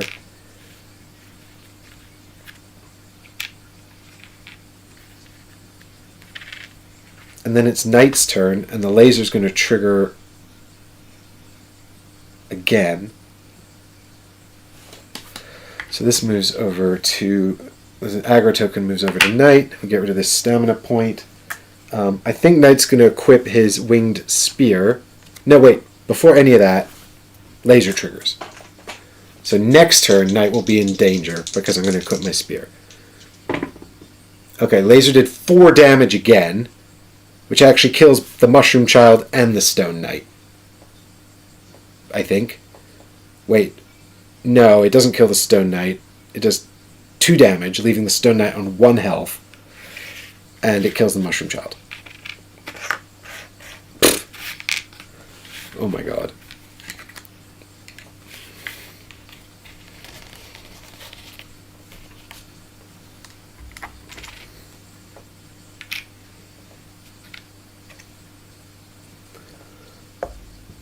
And then Knight has to protect, 4 damage. And he takes 1, actually. God damn it, Knight. You couldn't do this one simple thing. Okay. Now we do seem to be in a little bit of a predicament.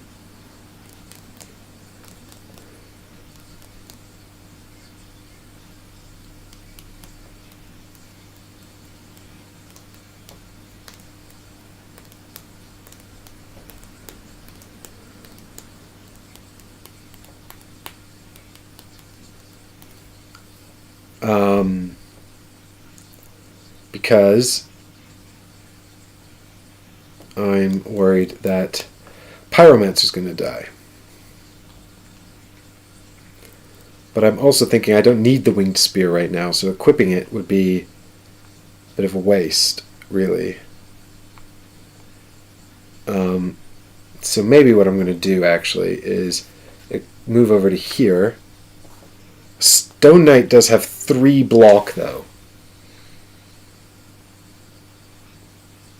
And I need 1 damage to kill him, but I don't want it to be poison because he'll attack first. Okay, so I will equip the winged spear.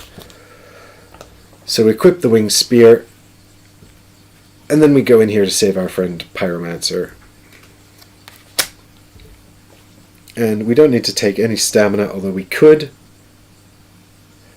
But I think, unless we roll a blank, we pretty much are guaranteed to kill the Stone Knight.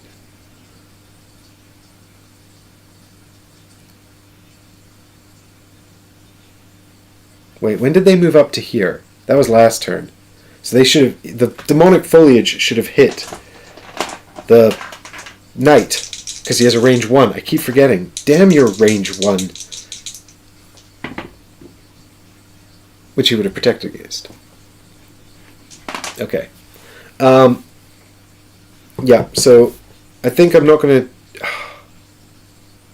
I think I'm not going to take the stamina on the winged spear because I think I've got bad stuff happening soon. So here we go. This is winged spear into the Stone Knight. Yeah, so that's actually a 4 because it adds 3 damage. So he blocks 3 and dies. But now, Knight has aggro token. So these two are going to come into here and attack Knight. Well, Mushroom Parent's not going to do anything. But we got 5 damage coming in from the demonic foliage on the knight. And the knight's going to be in serious trouble next turn. Blocks only 2 because I was foolish and equipped the spear. Do I want to do something about this?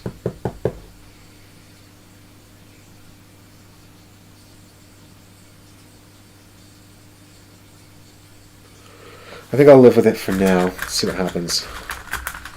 Ugh. This might be a very quiet end to an otherwise very long stream. I guess I could do this, all these things I could have. Maybe this was foolish, but we shall see. Okay. And then it's the Pyromancer's turn. He's going to get rid of... Well, now it's magic laser time. It's going to hit both my heroes again, which was foolish, I suppose. 2 damage. So we're going to defend with the Pyro first. Blocks 1, takes a damage. And then it's defense from Knight, who blocks 3, takes a stamina. Okay, and then 3 stamina off of Pyromancer.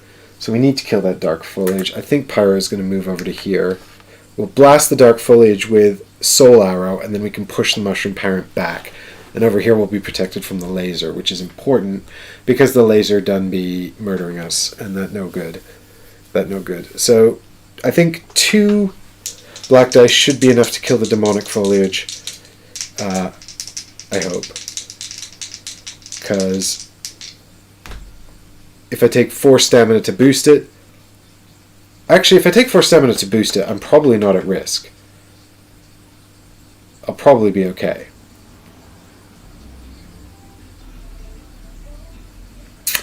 But I only have 1 hit point left, which is sad.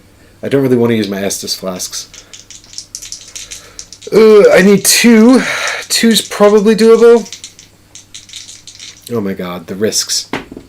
Hey! Gas! Demonic Foliage out. And then we can use our second attack with Fire Surge on the Mushroom Parent, which is not going to do anything to it, probably, but we'll push it backwards. Hey! It did 1 damage. And pushed it backwards. Bam! Okay. And then it's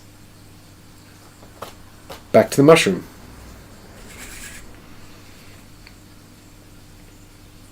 And then it's over to the knight. He's going to get blasted by a laser for 3 damage. And he blocks 1. This is not good enough. Unacceptable.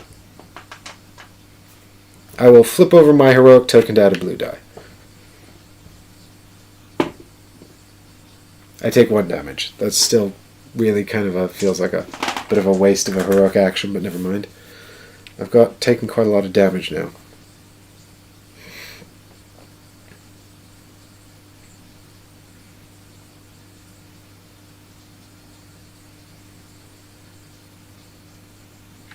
So I think I'm going to poke him with a spear and then fall back.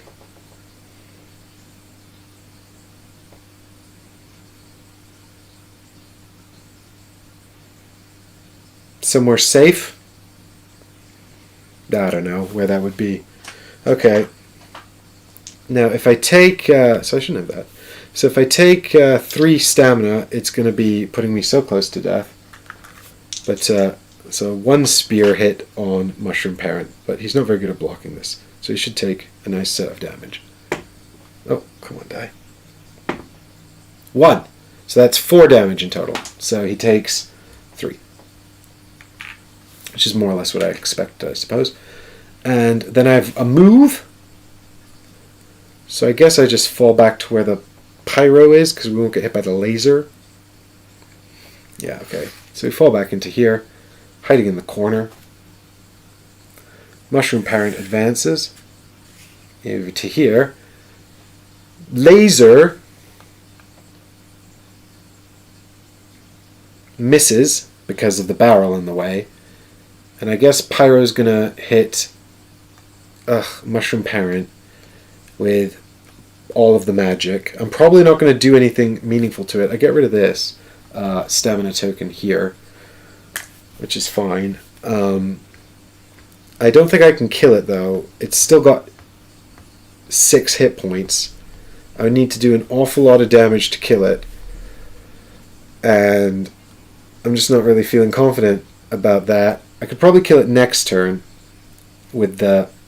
Yeah, actually, if we stay here, next turn it will advance again, and then we can jab it to death with the spear.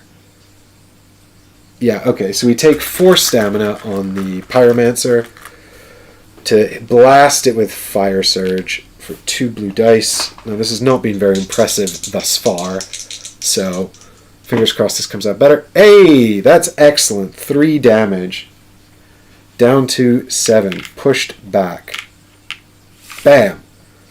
And then we're going to hit him with the double dice of uselessness from Soul Arrow, which does 1 damage. Better than nothing. And now he's taken 8. And then he just comes back into the old situation here, where he's like, come on, I want to kill you. Right, and then it's the knight's turn, and the laser activates, misses us because of the barrel, and the knight pokes him with a spear for 4 damage, which kills him. Ah! We did it, you guys. The answer was winged spear. I knew it all along. I just didn't have the confidence to do it until Rowley left.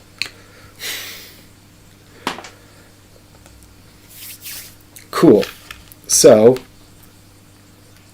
that is basically all of these encounters done, unless this chest contains a mimic. I get my 8 souls first, so I have to decide what I'm going to do with them. I'm still not... Yeah, I was actually surprised, Eddie. I really thought that one was not going to go according to plan after the Pyromancer got so pummeled by the laser, but fortunately we were just about... I mean, it was actually the couple of big laser blasts from that took out the knight, really, that I think kind of saved our bacon a bit there. So now I've got 8 souls, and these are all the souls I'm going to get before we fight Artorias. So I'm thinking we need to do something good. We need a better weapon, basically. I mean, the winged spear is pretty cool. I'll probably keep that on the knight, I suppose. Then again, I don't really know what else to do. I don't know if I should be putting more defense maybe on the Pyro, because his defense is really bad. I mean, for 6 souls, the Pyro could have Havel's armor and just sit in the corner blasting magic at range, and with so much defense, he can't dodge or walk, so he'll need to spend an enormous amount of stamina to move, which would be crazy. I could, of course, give him the Chloromancy ring, so he would heal 3 stamina a turn, which would be pretty awesome. And then if he needed to walk, I suppose he could do that. Can I equip this? Do I have the stats for it? 27. Yeah, I just need to go up to strength 35 with him. Can he do the Chloromancy ring? No, he can't. Never mind. Ignore that. So he'd probably have a pretty big stamina problem. But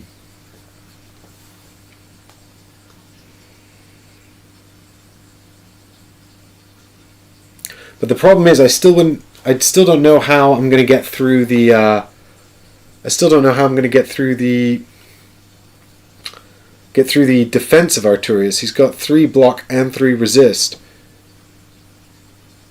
And he's absolutely mental. He's probably... realistically just going to murder me, but it'll be nice to at least see him in action. We've also got options, other options. You guys can't even see that card, can you? My bad. Other options include Havel's Great Shield, actually, which we could equip on the Pyro in addition to that armor. So he'd basically never move. He'd just stand there and soak damage, hiding behind Havel's Great Shield and Legendary Armor, just blasting spells out. But again, the problem is that he needs the stamina to fire the powerful ones, because his weak spells are basically never going to damage Arturus, so even though he's unkillable, it's pointless because he can't do any damage.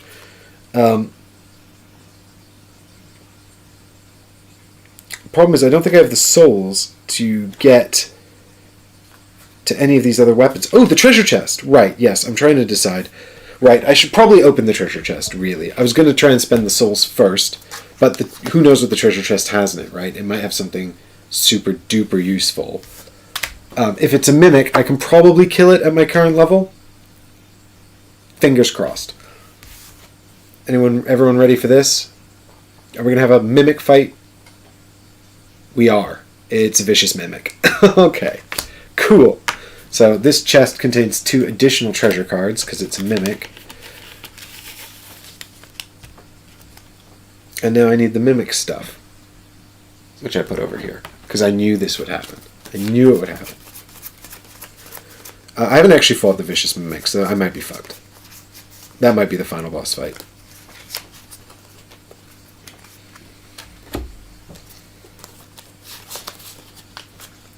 Voracious mimic.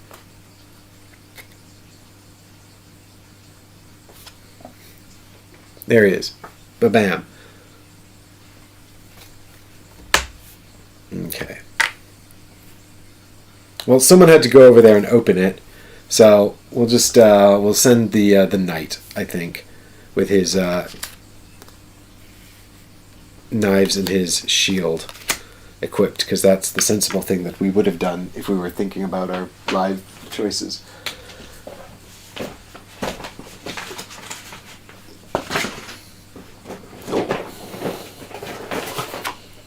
And so, oh sugar,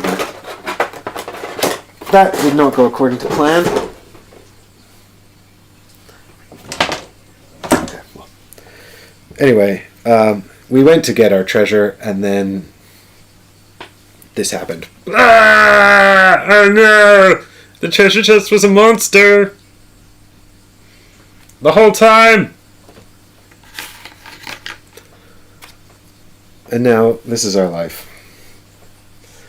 So, the mimic's got 18 health, so we'll put that on his dial here. He heats up when he gets to 8. But unlike normal bosses, we fight him on this map and he doesn't have facing. So here are his regular attacks. Oh, he doesn't have any heat up cards. I can't remember how heat up works for him. 1, 2, 3, 4. Do we just shuffle in another attack card then? I think that might be it. You just pick another one, shuffle it in, and then, yeah, because he doesn't have any heat up cards, does he? No. Okay.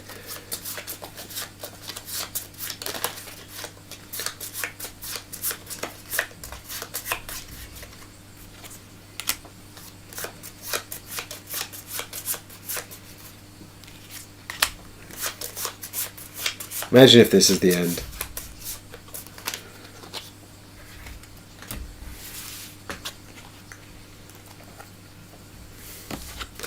Okay, so Mimic goes first. Mimic says, stomping kick. So he moves into the nearest one, does 7 damage, and pushes them out. Wow, okay, well, he's already in a space with the knight, so I guess he pushes him out first. Which way do we gonna go? I probably don't want to go towards Pyro, because this thing's scary. So we'll go over here, I suppose. And then Mimic turns and comes back in, pushes the knight out over to here. I get, oh, it's got to be further. It goes over there. And does 7 damage.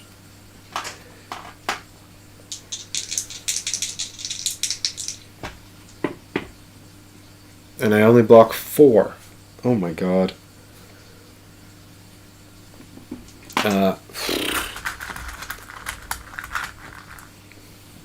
Kill it! Kill it with fire!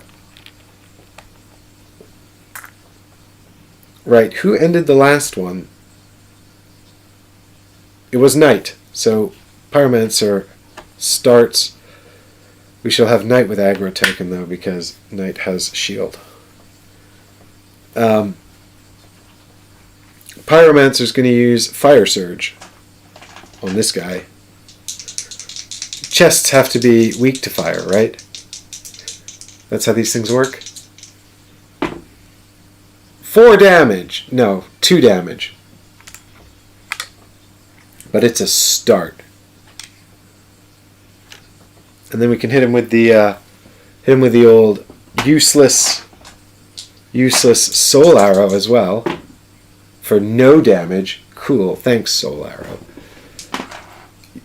Just as exactly what I expected from you, to be honest. Okay. So, next, I guess we're not going to move. I guess we're just going to stay here because I don't know what the Mimic's going to do, and I have no reason to move.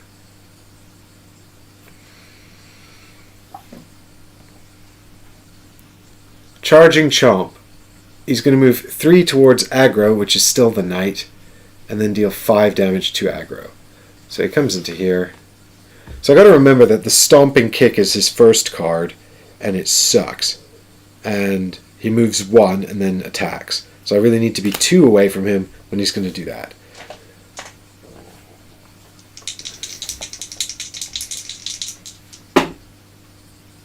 Can't see what that is. That was a 2, and this is a 2 as well. So 1 damage on the Knight. Good God.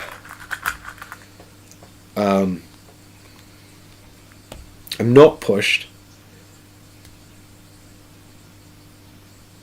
So, wish I had my shield, actually. Why am I marking this? He has a health dial. It's here.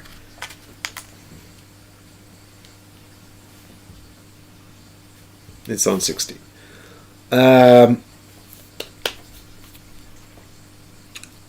Yeah, I kind of want to equip the winged spear so I can poke at him with it. I also kind of don't want to because I'm scared of dying, having taken 4 damage really quickly.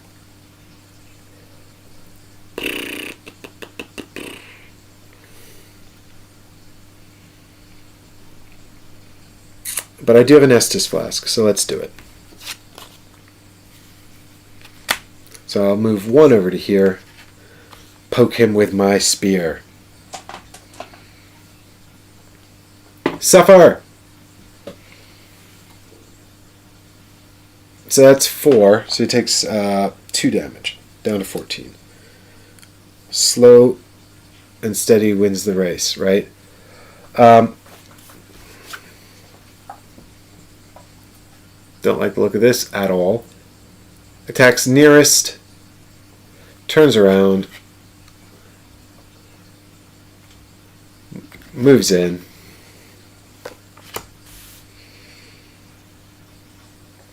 Hits for 6. Uh-oh. Uh-oh.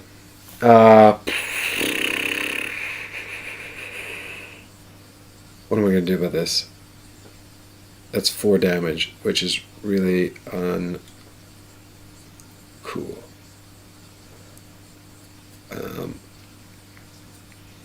I could re-roll it. What are my chances of getting a better number?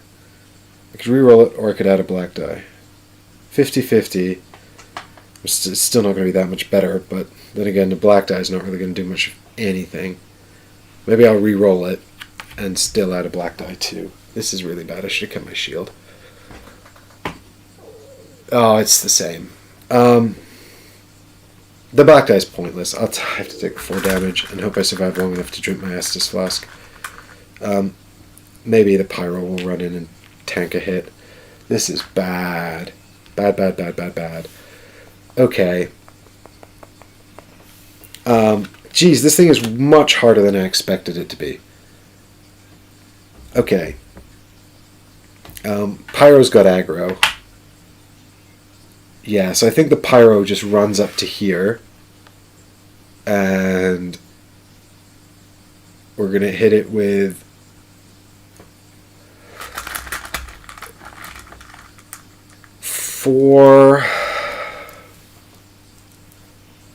I'm just kind of... 14. I've only done 4 damage.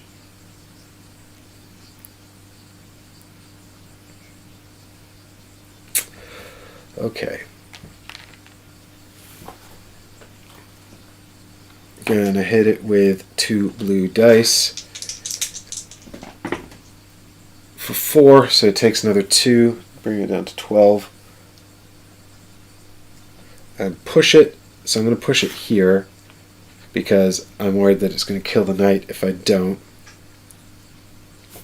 Then I can hit it with 2 black dice as well, although they're probably going to do sod all. Could use my... When does it heat up? Heats up on 8. What if I got it on 12? Yeah, okay, so I'm going to use the heroic from the Pyromancer to add a black die. It seems like such a waste, but... Okay, so that's 3, which is a waste. I guess I should reroll the blank as well. Oh god. Well, that's better. 3 damage. Brings him down to 9, so he's just preheat up. Okay. Hopefully this card doesn't kill the knight. I don't see how it could.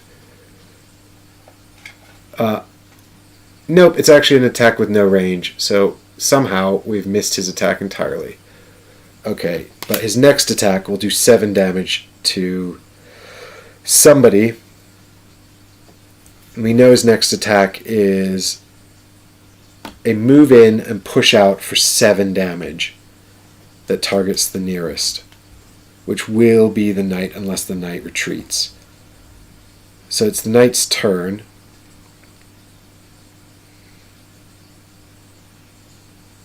But actually, if I do any damage to him this turn, he'll heat up anyway. And then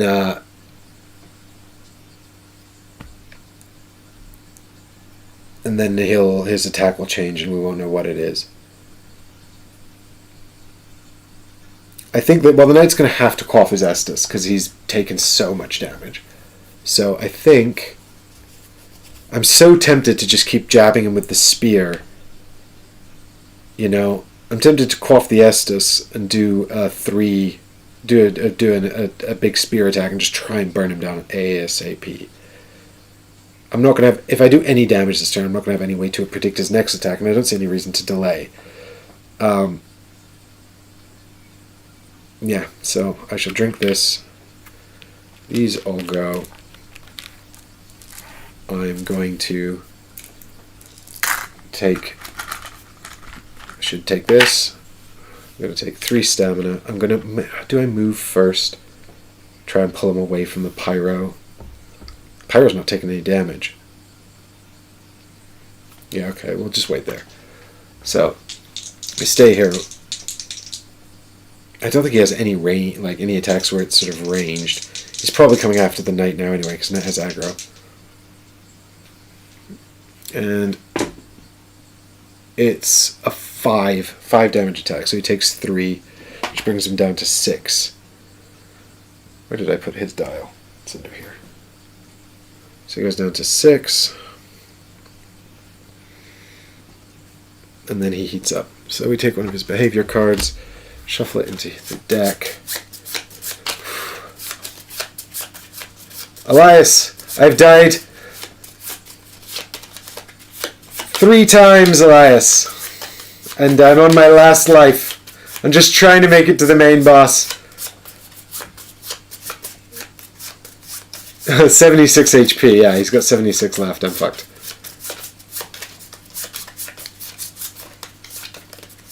Okay.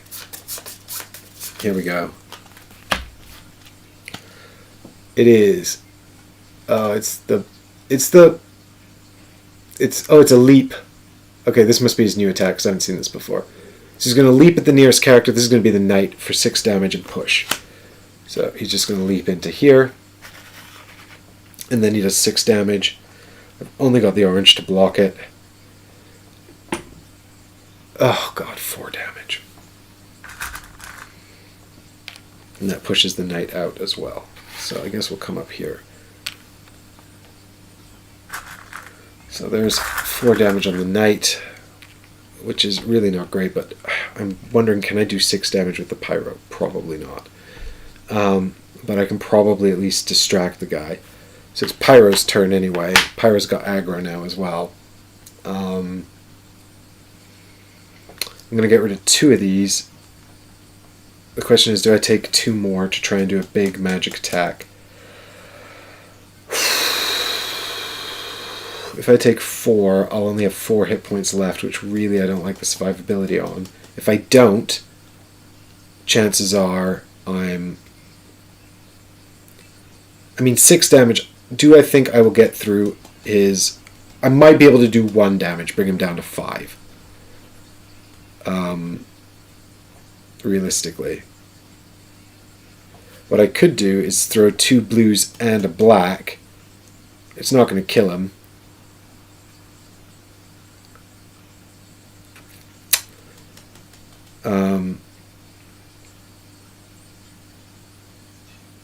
I think actually what I'll do, here's what I'll do, guys. I'm going to try and plan it so that the knight can sort of finish him off. I'm going to take a intelligence action cube to throw a black and a blue with flame surge, and then I'll hit him with a soul arrow, which probably won't do a additional damage, but it might get 1 through or 2 through. If we can get 2 damage through, I'm pretty confident the knight can hit him. And then he'll probably do a big hit on the pyro, but I've got 7 health, so I should be able to tank that, and then the knight can finish him off next turn. That's my plan.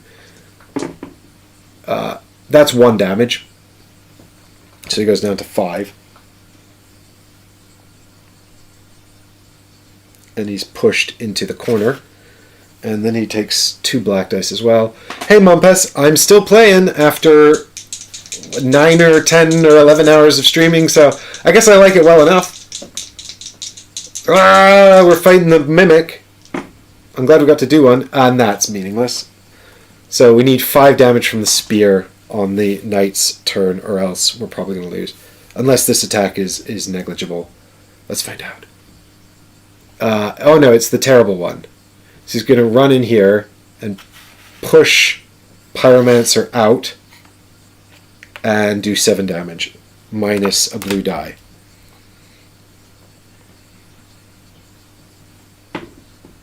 One. Pyromancer's left on 1 hit point. So he's not dead, but it's not good. I mean, I suppose we could try and... I just don't think that... Knight's got the hit points to like sort of distract him and tank another hit. So it is now the Knight's turn, so we're going to put this one back over here. Heal these 3 with the Chloromancy. The...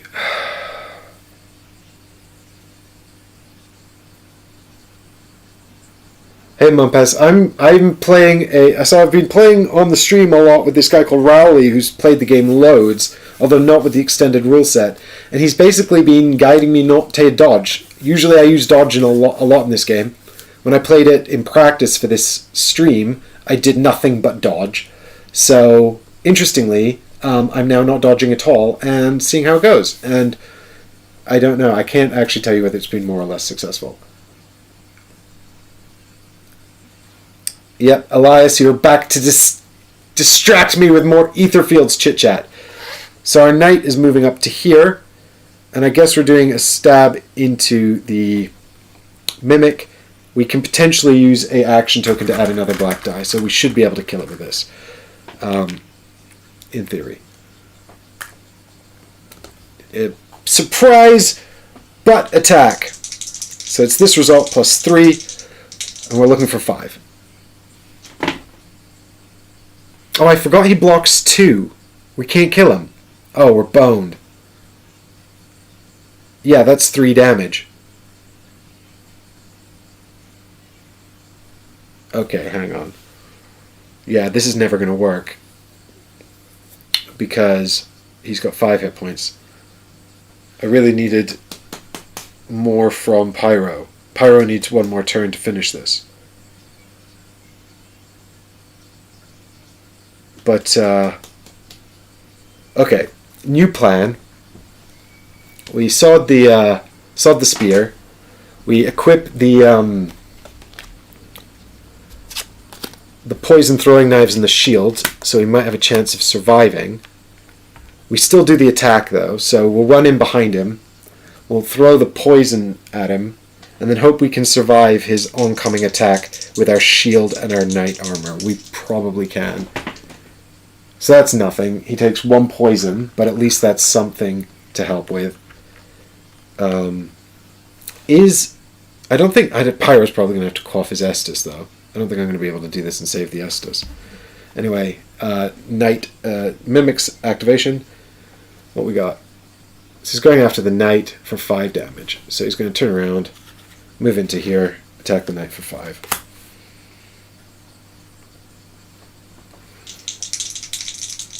Poison just does a damage to the target after activation. Oh my god. We're not dead, but we are extremely close to death. Yeah, I don't think there's any point in doing anything about that. So 2 damage onto the Knight means he's left with 1 hit point. And then the poison activates 1 damage onto the Mimic. Oh, this is much, much harder than I thought it would be. And I've still got that killer attack card coming up, but 3 more cards as well, so I don't know where it is. Okay, so I need 4 damage off of the Pyro here, and he just doesn't have the means to do a decent attack unless I quaff the Estus. I'm never going to get 4 damage. This is going to be my problem when I get to Arturius anyway. I'm probably not going to get there without doing this, so I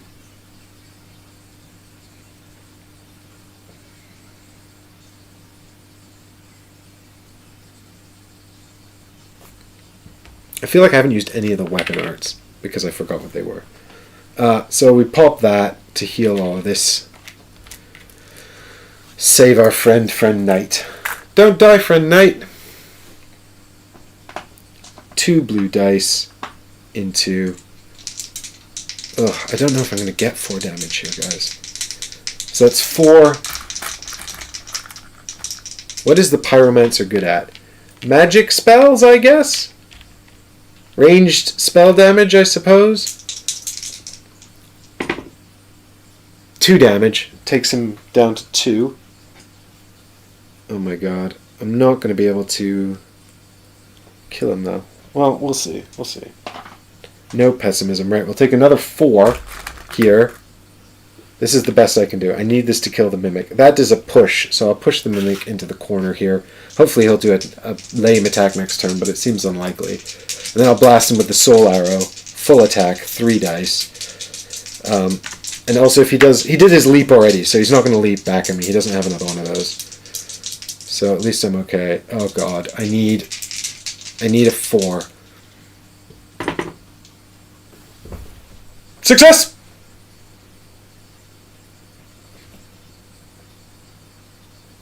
Yes. We did it. It only cost us everything. Everything except for our lives. Wow. Okay, so I needed to use basically my Estus and all of this stuff to get past the Mimic, which means I'm probably going to not be able to do Arturius. But it'll be cool to see him, right? So we do get our 4 treasures, so let's hope this was worth it. What we got? We got Raw Gem. This weapons attacks gain 2 damage but cost 2 stamina. Interesting. I don't have anything I can slot that in at the moment. We got Heavy gem. This weapon's attacks gain 1 black die. Again, I don't have anything I can put that in. We've got silver knight armor. Is not bad. I quite like it. Nobody can equip it. The knight could eventually equip it. It's got a dodge on it, but he loses his orange die. And we got whatever this is. Silver knight spear. Ooh, I like this actually. 22-26. Literally no one can use it.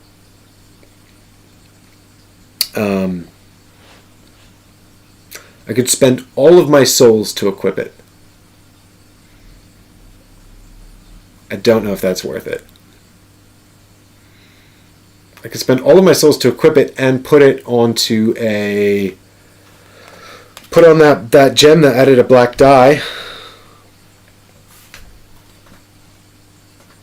That's a bunch of cool stuff. I don't think any of it's actually any use, which is so upsetting, to be honest. After all that. This weapon's attacks gain +2 damage but costs 2 stamina. I mean, that's not as good as my 2 Titanite shards, which I can't take out of the winged spear anyway.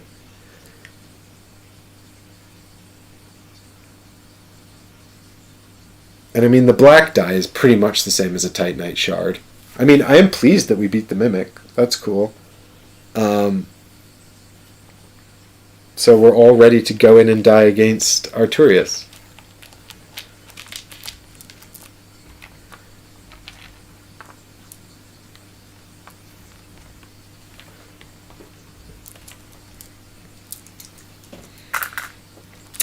But the equipment that came out of it was not particularly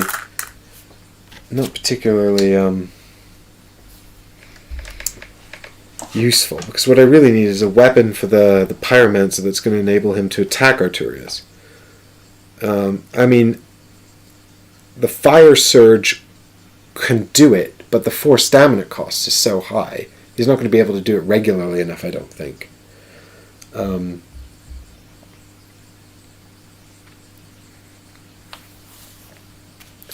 What is the cheapest? It's cool to see the Mimic, though. I'm really glad we got to do that fight. The Mimics are really fun, tough little encounters. It's quite fun for them to come out, though. They're quite similar to the Invader encounters, actually. The Invaders are, I think, a bit tougher, but you get some special stuff from them.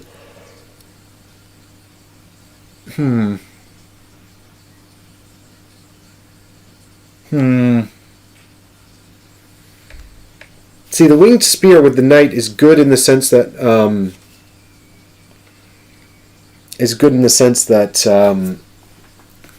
it's got the damage on it.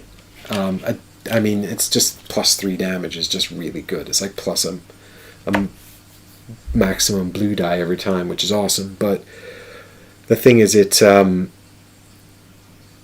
his defense is so compromised when he uses it. And I would love to get him in Havel's armor with the spear.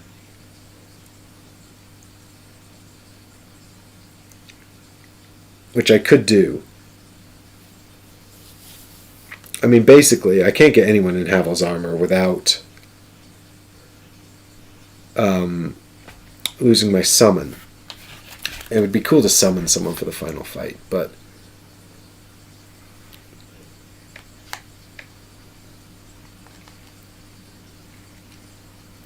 you know, yeah, it's just such a shame that we can't get like the dragon tooth. I mean, this weapon is so shit hot. I'd love to be able to take this in, but I just don't have the stats for it on anyone. I mean, look, it's got all this cool defense on it. I mean, it's two-handed, but this plus Havel's armor would be shit hot, but I can't get to it. Even with 8 souls, I can't get to it.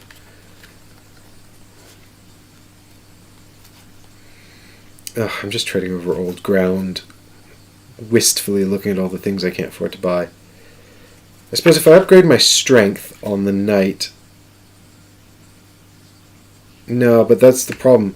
Because if I upgrade my strength on the knight, I could use the winged knight halberd, which would be cool. I could put a Titanite shard and that other thing in there that adds a black die, which would make this weapon a black die, a blue die, +1, and on bonus on defense 2. But I wouldn't be able to take Havel's armor then. Maybe that's the way to go, actually. What we'll do is we'll increase our strength on the knight, and then go in with the winged knight halberd with the 2 buffs in it.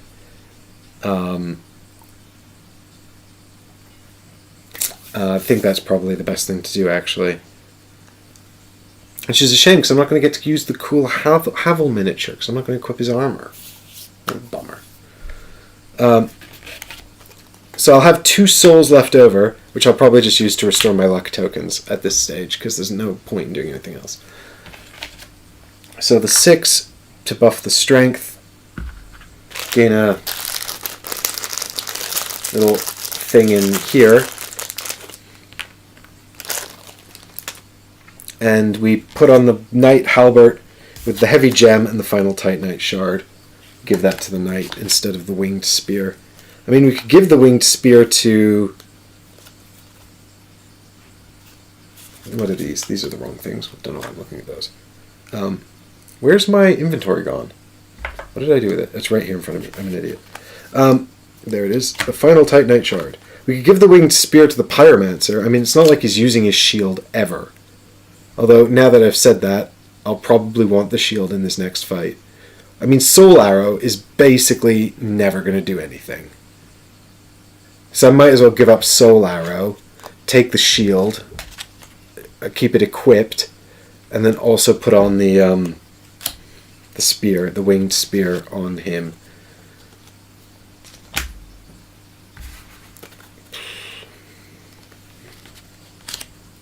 And then if I've got the winged knight halberd, I probably don't need the poison throwing knives.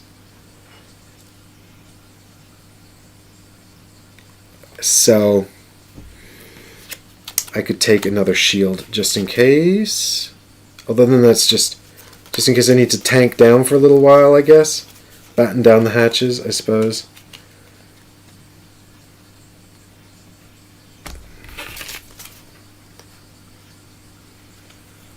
I mean, we can take Havel's Great Shield and just become impervious to damage. So, we might as well do that. Alright. We're going to press on, team, because it's getting late and I want to get this fight done. We've got 2 gravestones, so we can look at 2 boss cards. So, we are going through the fog gate. Do-do-do-do-do.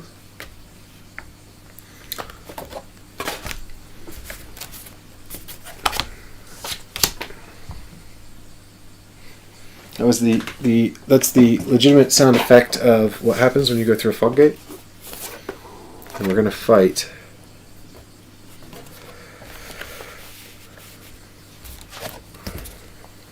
Arturius.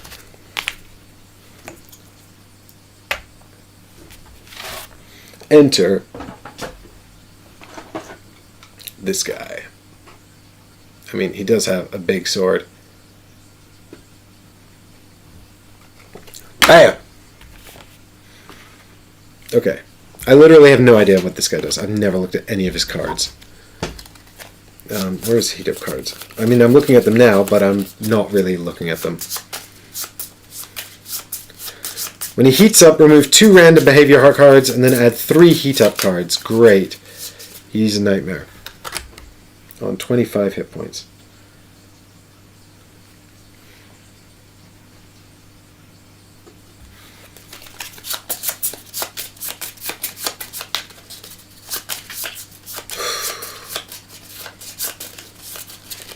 Alright.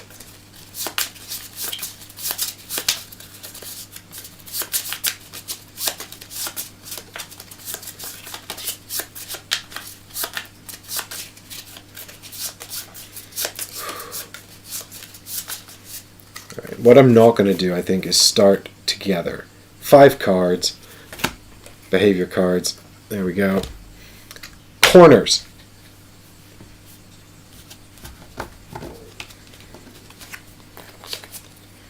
Alright, these cards will never be used. So get out of here, these cards. Oh, they're the burned mimic cards. They need to be over here. Actually, you know what? We'll have Havel guard the cards. Havel, protect those cards. We're never using them. Okay. Here we go.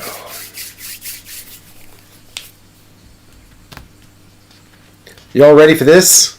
All 9 of you still watching. Thank you so much for hanging out and making it this far, guys. I really do appreciate everyone hanging out and watching the stream.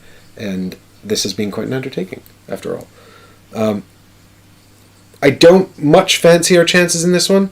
Ooh, who killed the mimic?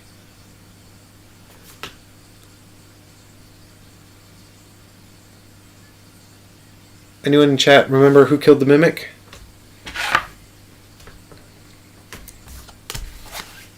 I'm struggling to remember. I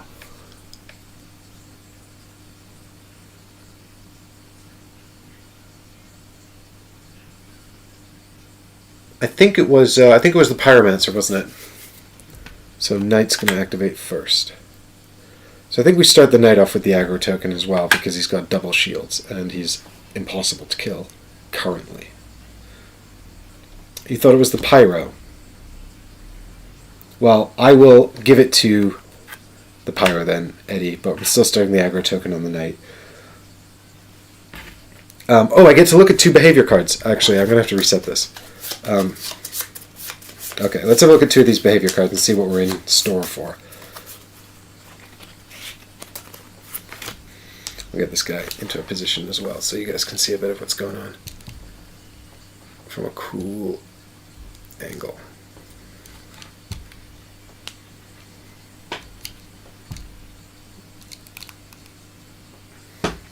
See my poor little heroes over here, just kind of like staring down the just.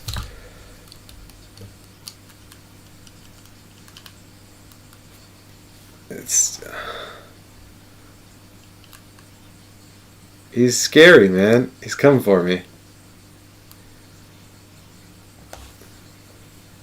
Okay, so right, these are the 2 behavior cards we can look at. So we've got Somersault Strike, where he leaps at the nearest hero, smashes down, pushes the hero, dealing 5 damage, and creates a weakness on his left arc. He's also got Charging Slash, where he moves 2 towards the nearest hero, pushing as he moves, and then slashes at range 1 for 6 damage, hitting everyone on the node. I mean, I don't really like any of this. But at least both of them have a weak spot on them.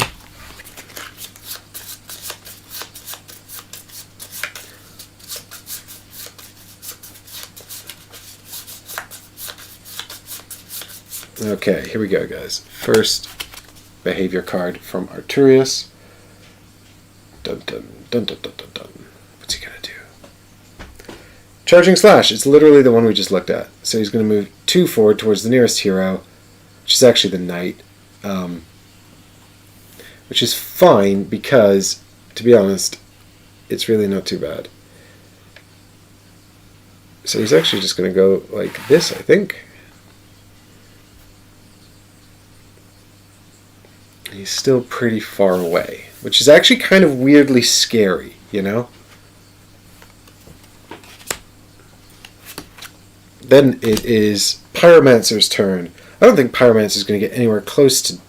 I mean, the weak arc is there. To be fair, if I move 2, I could actually get close enough to the... Oh, it's the Pyromancer's turn, so he's going to have aggro. I don't like the idea of the Pyromancer taking damage. I didn't take my long-range spell. That was foolish. I don't really want to just like run up, try and do some damage, and then get blatted. I like how everyone's got a spear. Well, actually, we've got halberd and a spear. But when the Pyromancer has aggro, that's when he's most in danger. So I hope the leap attack is not next, but I think I might just kind of move up to here and then hang out. Because otherwise I'm just going to be spending stamina to get closer. I'm going to have to spend like another 2 stamina to get closer to attack. Then I'm going to spend 4 stamina to attack, and suddenly I'm so close to death already. I think I'm too far away. I'll just hang out here for now. Unless this is a leaping attack, and then I regret my life choices. It's not. He's going to move towards the... Okay, this is overhead cleave. He's going to move towards the nearest enemy, which is actually the Pyro now, I think. 1, 2, 3... 1, 2, 3, 4. 1, 2, 3. No, it's still the still actually the knight.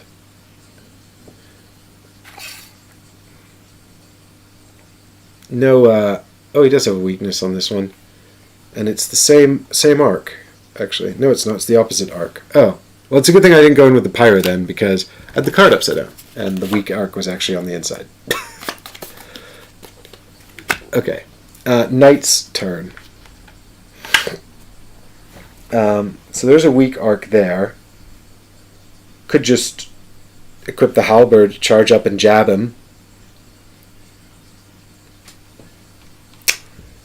Gonna have no defense. I mean, I'm gonna get murdered, like, immediately, guys. So I'm not well enough equipped for this. So we're really just here to kind of have some fun and see out the stream with a death at the hand. It's a shame. I wanted to do the 4 kings, but I'm not good enough. The Winged Knight Halberd does do a bunch of damage, so I still feel like I'm not close enough, but if I get closer... I mean, the problem was all of my good weapons were two-handed. I didn't have any decent one-handed weapons. Except ones that I couldn't use. That was the problem.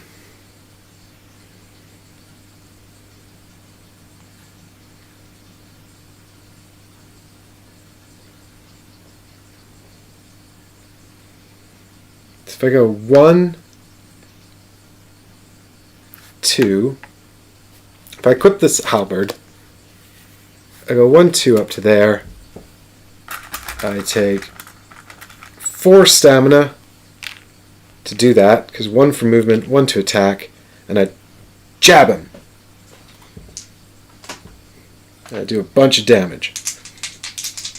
And it's in his weak arc, so I get an extra black die. It's going to be a big attack. He's going to be super angry. I just dropped a black die somewhere. Bye forever.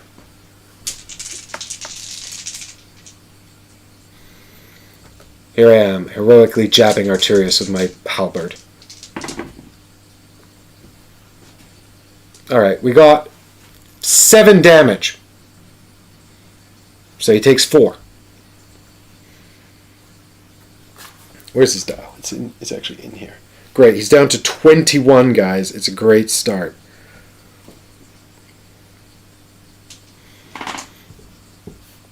And then he does the thing. And this is where my life becomes pain.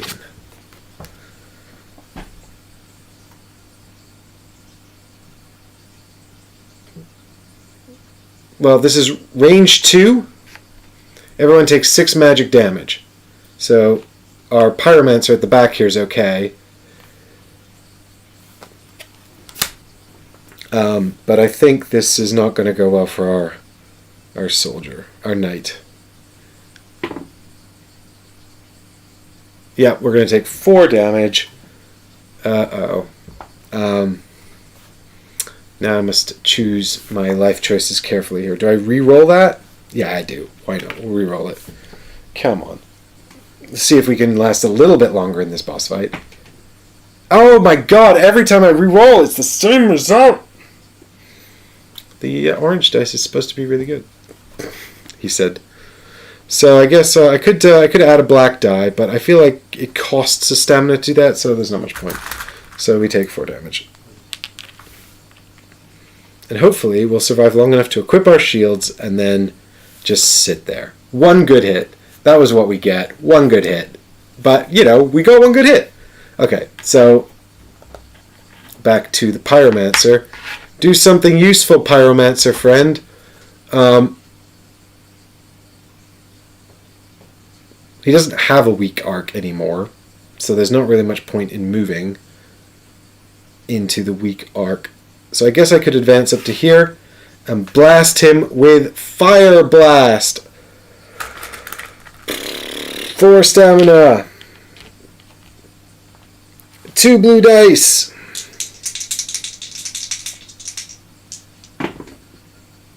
He takes no damage. This is what I was afraid of.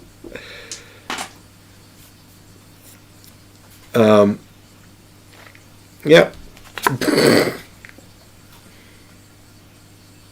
Oh, this looks awful.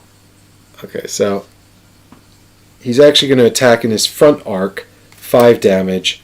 So that's going to hit our... You can't really... Sorry, I can't... The problem is you can't see the arcs here on the green screen, but he's actually just attacking the front arc. But the problem... I should have moved this guy one more round to here, really. Then I could have dodged this, but I didn't know it was coming. I'd never seen it before. It's not my fault. 5 damage. Hits everyone in the front arc, but that's just our soldier bar at the moment. But I think this is the end, guys. I actually genuinely think he might just be dead now. Prevents 3, takes 2, is still dead. Alright. If I spend a strength dealy ball from his board here, I can add a black die. And I need a 2. If I get a 2, I will survive. And if I don't, I'm dead. I'm dead. Wow. That was record timing. Yeah, I just feel like maybe I could have done better, but also I don't know if I could have. Maybe I'm just not good enough. It's possible. You know, I think it's possibly just the length of the stream as well. Also, look at the size of this guy's sword. It is deeply unfair. It is deeply unfair. Yeah, it might have been smarter, actually, to, instead of going in with the Winged Knight Halberd...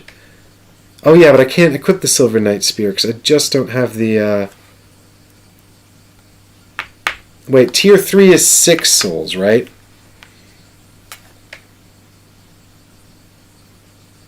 If tier 3 is 6 souls, tier 2 is 4. No, but I know, I just don't have the souls to equip it. Yeah. Sorry guys, I got all hung up there on equipping this. I just didn't feel like I had the weapons I needed, because all the power... I mean, I don't expect the ranged weapons to be... Or the one-handed weapons to be as good as the two-handed weapons, obviously. But actually, I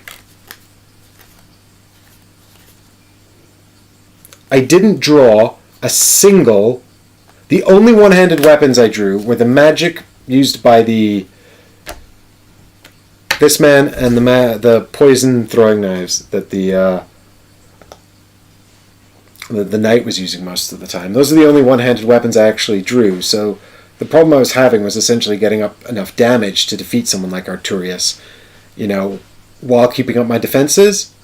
I think that something like the spears are probably much better. Yeah, Eddie, I probably would have been better off. Well, the thing is, Eddie, I just didn't have the... if I'd taken the summon, I wouldn't have had the weapons to do the damage, you know? I decided to go with the halberd in the end because it would do the most damage, but it compromised the knight's ability to defend too much. And I feel like maybe if he was a dodgy character... It also cost me way too much to get there. I went in with no bonuses whatsoever.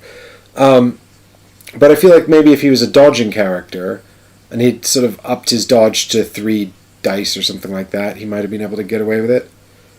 Oh wait, the halberd's got a blue defense dice on it! Oh my god, you guys. I wasn't rolling for the halberd on defense.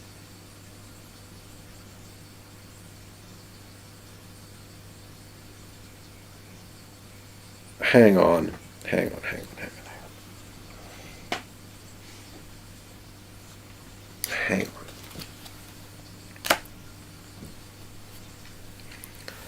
I don't think this will make a difference, but it might. So wait a minute. If I don't roll that one, so that would have been his first attack would have done 2 less damage. Here I am moaning, and then the bloody halberd has defense on it. And I even said that. I was like, this will replace the shield. So the second attack, which I had a 2 on, would have blocked an additional 2. So I would have had 2 damage coming in from that. So he's technically still alive, but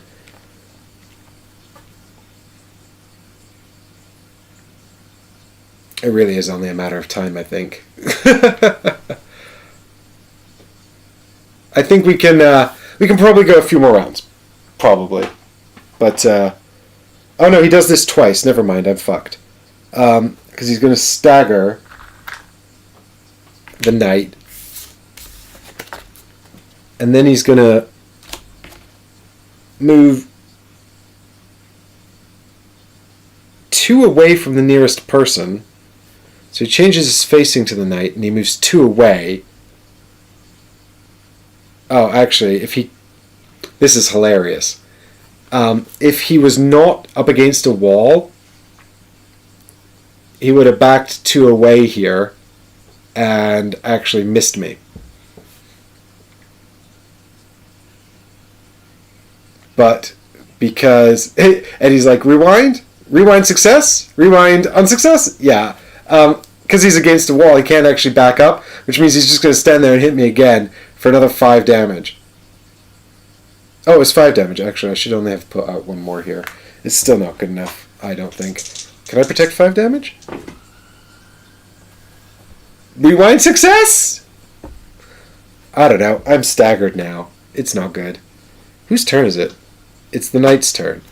He heals 3 stamina. And then I guess he just... Does he have a weak spot? He does not after this attack. But what I don't want to do is just stand in front of him. So I guess I'm still in front of him if I move around here. So I guess I'll move over to here and then punch him with my thing. I'm not going to take any stamina at all. 2. Oh, I get a black die as well. 5, because I get +1. So he takes 2 more damage. I can't believe I'm still in it. I forgot about that blue defense die. It made such a big difference. And here I am, like, moaning about how I only got chanted weapons. Okay, fine. Still in it for a little while.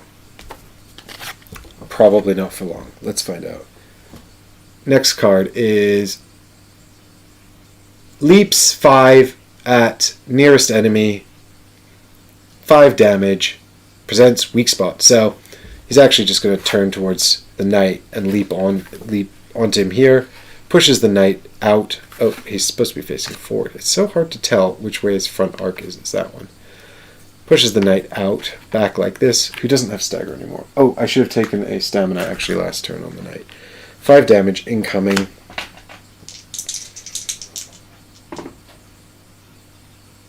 Block some of it. Takes 1 damage onto his board here. Okay. Opens up weak point to Pyro. Pyro advances 1. I'm going to have to put like a little nub in here so that I remember this is what I'm using as his front arc, or else I'm going to get so confused. Pyro equips Spear, because otherwise Pyro can't do anything meaningful. Pyro gets rid of 2 of these, and then jabs Badman with Spear for probably 0 damage. 2 damage. My god. What is going on? can't remember what this card is.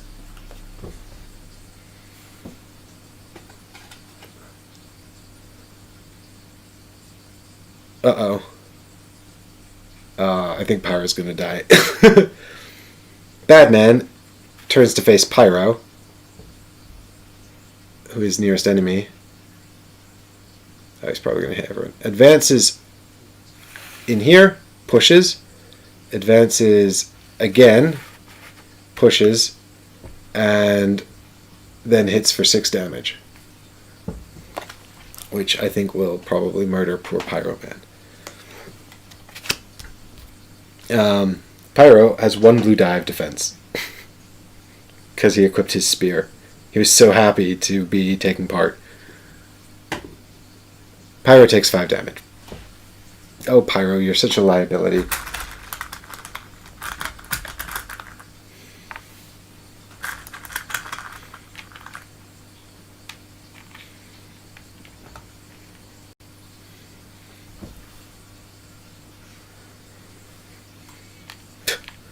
Pyro, almost dead. Pyro should have equipped the armor where he just didn't have to move.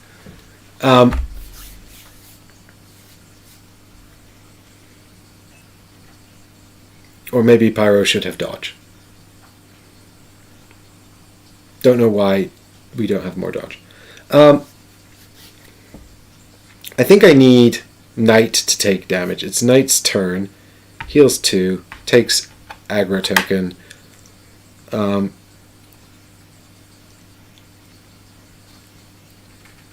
So I think we can go 1, 2 to here and get into his side arc where his weak spot is. So we take 1 stamina and then jab at him with our mighty halberd. Blue die, 2 black die, add 1. Hopefully, with aggro token, we will distract him. Ooh, that's not good. 1 damage only, which brings him down to 16. So we've almost done 10 damage, which is, you know, not insignificant.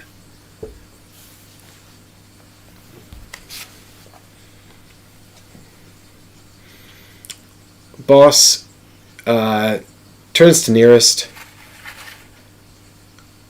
moves 1 forward and push sideways because of wall. You can't see what I'm doing. He moved this way and then pushed the knight out. And then front arc hits knight for 6 damage and staggers him.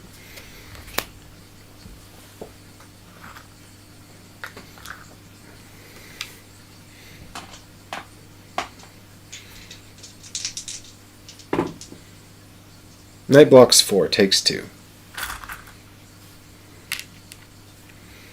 Knight very slowly dying. Sad times for Knight. Oh.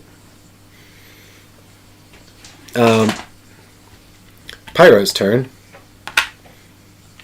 4 hit points left. Weak spot is here. So we'll go up to here and jab him with the spear again. He'll turn around. Then he'll turn around and immediately kill us. But you know, what else are we gonna do? We could. The only other thing we could do is like run over here. But I'd have to remember what that next behavior card is, and I can't for the life of me remember. That's much beyond my capacity. Plus, the guy's really fast. I mean, I really should be trying to remember all this stuff. I really should. I just didn't expect this to actually pan out quite this far. But he's not got to heat up yet, and I'm sure the minute he gets to heat up, we'll all be doomed. Yeah, I don't think we'll make it that far. Plus, I just kind of wanted to jab him with my spears, so I'm going to do it.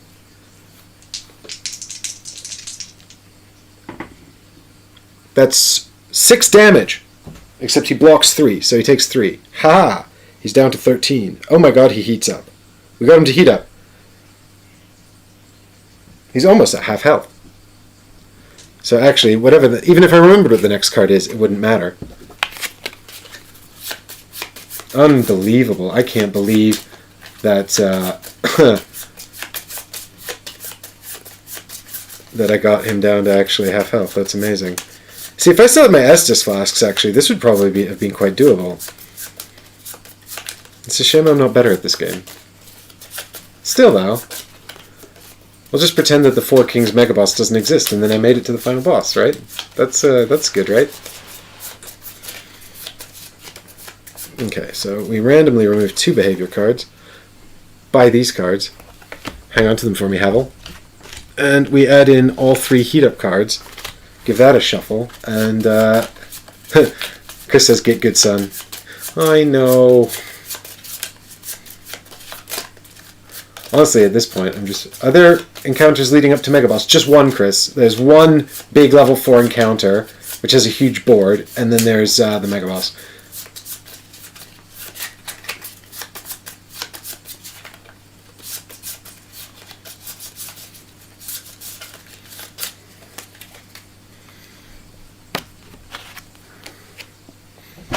Uh-oh.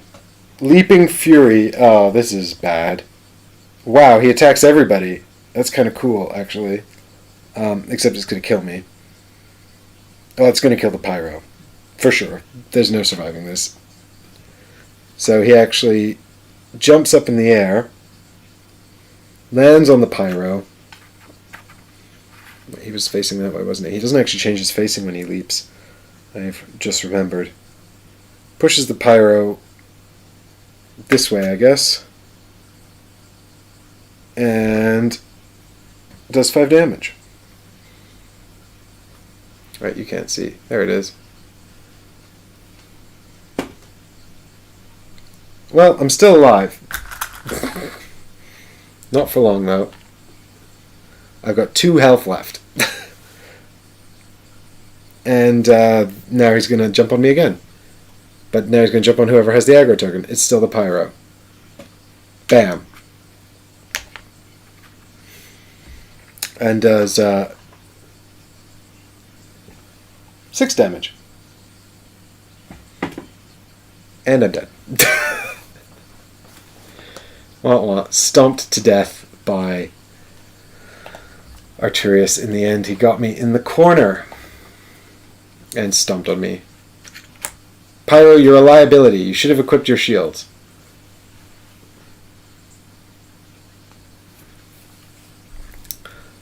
Poor Knight. He's like, you killed my friend, I'll get you yet with my mighty halberd of protection. Yeah, so actually, that was actually not the end of the world in the end.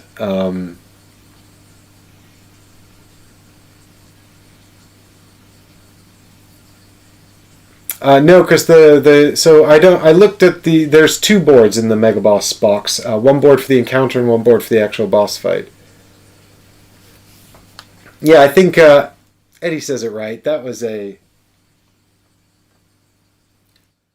pretty good run. I'm happy with that. And I've now been live streaming Dark Souls for like over 10 hours, and I think I'm ready for bed. I think this is the longest live stream I've ever done. And that's not even including the 40-minute break in the middle, which was mostly spent setting up the Darkroot Basin, so I definitely intended to be done this a long time ago, but I wanted to try and get through as much as I could and sort of showcase the extended rule set, which I really, really liked, actually. I do really like the extended rule set. The game is still very long, obviously, but I think the extended rule set does go a long way to fixing some of the major problems I have with the game. There was obviously still the cheesing of the AI, but then again, I sometimes find that a bit of welcome respite, to be honest, because some of the puzzles can be really, or the fights can feel like puzzles that can be very challenging, so, you know, I think that can feel like a welcome respite. I like the flavor text, I like the stories, I like the extra rules for the encounters as well that the book adds in. Some of them, as we discovered as well, are a little questionable, difficult to... You can work out the author's intent, but you kind of have to sort of figure out the... you kind of have to figure out the author's intent, what they sort of meant by that, and then figure out a way to work it. Like when we were doing the dark... pit, and we had to sort of say, well, if they're in the same note, they can attack. Claudius, thanks for coming along. Thanks for watching the stream. I think you were here the whole time, which is absolutely amazing. To anyone who was joined the stream for the entire stream, thank you so much. That's so nice of you to come along for this entire ride. I know that I was probably a bit in and out of things there. It's hard to. The stream had to chill out after the 3-hour mark. You know, just sort of felt like we were hanging out and playing game of Dark Souls. I'd be interested to try it solo with one character, I guess. I don't know if it'd be a whole lot easier though. I don't think so. I mean, easier in the sense that it'd probably be easier on your brain, but you have fewer options. I just felt like it'd be less interesting, to be honest. Claudius, you were cooking? I'm starving. I'm gonna go get some food in a minute, I think. That was enough. I've still never done a mega boss, you know, so maybe we can check out the expanded rule set, which will allow you. There is basically rules in there that's like jump straight to the mega boss by dealing yourself a bunch of loot and having a bunch of souls. So maybe we can come back for a stream and do a mega boss in the end, the Four Kings or something. Check it out. But, and yeah, because I never got to do the mega encounter either. But it was really fun to play. And yeah, I still find this game strangely compelling. I cannot explain it. There's just something about the sort of the solving of the encounter puzzles and the sort of the dynamic movement. I think I prefer dodging, honestly. Rowley was really extolling this sort of defensive virtue, and I can see the strategic benefits of it. But the dodging is so much fun because you get all this dynamic movement. You're constantly thinking about where you should end up. I think if I was going to do a solo run next time, I'd pick one character like the Knight, who's just super tanky, and then a character like the Assassin or something like that, or maybe the Mercenary and focus on dodging. I don't know if the Mercenary can do that, but I'd try to find a character who's quite good at dodging and then could just dodge around. We've been using the Sorcerer actually as well, and the Sorcerer seems quite good at dodging, so maybe the Sorcerer. I'd have one character who's like really dodgy and one character who's just like really tanky, and I think that'd be the most fun. And you can give the dodgy character like some cool ranged weapons, and I actually thought in the end the Knight with the Winged Knight Halberd was actually really good. And I kind of wish I'd remembered the defensive bonus a bit earlier. Although to be fair, this card here in the end, the Leaping Fury card, that was insane. I don't know what I could have done about this kind of stuff. I'm sure if I had a bit more of a wherewithal, I might have been able to figure it out though. But I've been defeated both in terms of endurance and both in terms of game mechanics. So I think I will be signing off Dark Souls here, but if you really want to see a mega boss, leave a like on the video and also comment down below. And all of this information about the extended rule set can be found in the description of the video. I'm going to be off for a week. I'm coming back on next Sunday to do the Kickstarter commentary video with Chris, and I might come back on Saturday to do a live stream as well. Maybe we'll just chill out and unbox the Trove chest, which I haven't got to yet. We'll see.